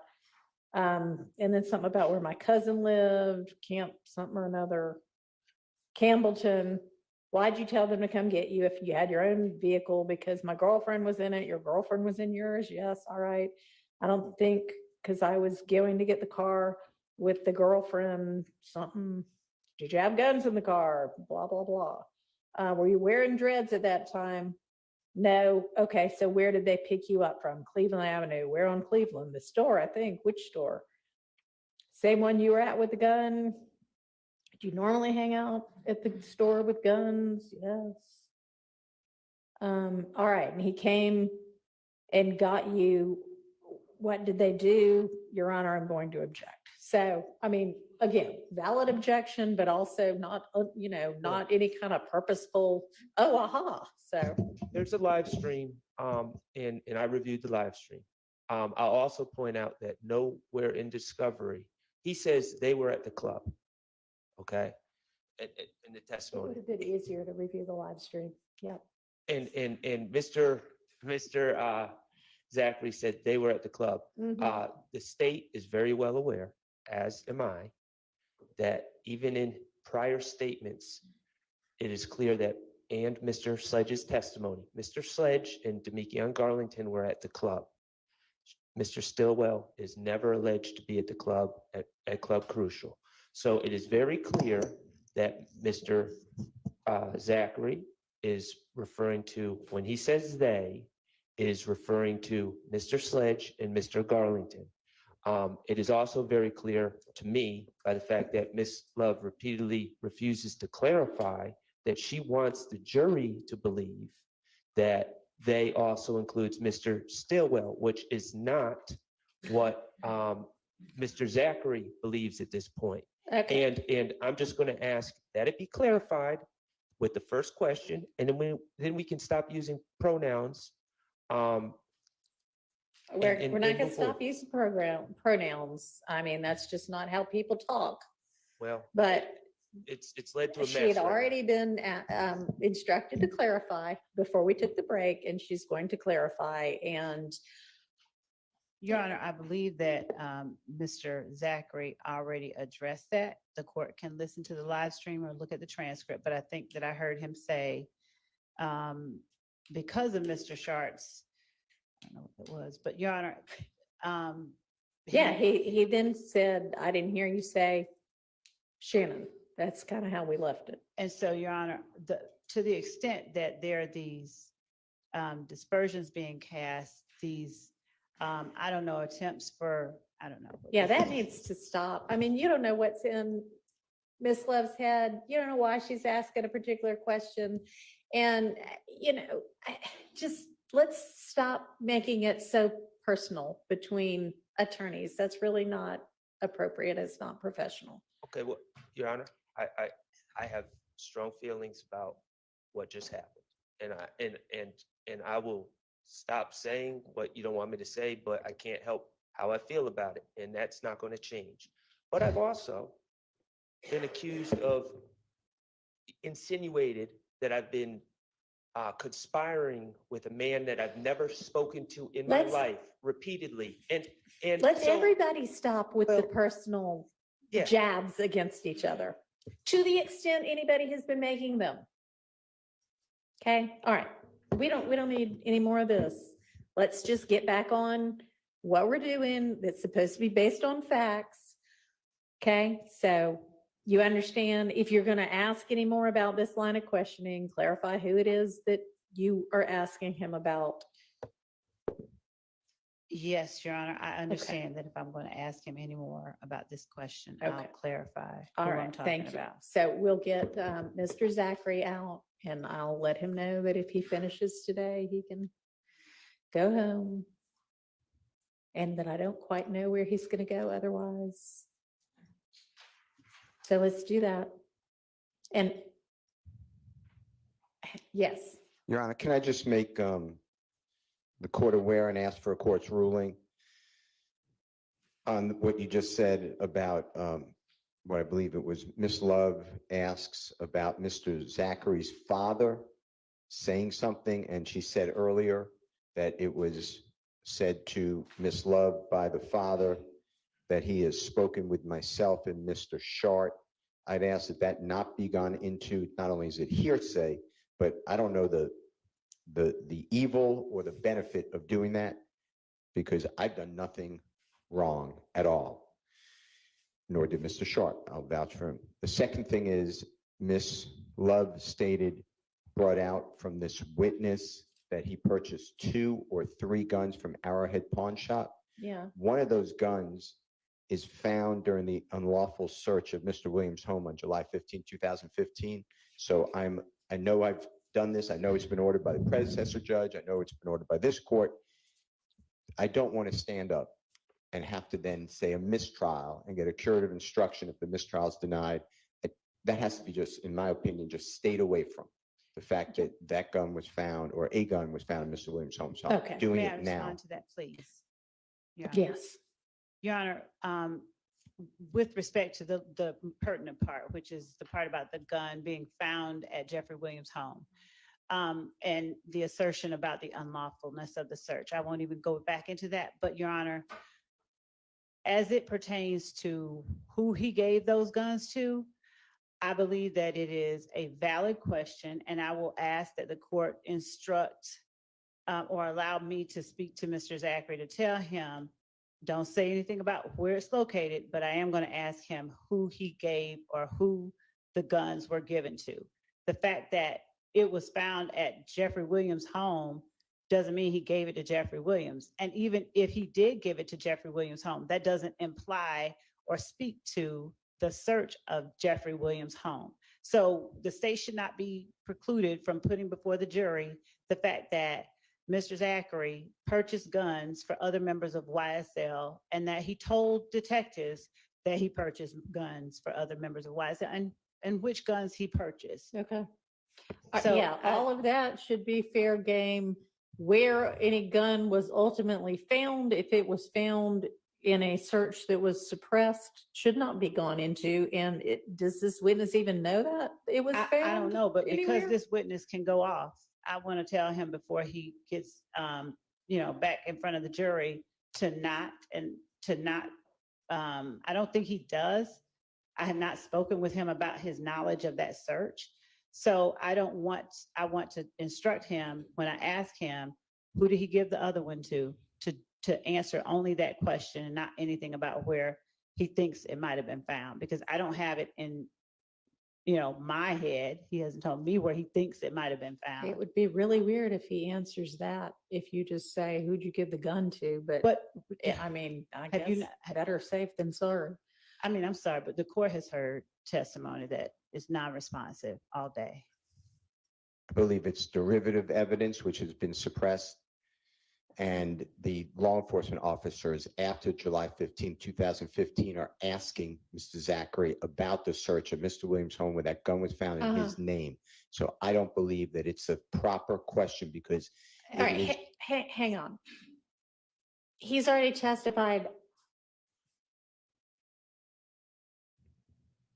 that he bought several guns from whatever that pawn shop was. So as long as your line of questioning is about that, then that's not derived from law enforcement finding them in the search, is it? right. No. So, But I And believe. that's why I want to ask and make sure, that's why I'm asking for the court's permission to just tell him, don't mention that. I wouldn't suggest it to him if he does, No. we don't think he already knows it. Just answer the question I ask you. Judge, Yes. he has not answered questions that I've asked him for the last hour. All right, and a half. I will do that. What else? The record, Your Honor, before the next question is asked, I believe I may have to renew my motion for a mistrial. On with the one you just made? Yes, Okay. just for the record. Oh, okay. Yes, no, that's. you. All right, I thought you meant something else just happened. Okay. Yes, you're just preserving it. Okay, that's fine. Okay, let's get him out here.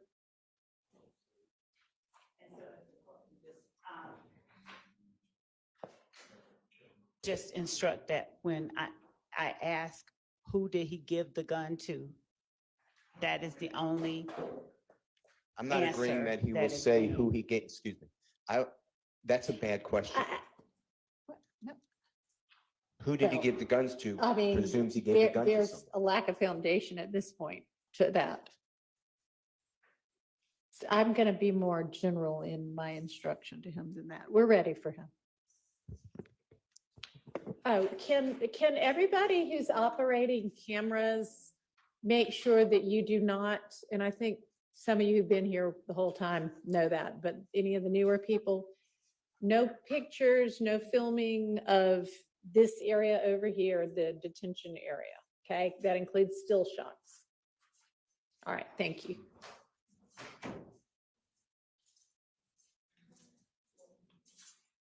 All right, Mr. Zachary, I know from your attorney that you had a couple of questions about sort of what happens next. And as long as we finish your testimony today, the direct and cross and whatever anybody of the attorneys wants to ask you, then yes, you can go home today. What did I finish that? If you don't finish, then we haven't quite worked out where you're going, but it will not be you're free to go, have a great life. It will not be Rice Street, but it will also not be bye, have a great life. It'll be something short of that because you will, we'll just need to make sure that Put me on house arrest, my grandma's funeral. tomorrow. we'll sort out, your attorney and the state are working on potential conditions right now. So we'll sort that out. What do you mean conditions? I don't know what they're gonna be. I mean, I may end up needing to impose them, but if they can work something out, then we're gonna go with that.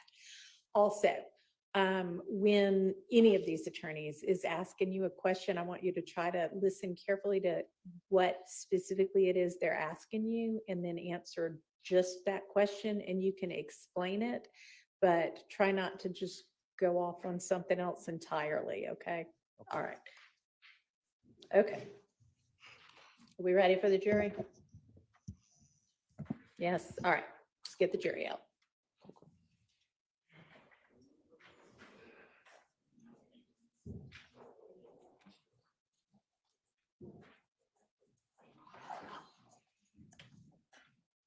All right, so here's the next. That's not.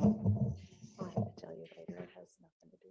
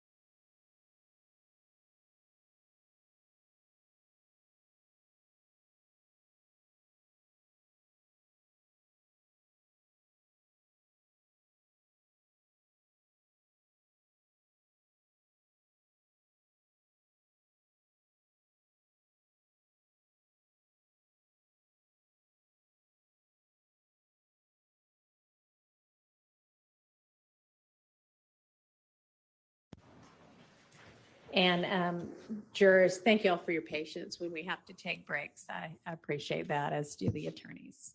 All right, go ahead, Ms. Love. Thank you. Mr. Zachary.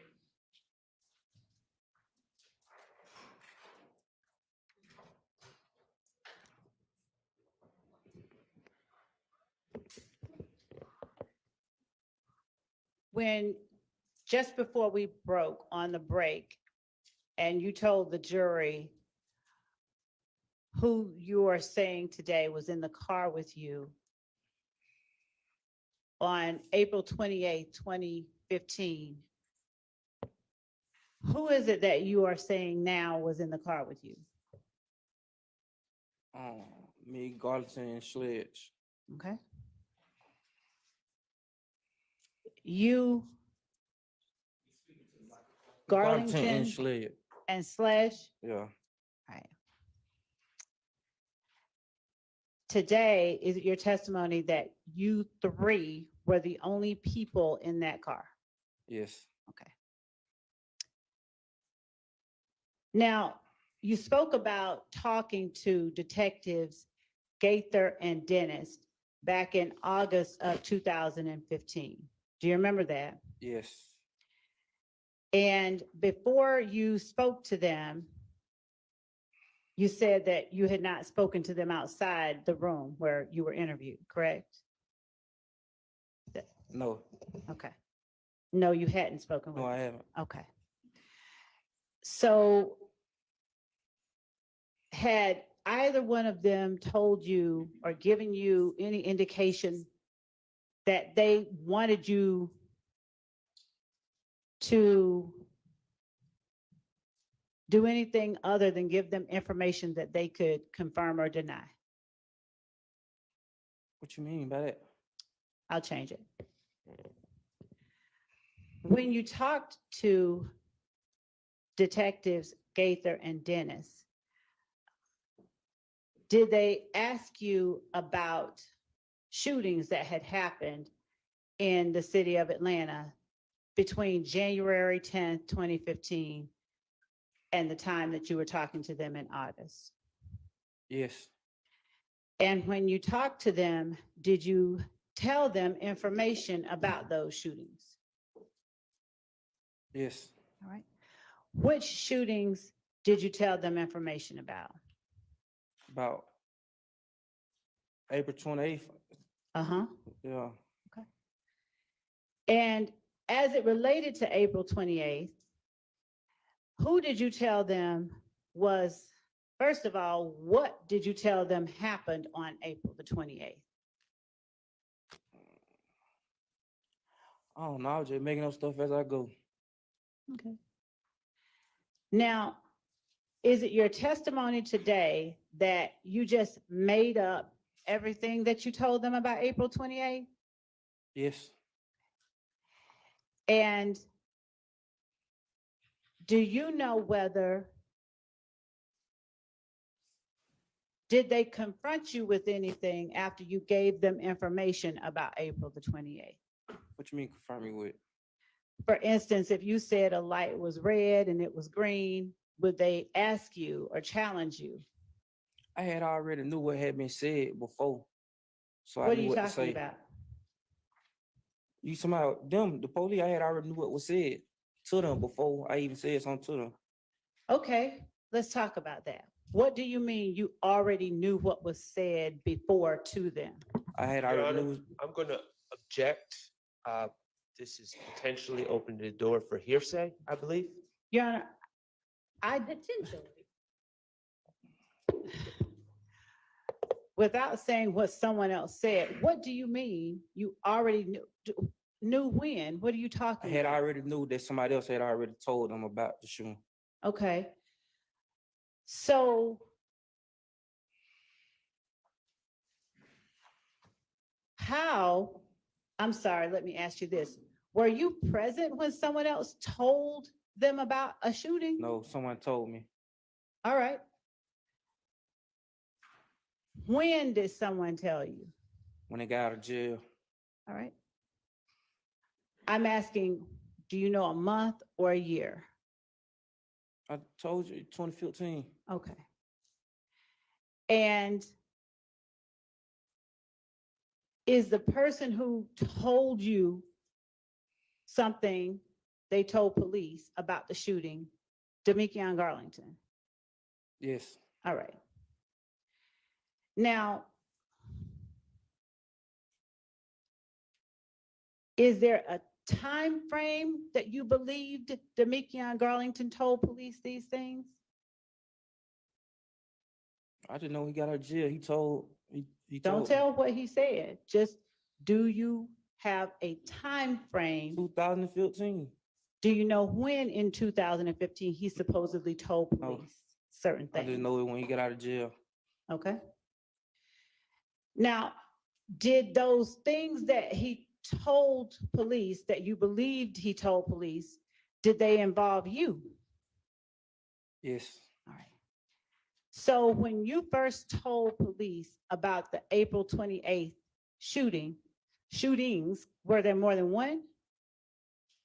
yeah, How many shootings were there? I'm like 2, 3. How many? Tell the jury where you all went after you got picked up. For clarity's sake, I'm just going to ask He's, you all. Judge, he's already, Ask. Go ahead and clarify. are we talking about the same people you just told the jury was in the car with you that picked you up? It's not the same people you asked me about. Okay, and what people are they? Garlington and Schlid. Okay, so where is it that you are saying today that you all went after Garlington and Sledge picked you up? To get my girlfriend car, to get my girlfriend, Okay. To get your girlfriend from what location? my cousin house, Where? Campton. All right. And did you do anything between the time from leaving where you were on Cleveland Avenue at the BP to your girlfriend's house or to your girlfriend's location on Campbellton? No, All right. How long did it take you to get from the BP to Campbellton? I don't know, All right. Generally speaking, is it like an hour or more like 15 or 10 minutes? like 20 minutes. Thank you. When you got to Campbellton, did anyone else join you in the car? No, Where did you all then go after leaving Campbellton?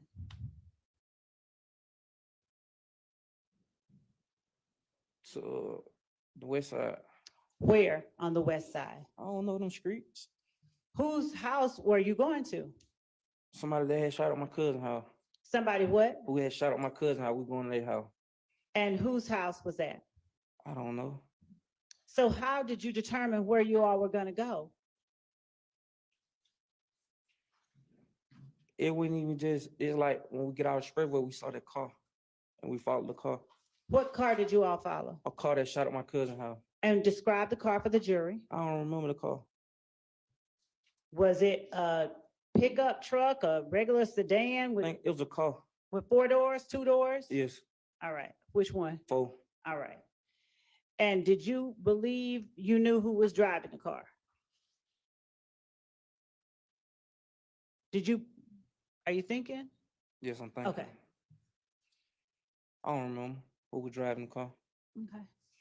At the time, did you know or believe someone in particular was driving the car? I can't remember. Okay. So as you sit here today, is the car parked in front of a house when you all see it, or is it driving? The driver. And what do you all do?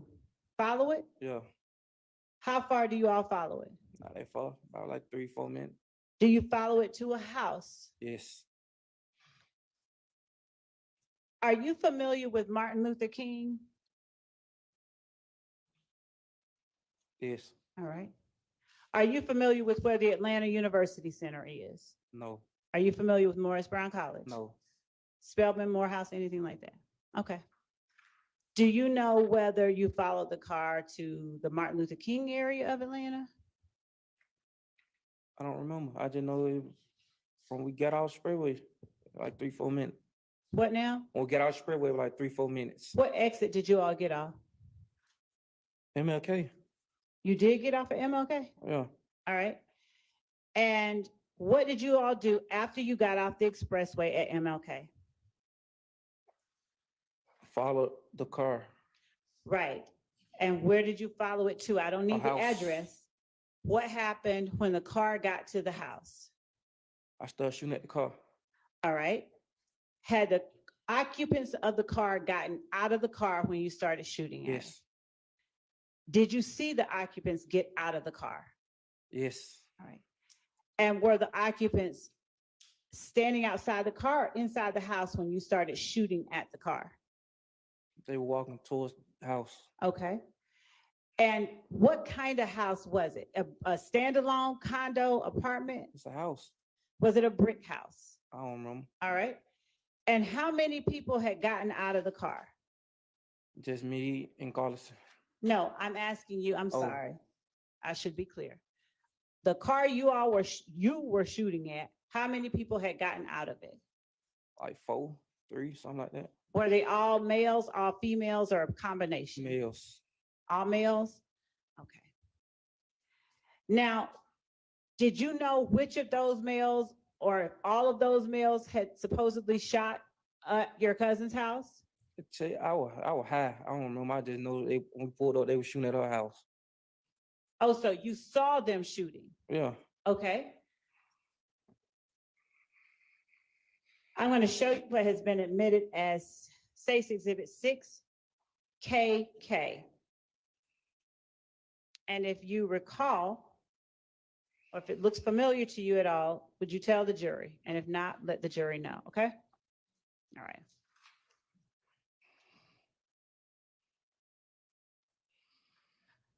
Does any part of that house in front of the white car look familiar? I don't remember. Okay. So what kind of gun did you use to shoot at the car, did you shoot at the house too? Shoot, I shot. I didn't know I shot. Okay. What kind of gun did you use to shoot? I don't remember. I didn't know I had a gun. I Okay. got 3 on. Did you have all 3 of them in your hands at one time? Nah, All right. So how many did you have in your hands while you were shooting? 1, I think. Was it a long gun or a short gun? It was the gun I got caught with. It was short, Okay. Did it shoot short bullets or longer bullets? long bullet. Long bullets? Okay. Do you have any idea how many shots you fired? No, All right. So what made you stop firing? I don't know. I don't remember. Did the gun have a banana clip or some kind of long magazine? I don't remember what kind of clip it had. And then what did you do after you stopped firing? Got in the car and pulled off. What color was the car you were in? I don't remember. Okay. And where were the other occupants of the car when you got out and started firing? Oh, what car? The car that you were in. Me and Garton got out. Shalette stayed in. All right. So did you and Garlington both shoot at the house? Yes. All right. Did he have the same kind of gun that you had? I don't remember. I Was he shooting, would you all switch guns or did you all have different guns? Yeah, they own gun. Okay. Where did you all go after that? I don't remember. Did you? What now? I told you I went in and out of it at night. Okay. Do you know Darren Mills? No, Do you know the name Darren Mills? no, Do you know the name Philip Collins? no. Do you know the name Philo? Yes. All right. How long have you known the name Philo? Not that long. When you say not that long, did you know Philo or the name Philo in 2015? Yes. Did you know the name Philo on April 28th, 2015? Yes. Did you know whether Philo had a child? I don't know. Did you know whether he had a girlfriend? I don't know. Did you know where Philo lived? No. All right. Now, how would you describe how you felt about Philo? Were you cool with Philo? No. Had you had conflicts with Philo? No. All right. Describe for the jury Philo best you can. You don't have to be too specific. I don't remember him. All right. Do you remember whether he was taller than you or shorter than you? I don't remember that love. Okay. How did you know Philo? I don't remember. Well, why do you remember Philo? You talking about how did I know him? I don't remember how I know him. I just remember the name. What do you remember about Philo to remember the name?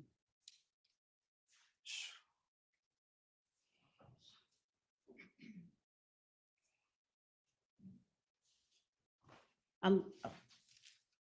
don't remember. I don't remember exactly how I remember nobody. Okay.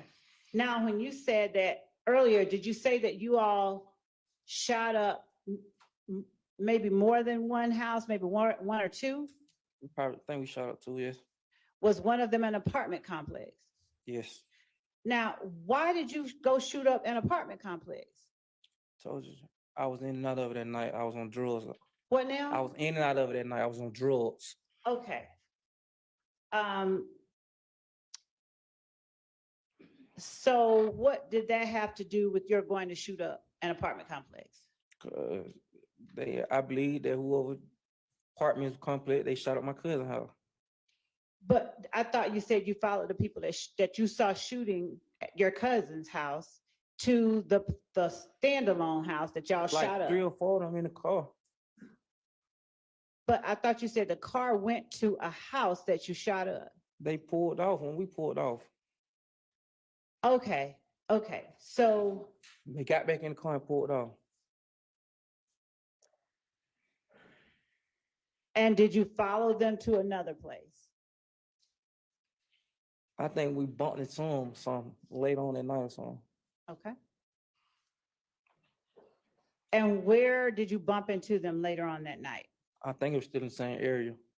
Okay. Was it the apartment complex or the house? It When you was in say the apartments. same? It was in apartments. Okay. I'm going to show you 62 CC, which has already been admitted as evidence. And I'm sorry, Lima Lima. 62 Lima Lima, LL. And see if you remember or if this area looks familiar to you. Okay. It's already been admitted. So just look at it. All right.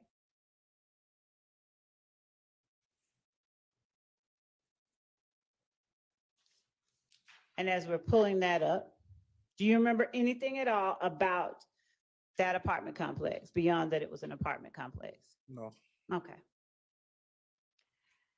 Now, when you say that you told Detectives Gaither and Dennis about that, when you first started talking about it to them, did you tell them that you were involved?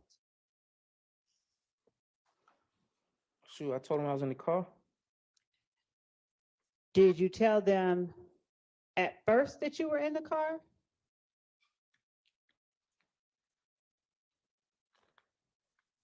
However it happened, I pleaded guilty to it, so I probably I don't know. I'm not asking you that. Are you gonna use this exhibit? Yes, and this is the exhibit 62 Lima Lima that's on the screen. Does that area look familiar to you? No. Okay. You can take it down. All right, so when you told the jury a moment ago that you told Detectives Gaither and Dennis what you did because you knew that Garlington had told them something, I Did I- told you that already though, before. I understand. When you said that, do you know or did you believe that Garlington had said you shot up somebody's house? He told me that he said I did. Okay. Garlington, the one that you've been friends with for 20 years? No. All right. Did he tell you why he would say that? I ain't else. I just laughed. Oh, you did? Okay. Okay. So if you believe that Garlington told them that you did it, why did you deny doing it initially? Cause you're supposed to deny it. Okay. Did you tell Detectives Gaither and Dennis what you believed that Garlington had told them? Yes, I put a mixer to it though. A what? I twisted up a little. What do you mean? Shit, I added on what I wanted to add on. What does that mean? Try to make myself look innocent. Okay, fair enough. So who else did you believe that Garlington had told shot up these people's houses? What you mean? Your Honor, Oh. that calls for hearsay. I said, You can, I'll rephrase. okay. Who else did you tell Detectives Gaither and Dennis shot up these homes on April 28th, 2015?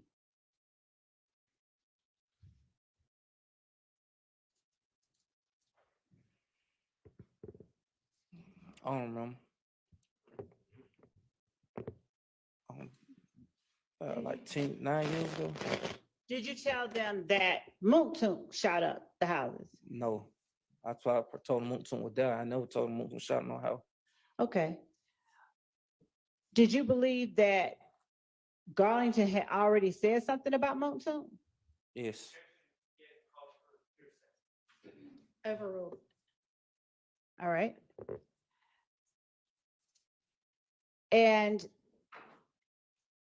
you, Moontoon, and Garlington were all equally close to one another during this time? No. Okay. Then describe if you all weren't Me and equally. Moonton closer. You and Moonton were closer? Okay.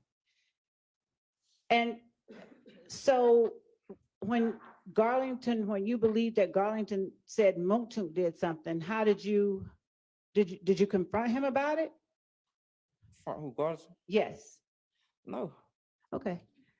Now, if Garlington said that you and Moonton shot up these houses, along with Garlington, was Garlington conveying something that actually had occurred? Can't use a word I understand. Which part didn't you understand? Conveying, Okay, thank you. Was he saying something that had actually happened? yes. Okay. So then you just went in and told Gaither and Dennis what happened because you believed or knew that Garlington had already done it? I knew, yes, I knew. Okay. Now,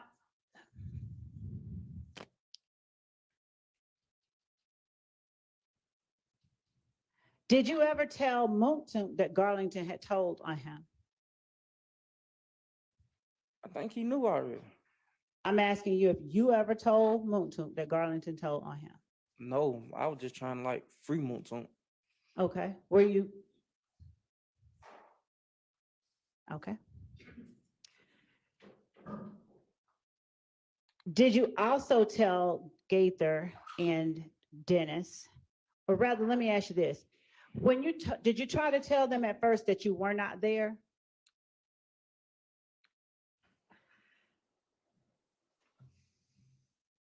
Probably did. I don't remember. I think I did probably. Do you remember they told you you were there? I have your phone records.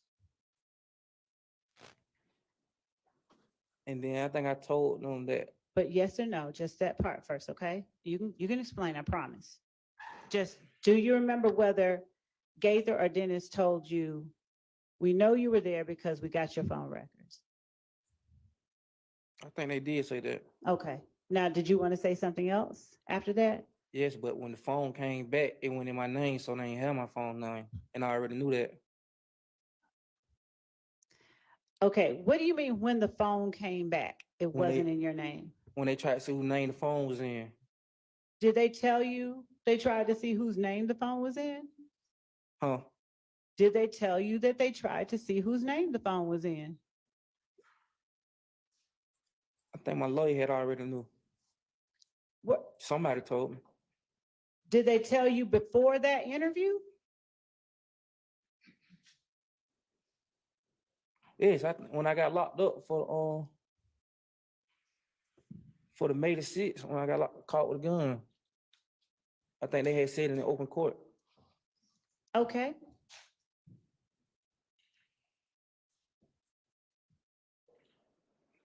Did you think that the phone being in someone else's name would make it harder for the police to find out it was you who had done the shooting? They ain't find out because of the phone. I understand, but you mentioned they found out it was in someone else's name, right? Yes. So did you think that would make it harder for them to learn it was you? Yes. Okay. Whose name was the phone in? I don't remember. I just know it went in mine. Okay. You know what? No, it wasn't in my name. All right. I don't want to know your mother's whole name. I just want to know what it begins with. Okay. Okay. And that phone that you had at that time, is it one that you still have now? No. All right. So is it okay to ask you about the whole number? No, you can't. Why? Because that's my mama number. Okay. So it's still your mom's number? Yes, it was never my phone. Okay. Give me the last digit of your mama's number. 3. All right. How long has your mom had that number? About 20 years. All right.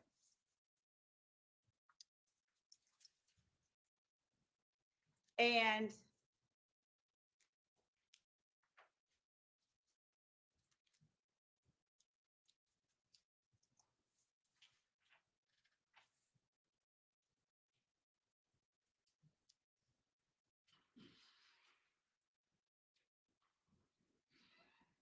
if I show you the first 6 numbers without publishing them of your mom's number, will you recognize it? Yes. All right. Your Honor, I will, for purposes of this questioning, label this exhibit States 505 Yankee. And if anyone wants to see it, I will show it to them. Okay.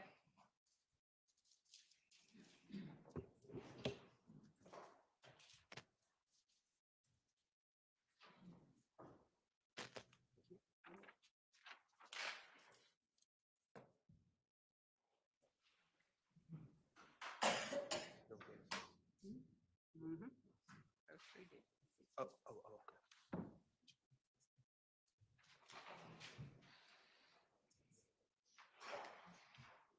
All right. So approaching with the court's permission. You may. Approaching you with States 505 Yankee, okay? That's this. I don't want you to call out any of these numbers. Were those the first 6 digits of your mom's number? Yes, y'all thought it was my number?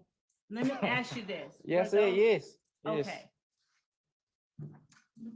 And is this the number that you believe that they had the records? No, So your mother's number that she's had for 20 years, now you're saying that's not the number that they had the records to? no, that's not the number. Okay. So whose number did they have the records to? I told you a cell phone that belonged to me, but was in somebody else's name. So it was your cell phone? Not that phone right there. I understand. But the cell phone they had the number to was your cell phone? Yes, And you no longer have that cell phone? no. Does your mother have that cell phone? She got the number you just showed me. I understand. Does your mother have the cell phone that belonged to you, but that was in someone else's name? What the number? You show me the number. You said your mother had one number, and this was it, right? Can you show me the number so I can make sure? I can. That number right there, yes, that's her number. Did she have any other, is this the one she had for 20 years? She got 2 phones. Oh, she got 2 phones. Uh, The second phone, what number does it end in? I don't remember. It ain't on no more. So nobody uses that number. Is that the number that you had that was in someone else's name? No. So let's stop talking about your mama's phones, okay? All right. So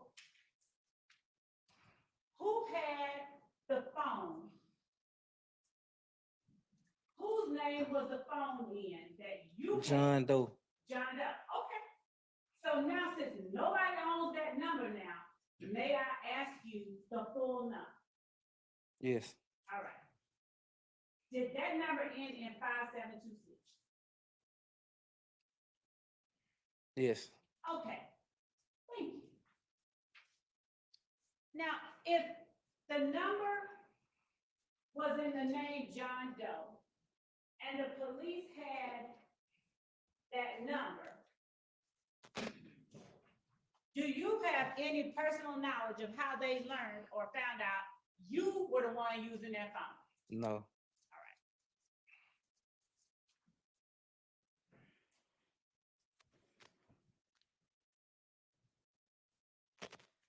And I'm gonna show you what I have marked as Stacy 506. And if anyone wants to see it, I'll let them see it.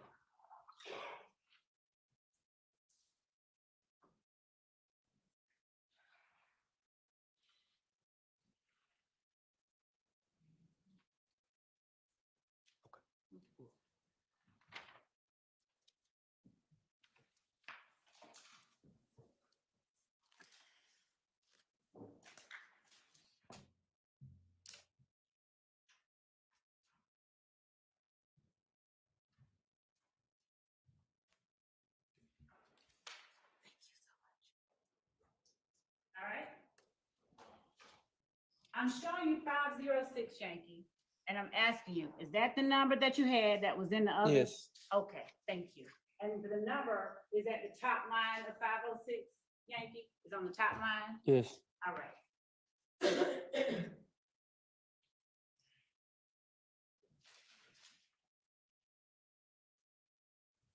Were you, Demikion, and Moton the only people you told detectives Gaither and Dennis were in the car with you? I don't remember. Do you remember telling them Shannon was in the car with you too? If I did, I lied. Okay, but do you remember telling them that?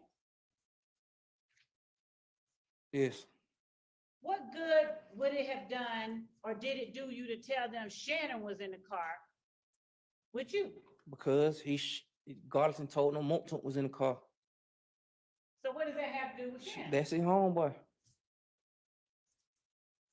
If Garlington told them Moulton was in the car, and you told them Moulton was in the car, why did you? I not tell told him about Moulton was Shannon? in the car after I tried to free Moulton. It's your testimony that you said that Moulton was in the car only after you told them Shannon was in the car? No, I had already knew. I was a steps ahead of y'all already. Okay, so I'm sorry. I'm sorry. Would you tell the jury, are you saying that you told the police? I told the police that Shannon was in the car because I was mad because Garlington said Moulton was in the car. Okay. And did you tell the police that Moulton was in the car before you told them Shannon was in the car? How I supposed to know? 10 years ago. I don't remember. You remember why you told them, you said. Yes, but how I know what I said first? Did you give them any details about what happened? I think I told them what house we went to, yeah. And did you tell them who it was that you were looking for at the house?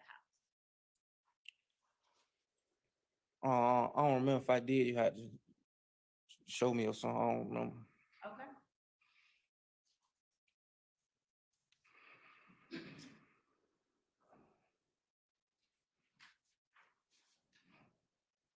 Do you remember telling Detectives Gaither and Dennis that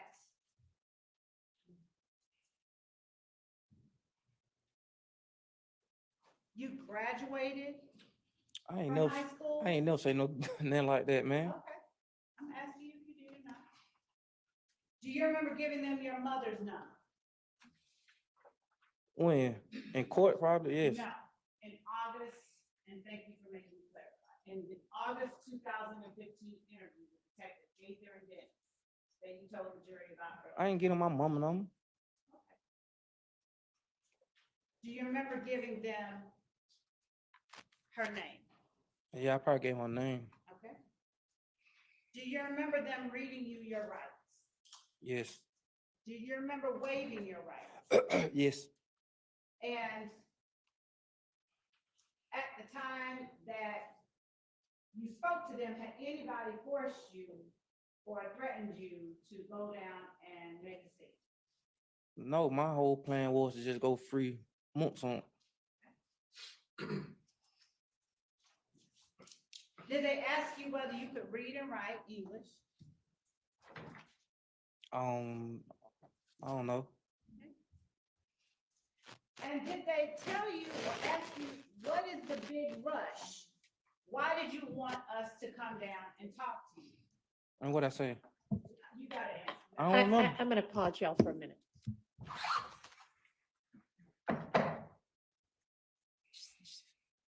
There's a juror that's feeling sick.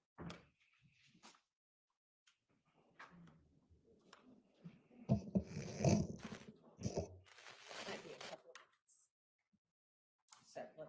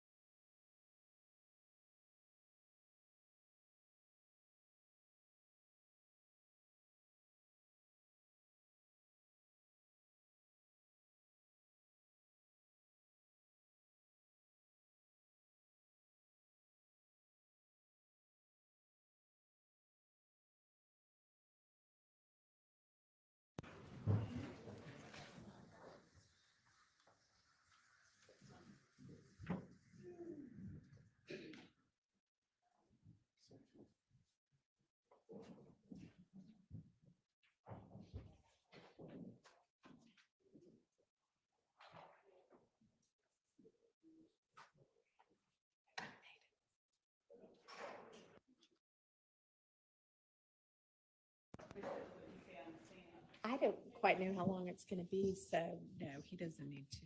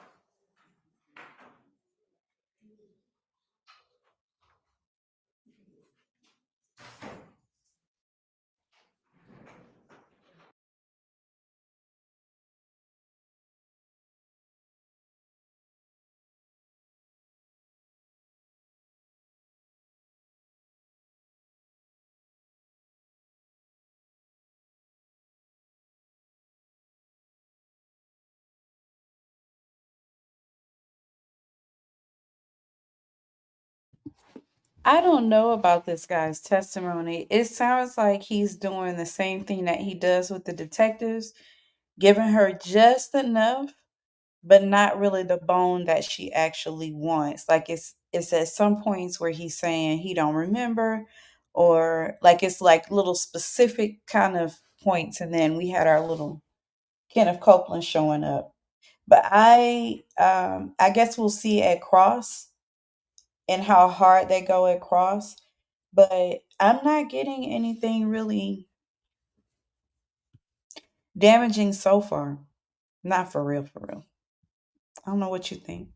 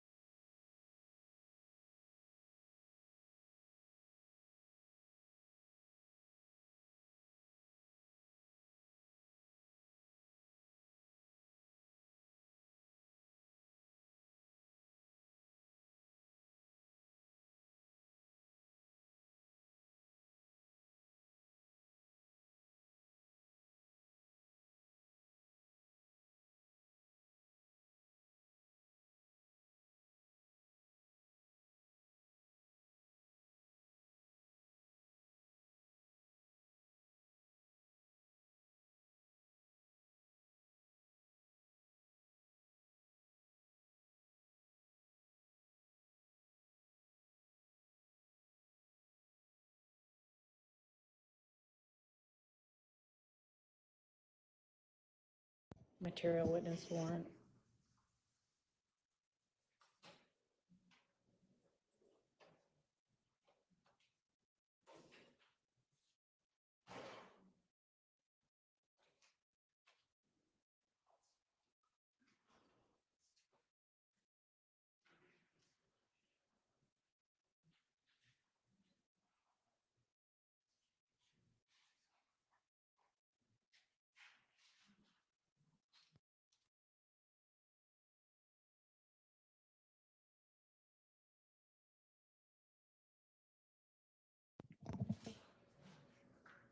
Miss Love. We are currently in the midst of Mr. Zachary's testimony, but have not completed his testimony. And we've already heard, and his physical and medical condition seems to be fine. And I know that when one of the defense attorneys had mentioned the possibility of not being able to complete the testimony and that being problematic, we were contemplating whether that might happen because of his medical condition. But the state had requested a material witness warrant previously because there were concerns that Mr. Zachary wouldn't appear voluntarily. And I'm not quite sure what has suddenly assuaged the state's concerns in that regard. Because if he doesn't end up coming back, then we're going to be in the same problematic boat we would have been in otherwise, just for a different reason. So I need some assurances that whatever the concerns were before have disappeared before I am going to release him from the material witness warrant. And there are, I mean, y'all can put him up in a hotel room where he's under the supervision of someone who is law enforcement. So, Your Honor, the concern that we had was based on our interaction with one referenced family member Mhm. at the same time as Mr. Zachary. All right. And that family member has repeatedly and consistently made it clear that they had no intention of allowing us to have him testify. Uh-huh. And there is another family member, however, who seems to be slightly different. And I am as concerned as the court, and I want to make sure that we secure his testimony. So I am also aware that there are concerns,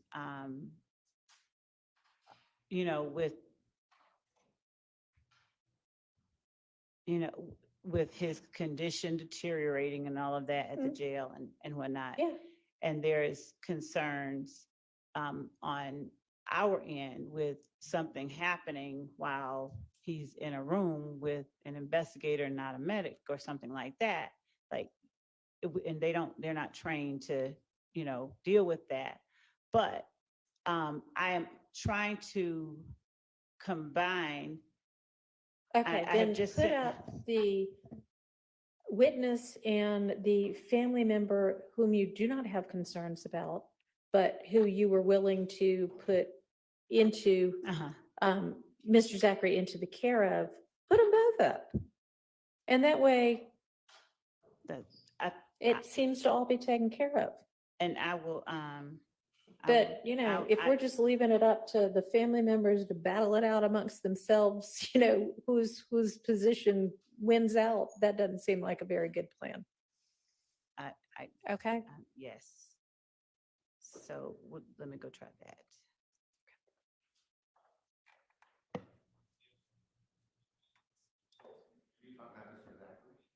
Yeah.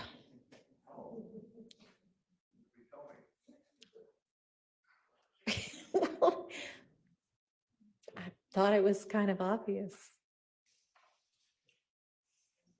Me too, but I'm glad they're gonna put him up in a hotel room.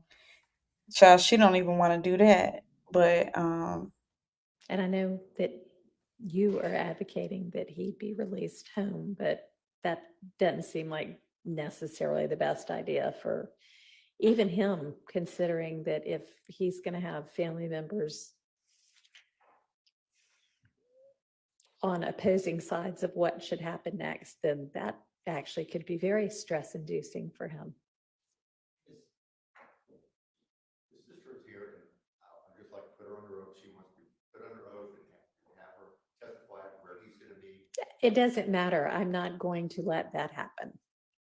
And I appreciate that everybody has good intentions. And if his sister needs to be the caregiver over the weekend, and I'm sorry that we had to stop early, but we couldn't help it. There was a sick juror. Then Another issue, they may decide they want to have another lawyer because they're not happy with me after being here every day. all right, well, you're Mr. Zachary's attorney, not his family's attorney. So it's up to Mr. Zachary. Well, it appears none of them were happy because it's taken so long. I'm not blaming anybody. And I've even been threatened with them taking out a warrant for kidnapping. I'm not worried about that against me. And so I'm a big boy, I can deal with it, but he's got to make a decision what he wants to do. Okay. So that's where I am right now. All right. Now this family gonna tick me off. They need to leave that man alone. I kind of like him. Not kinda. I do like him in a grandpa kind of way. They wrong for that, the way he been battling. You're not by chance the attorney referenced in the warrant who told him that he could, you are not by chance the attorney referenced in the affidavit in support of the warrant who allegedly advised him that he didn't have to abide by the subpoena, or the subpoena was no longer in effect, are you? And you don't have to answer that. But I certainly hope not, because I don't know where anybody would have gotten an idea that a subpoena to show up for this trial was somehow not valid just because the judge changed, but I just, at 2 a.m. in the morning, Sunday morning, I found out about this. I think I've been in here one time. all right, well, then that wasn't you. It was an issue and I came in here to support him. Yeah. Other than that, I don't All know right. about it. Okay. Well, that's good to know that you didn't give totally incorrect legal advice.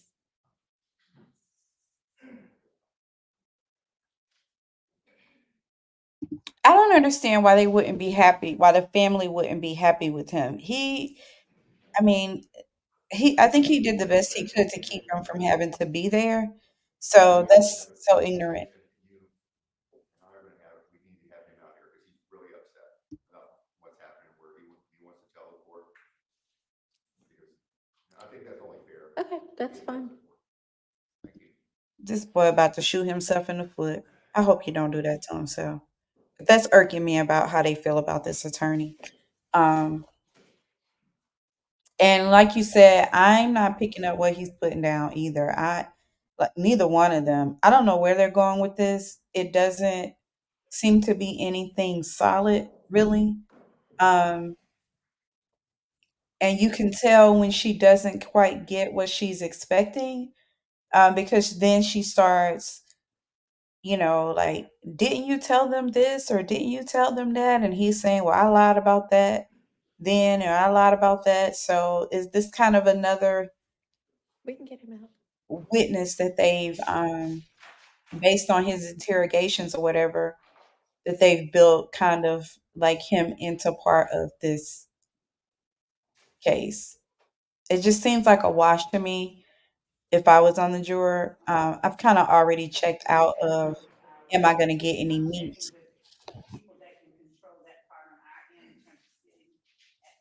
with this testimony? Okay, well, I'm sure y'all will be able to do that. Y'all been able to do things like that for years. So, Mr. Zachary, I am sorry that we were not able to finish with your testimony today. You saw the juror run out. She had some sort of a sickness issue, and I think she threw up. And having just come from the hospital, you probably understand. But she's too sick to continue today, and so we're going to have to pick up on Monday. And so what I think would be the best thing to do in the meantime is over the weekend to just put you up in a hotel room somewhere. You can, I know it's not awesome, but because there are certain members of your family who seem very determined to have you not finish testifying. Grown man, huh? Yeah. And I don't want there to be kind of, If I ain't want to testify, I would sit in jail. Jail ain't letting me. I did 19 years. So you'd rather go to jail than a hotel room? I'm ready to go home. I know you are, I know. But we're going to have you in a hotel room. You are welcome to have your mom or your sister there over the weekend. But I just think that it's better if it's a more controlled environment, where your father is not going to be causing stress for any of y'all. Okay? My father don't cause stress with me. He cause stress with them. He supposed to do that. I know. Well, I don't know that, but if he causes stress with them, then that might cause stress to you. So, They took my phones. Can you tell them to get my phones back? which phones? My Just phones? for you to come testify? I don't know. They took them. Okay. Yeah, No, the officer back there took them. I mean, I think when they took him in custody. They took both my cell phones. I mean, I don't really They have ain't a, turn them into property. I don't really have a problem with him having his phones. The issue is him showing up for court. So it's fine with me if he gets his phones back. So is there anything else you wanted to let the court know? Yeah. I don't want that lawyer no more. You don't want that lawyer Why you working anymore. for them? All right, well, let me say this, when you come back, on Monday, it may be that you I don't need want no a lawyer. lawyer, you don't feel like you need any kind of lawyer whatsoever. So what if things change on Monday? I don't need no lawyer. All right. Well, Mr. Scheib, thank you for your service.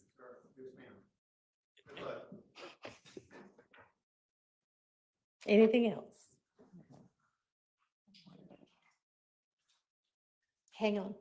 I'm asking, actually, Mr. Zachary right now. Mr. Zachary, is there anything else that you need to? I can go now?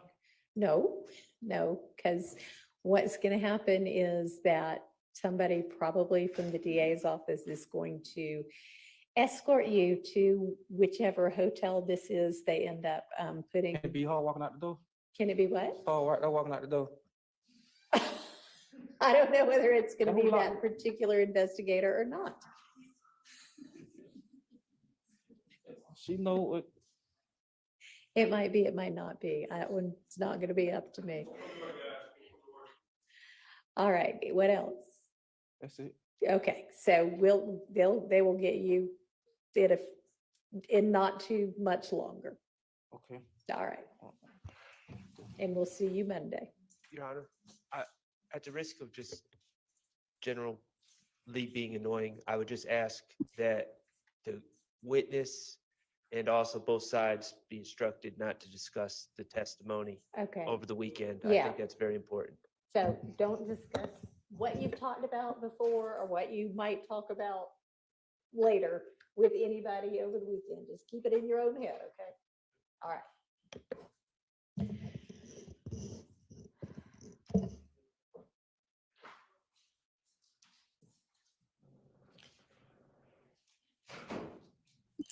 I just checked out on my sympathy for him. Okay. I really did, because that just, I don't know the reason for them firing him. I don't know if it's a money situation or what, but that just doesn't seem. So I know the state still needs to get the modification of the order together. Are there other things we can deal with right now?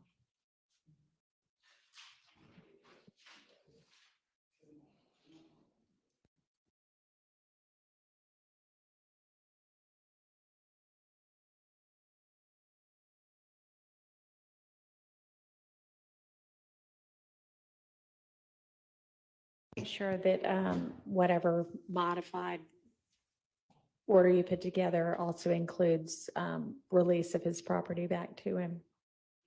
Okay.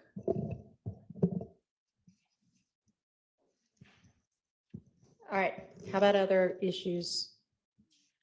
So would the plan be finish with Mr. Zachary on Monday, and then if he doesn't go through the whole day, pick back up with Mr. Sprinkle? Okay, and that certainly would take us through the full day, because okay. So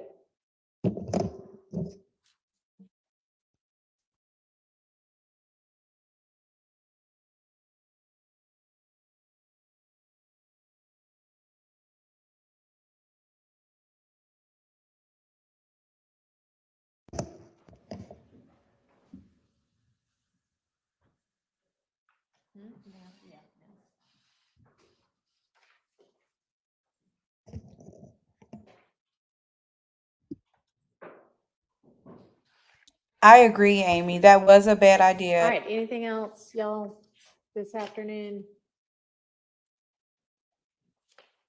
He doesn't seem to be as broken as I thought he would be. Allow us to handle the matter that we're handling, and They can't hear you. So unusual. Could the court allow us to handle any other matters Okay. on Monday? I'm just trying to get, I know y'all need to get that done, but y'all have at least 3, it may be 4. I'm not sure if Ms. Knight's an attorney or not.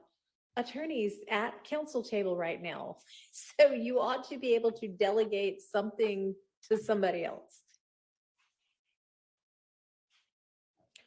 So this was what, your number 60 that was today's? I can't even remember what that one was about. So.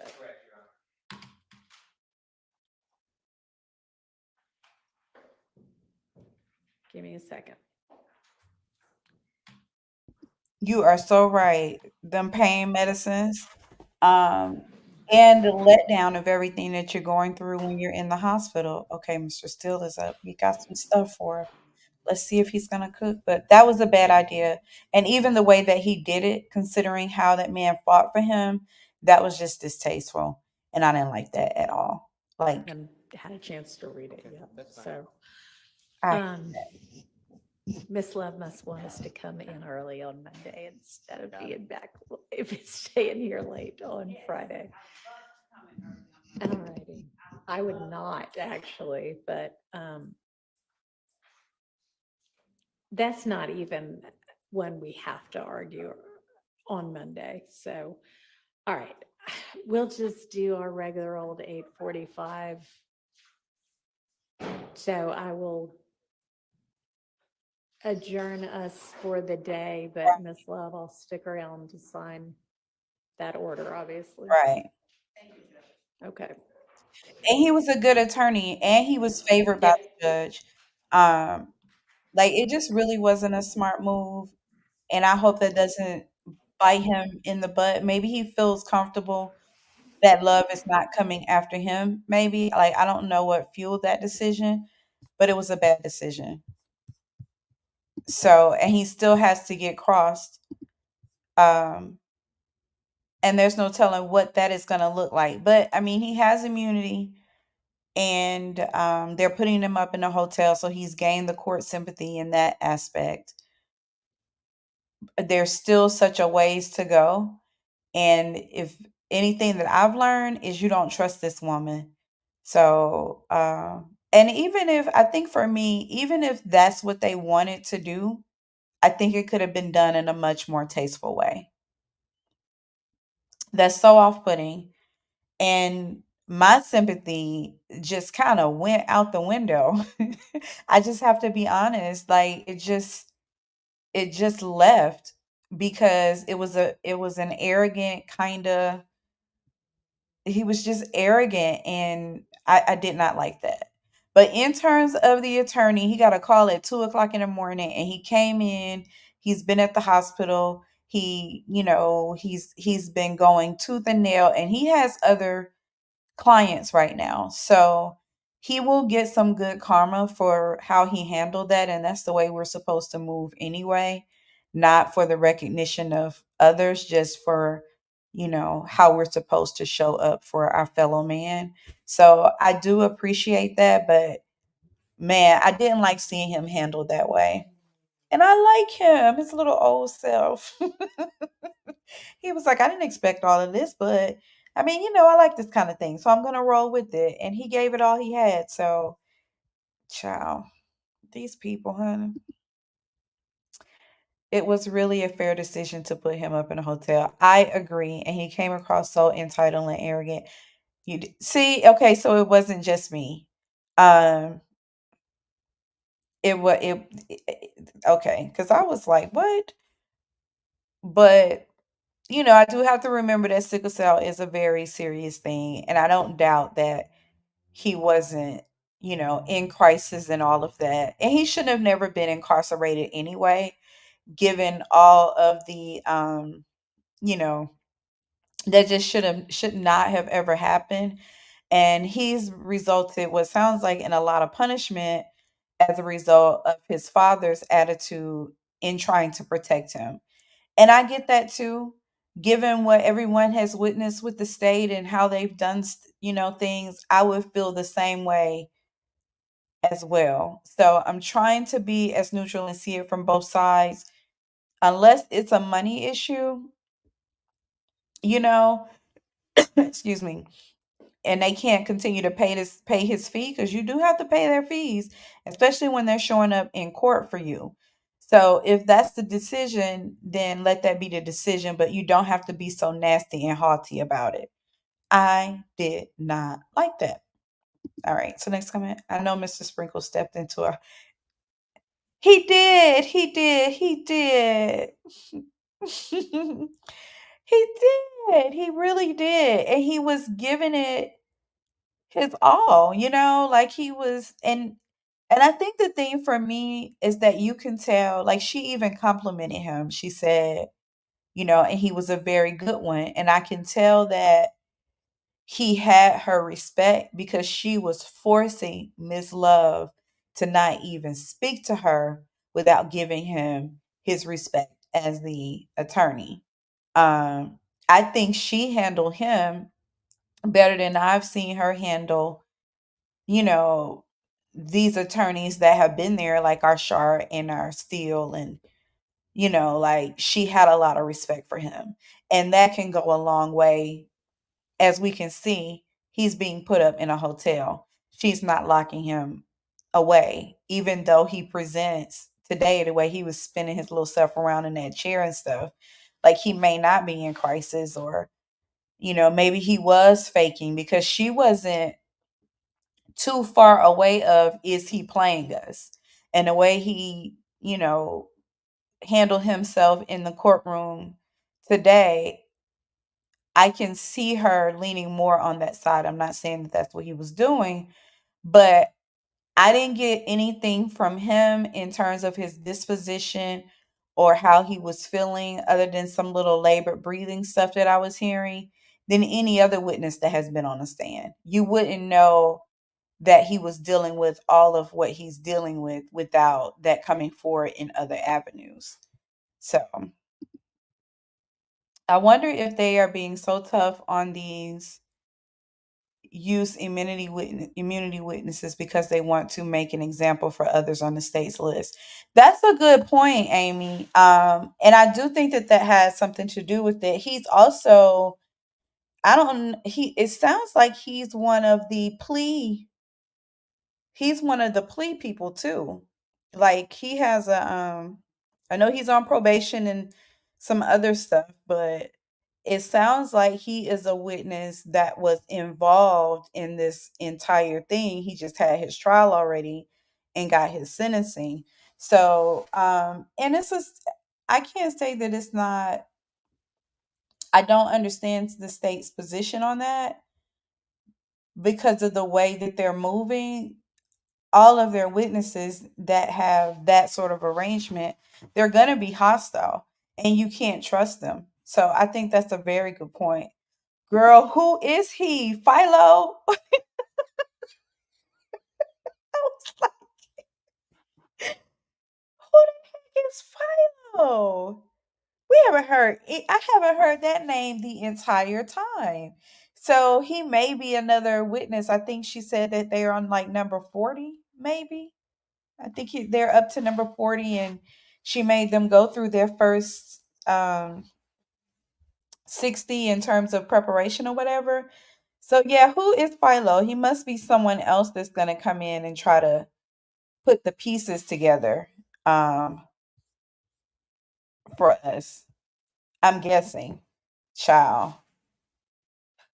The thing is, the way that I expected much more from his testimony than what he gave. The way that she was fighting tooth and nail to kind of get him on the stand, it doesn't even seem like it's worth it. And now they're going to spend more money putting them up in a hotel for the weekend, which means that they're going to have to provide food for them for the weekend.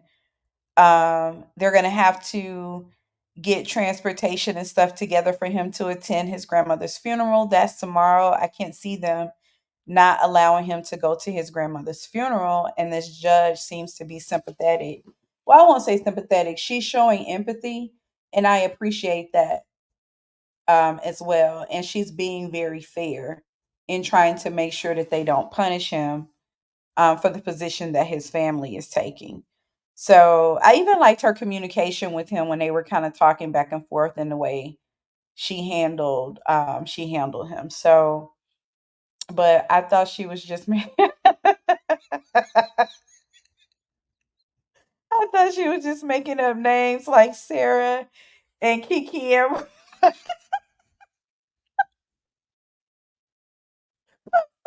oh, girl. I was like, what the Philo? Who is this lady talking about? You know, I'm gonna be honest. I could not. I don't even see how his testimony helps the state. I just don't. She talked about, she didn't really get him, like about the gun. Did you have three in your hand or one? Which one was it?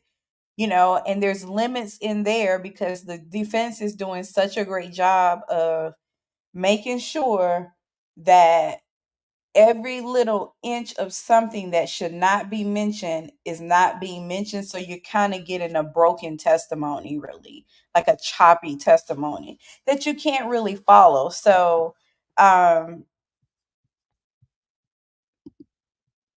I don't think anyone would question her about it. She could name off so many. You're right. You're right. You're so right. She could name off so many random unindicted co-conspirators and no one would care at this point. You're so right. Listen, is she taking a page from Kenneth Copeland's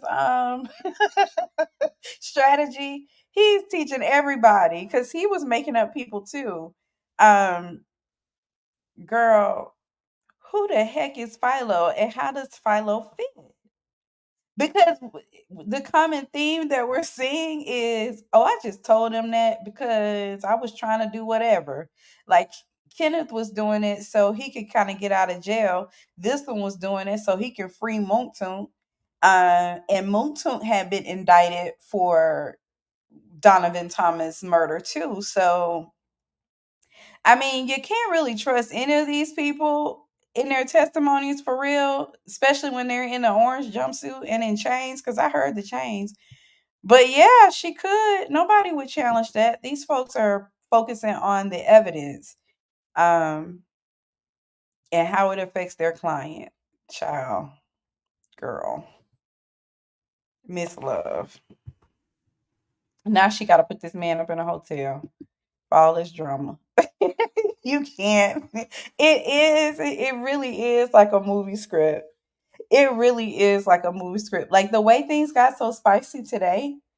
Um, and they had Judge Whittaker like hot. Like she was she had reached her limit today.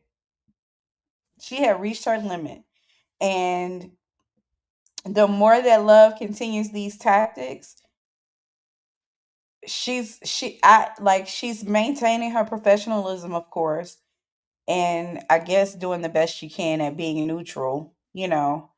She's still being fair in her rulings and that sort of a thing, I think. But you can tell that, I mean, I would even say neither one of them like each other because I caught like a little neck roll or something towards the judge yesterday. And then that was the threat of contempt today. So it really is kind of like a bad movie script. It could almost be a comedy skit, really, if you wanted to switch it over to that lane. Mm-mm-mm. So I guess we'll get him Monday, and then we'll get more of Shorty Doo Wop if time permits. Um, and I don't know what they could have after this. Maybe Flojo will show up. I don't know, child. Anyway, it was fun. I will say this, I appreciated my anxiety going down. I was so anxious when he took the stand. I didn't know what was going to happen. Mm-mm-mm. But now I'm not as emotionally invested as I was just because he fired my little new friend. The way that he did that. I'm just like, not that I want to see anyone get mishandled for sure, but I'm not on pins and needles. And I do still care what happens to him. But whatever does happen to him is kind of like he's going to have to take responsibility for that because he fired his protection blanket. And that was just crazy. Good. I was trying to do well. Girl, he was so short. I don't even think when he was gonna step up and get on the like get into the like onto the witness box or whatever, it almost like he was at the same height as the little desk. I was like, oh my gosh, he's like a little leprechaun there. Um, and I was picking up a little bit of the Napoleon type, like in his testimony, like something about his testimony was given, like they said, boisterous. I didn't want to say that because that seems like such a negative term, but he was definitely given to my own horn there. When I saw him walk up there, I was like, oh my goodness, what a cute little shorty little son. I'm so wrong for that. But it was funny to me. It's like he's a little bitty something. So for him, I just want to see Schardt cross him. I think he gonna get him, especially with him being that arrogant, boisterous kind of thing. I think Shark gonna bring him down a notch or two. He don't have that for to go, so hopefully he'll go kind of easy on him. You don't need to chop him up too much, poor baby. Child. I don't want to see that man getting off the stand looking like a top, like a toddler, first grader. Oh my goodness, goodness, goodness. Mm. He gonna handle it. He's gonna handle it. Um, yeah, I can't wait to see that. So I'm looking forward to that just for I think it's gonna be a comedic relief kind of thing for me. But I am looking forward to seeing that. And I'm hoping this boy has not shot himself in the foot and removed his protection blanket. Because if he takes love off and she gets to handle him like a hostile witness, there's no telling what will happen. He is not, I would say, even as sharp as which Moontuk that didn't really seem that sharp, but I can see it's real easy for her to um get him to testify to whatever the closest truth may be, like in her favor. It's real easy for her to trip him up and for him to just kind of talk without thinking. So he definitely doesn't seem to be a witness that would be in favor of the defense just because of intelligence level. I can see him giving some damaging testimony, but he does kind of slide by. He does kind of shuffle by her when she tries to pin him. So we'll see how that goes. I'm just hoping he makes it to where he doesn't get himself into perjury trouble or whatever, since he's decided he don't need an attorney. Oh man, that's so beautiful. How Short and still have each other's back, and they're so close now. Still, even like he can speak for him now. Like he was talking about something today. I can't remember right now, but he was saying he could. Yeah, I can speak for him as they were one and one on whatever subject it was that they were talking about. I do. I love to see them in action. I can watch the two of them all day. Like it's like I love it. Absolutely love it. And I can see the attorney who got released today. I can see him being, an intricate part of their team. So I was kind of looking forward to him being on that side of it because I get like another walking encyclopedia for real, for real. Um, with that guy, I really, really did like him. It don't take much for me. And a little D been through some stuff. some of this stuff in that case before. Yes, and knows some of the ways of the prosecutor can trip him up a little. I get that because even he softened a little bit. You're right. Um, it's obvious some history there because he didn't want to even speak to her, but she's won him over. She's basically gotten his defenses down. So I was surprised to I was surprised to see that. But I'm not as nervous as I was. So that's a good thing. And I mean, I can't even be upset with anything that happens with him because he shouldn't have let his attorney go. Even if he was going to let his attorney go, he should have had them to give him at least a state appointed attorney or something like that. That was just not a good move.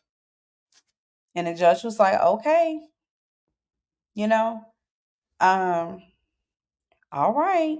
I mean, he could ask for an attorney at some point. She would stop things and let him have one, but child, true. I agree. I agree. Um, we'll see how it goes for him when he comes back on Monday.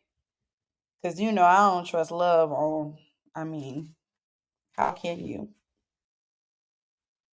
How can you trust this lady? So it was a good day. I didn't expect to um feel as light about it. So I am grateful for that break. But girl, when she said no, you need to listen. I was like, "Oh my gosh. She about to get you, girl." So I'm interested to see if she and of Love and Judge Whittaker will actually get to bumping heads for real, for real. I don't think they're far from it. It's like an underlying thing that's going on with them. The patience line is getting shorter and shorter. Um, and that energy shift after they had that powwow about her questioning Shawty Doo Wop, it was like a complete energy shift in that room. And I honestly couldn't tell who won, but her thing yesterday was in favor of the defense. So, um, in Love, she continued to question him, but I don't know. That was kind of weird to me too. It could have been so much worse. Girl, they could have taken him into custody.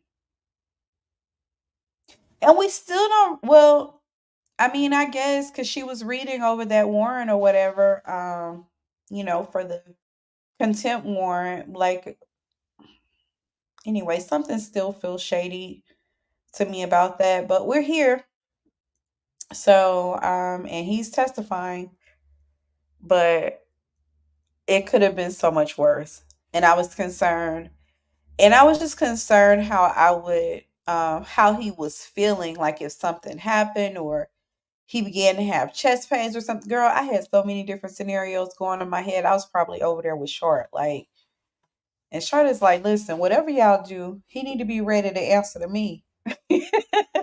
So assess him because he should not be up here if he's not gonna be well enough to answer to me. Because he been saying some stuff about my client. And yeah, I'm gonna need to holler at him. That was his energy. Like, don't play. But, you know, we'll see. I want to see it too. Maybe what's his name? Thugger Daily. That's who I be following on Twitter to get like kind of like my tea. I'm just gonna check Twitter real quick and see if he put anything up. Cause I want to see that affidavit. I really do. All he got he has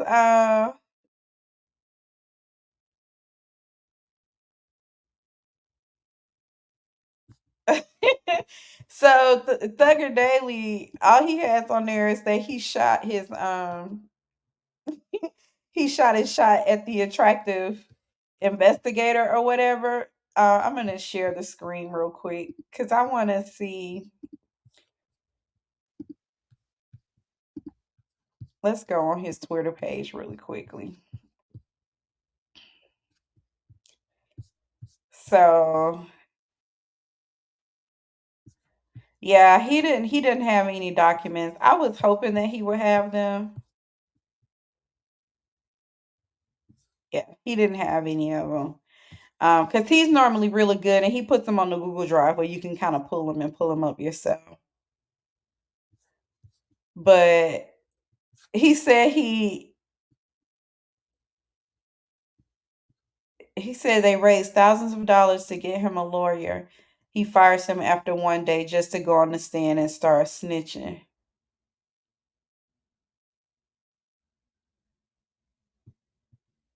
Yeah. That's such an ignorant move. I didn't catch that where he thought he was working for the state. I don't understand how he thought the lawyer could be working for the state. This guy or this family doesn't seem to be very, let me not, I don't want to insult anyone. He did. Boy, that lady don't want your little nappy head self with you in that orange jumpsuit, honey. That's not cute. And them chains. Child, please. What you gonna do for her? Can I get her that's walking out right now? Her, that one, that one. Judge was like, I don't know about that. I don't know if it's gonna be her. But anyway. That was funny. He is completely relaxed, honey. Let's hope it don't come back to bite him, child. Mm-mm-mm. So we'll see if anybody gets a hand of that affidavit. I'll be looking out for that. I usually follow Thugger Daily for my documents because he's very generous with his content, and I love that about him. I mean, we all in this thing together for real. So let's see. I will be back definitely Monday. So we can finish up with his testimony and see if anything flushes out with that. And I definitely want to see Schardt cross our little guy and see what happens with that. Otherwise, have a great weekend. My team is on a bye this weekend, so I won't be watching them. So I'll see who else is playing. I'm definitely gonna catch some football. Um, I don't know who is Arizona got this weekend. I have to see who they're playing because I do like to see them, especially when they play at home. Hmm. It'd be hard to get up out of there when they play at home. Uh, I do. I'm so glad because we got Georgia next week at home, double I. So I'll be we'll see how that goes. You have a great weekend. I so appreciate you, girl. I can't wait to get back on Monday for some fun. Thank you so much for rocking with me, Amy, and I will see you Monday. Have a good weekend.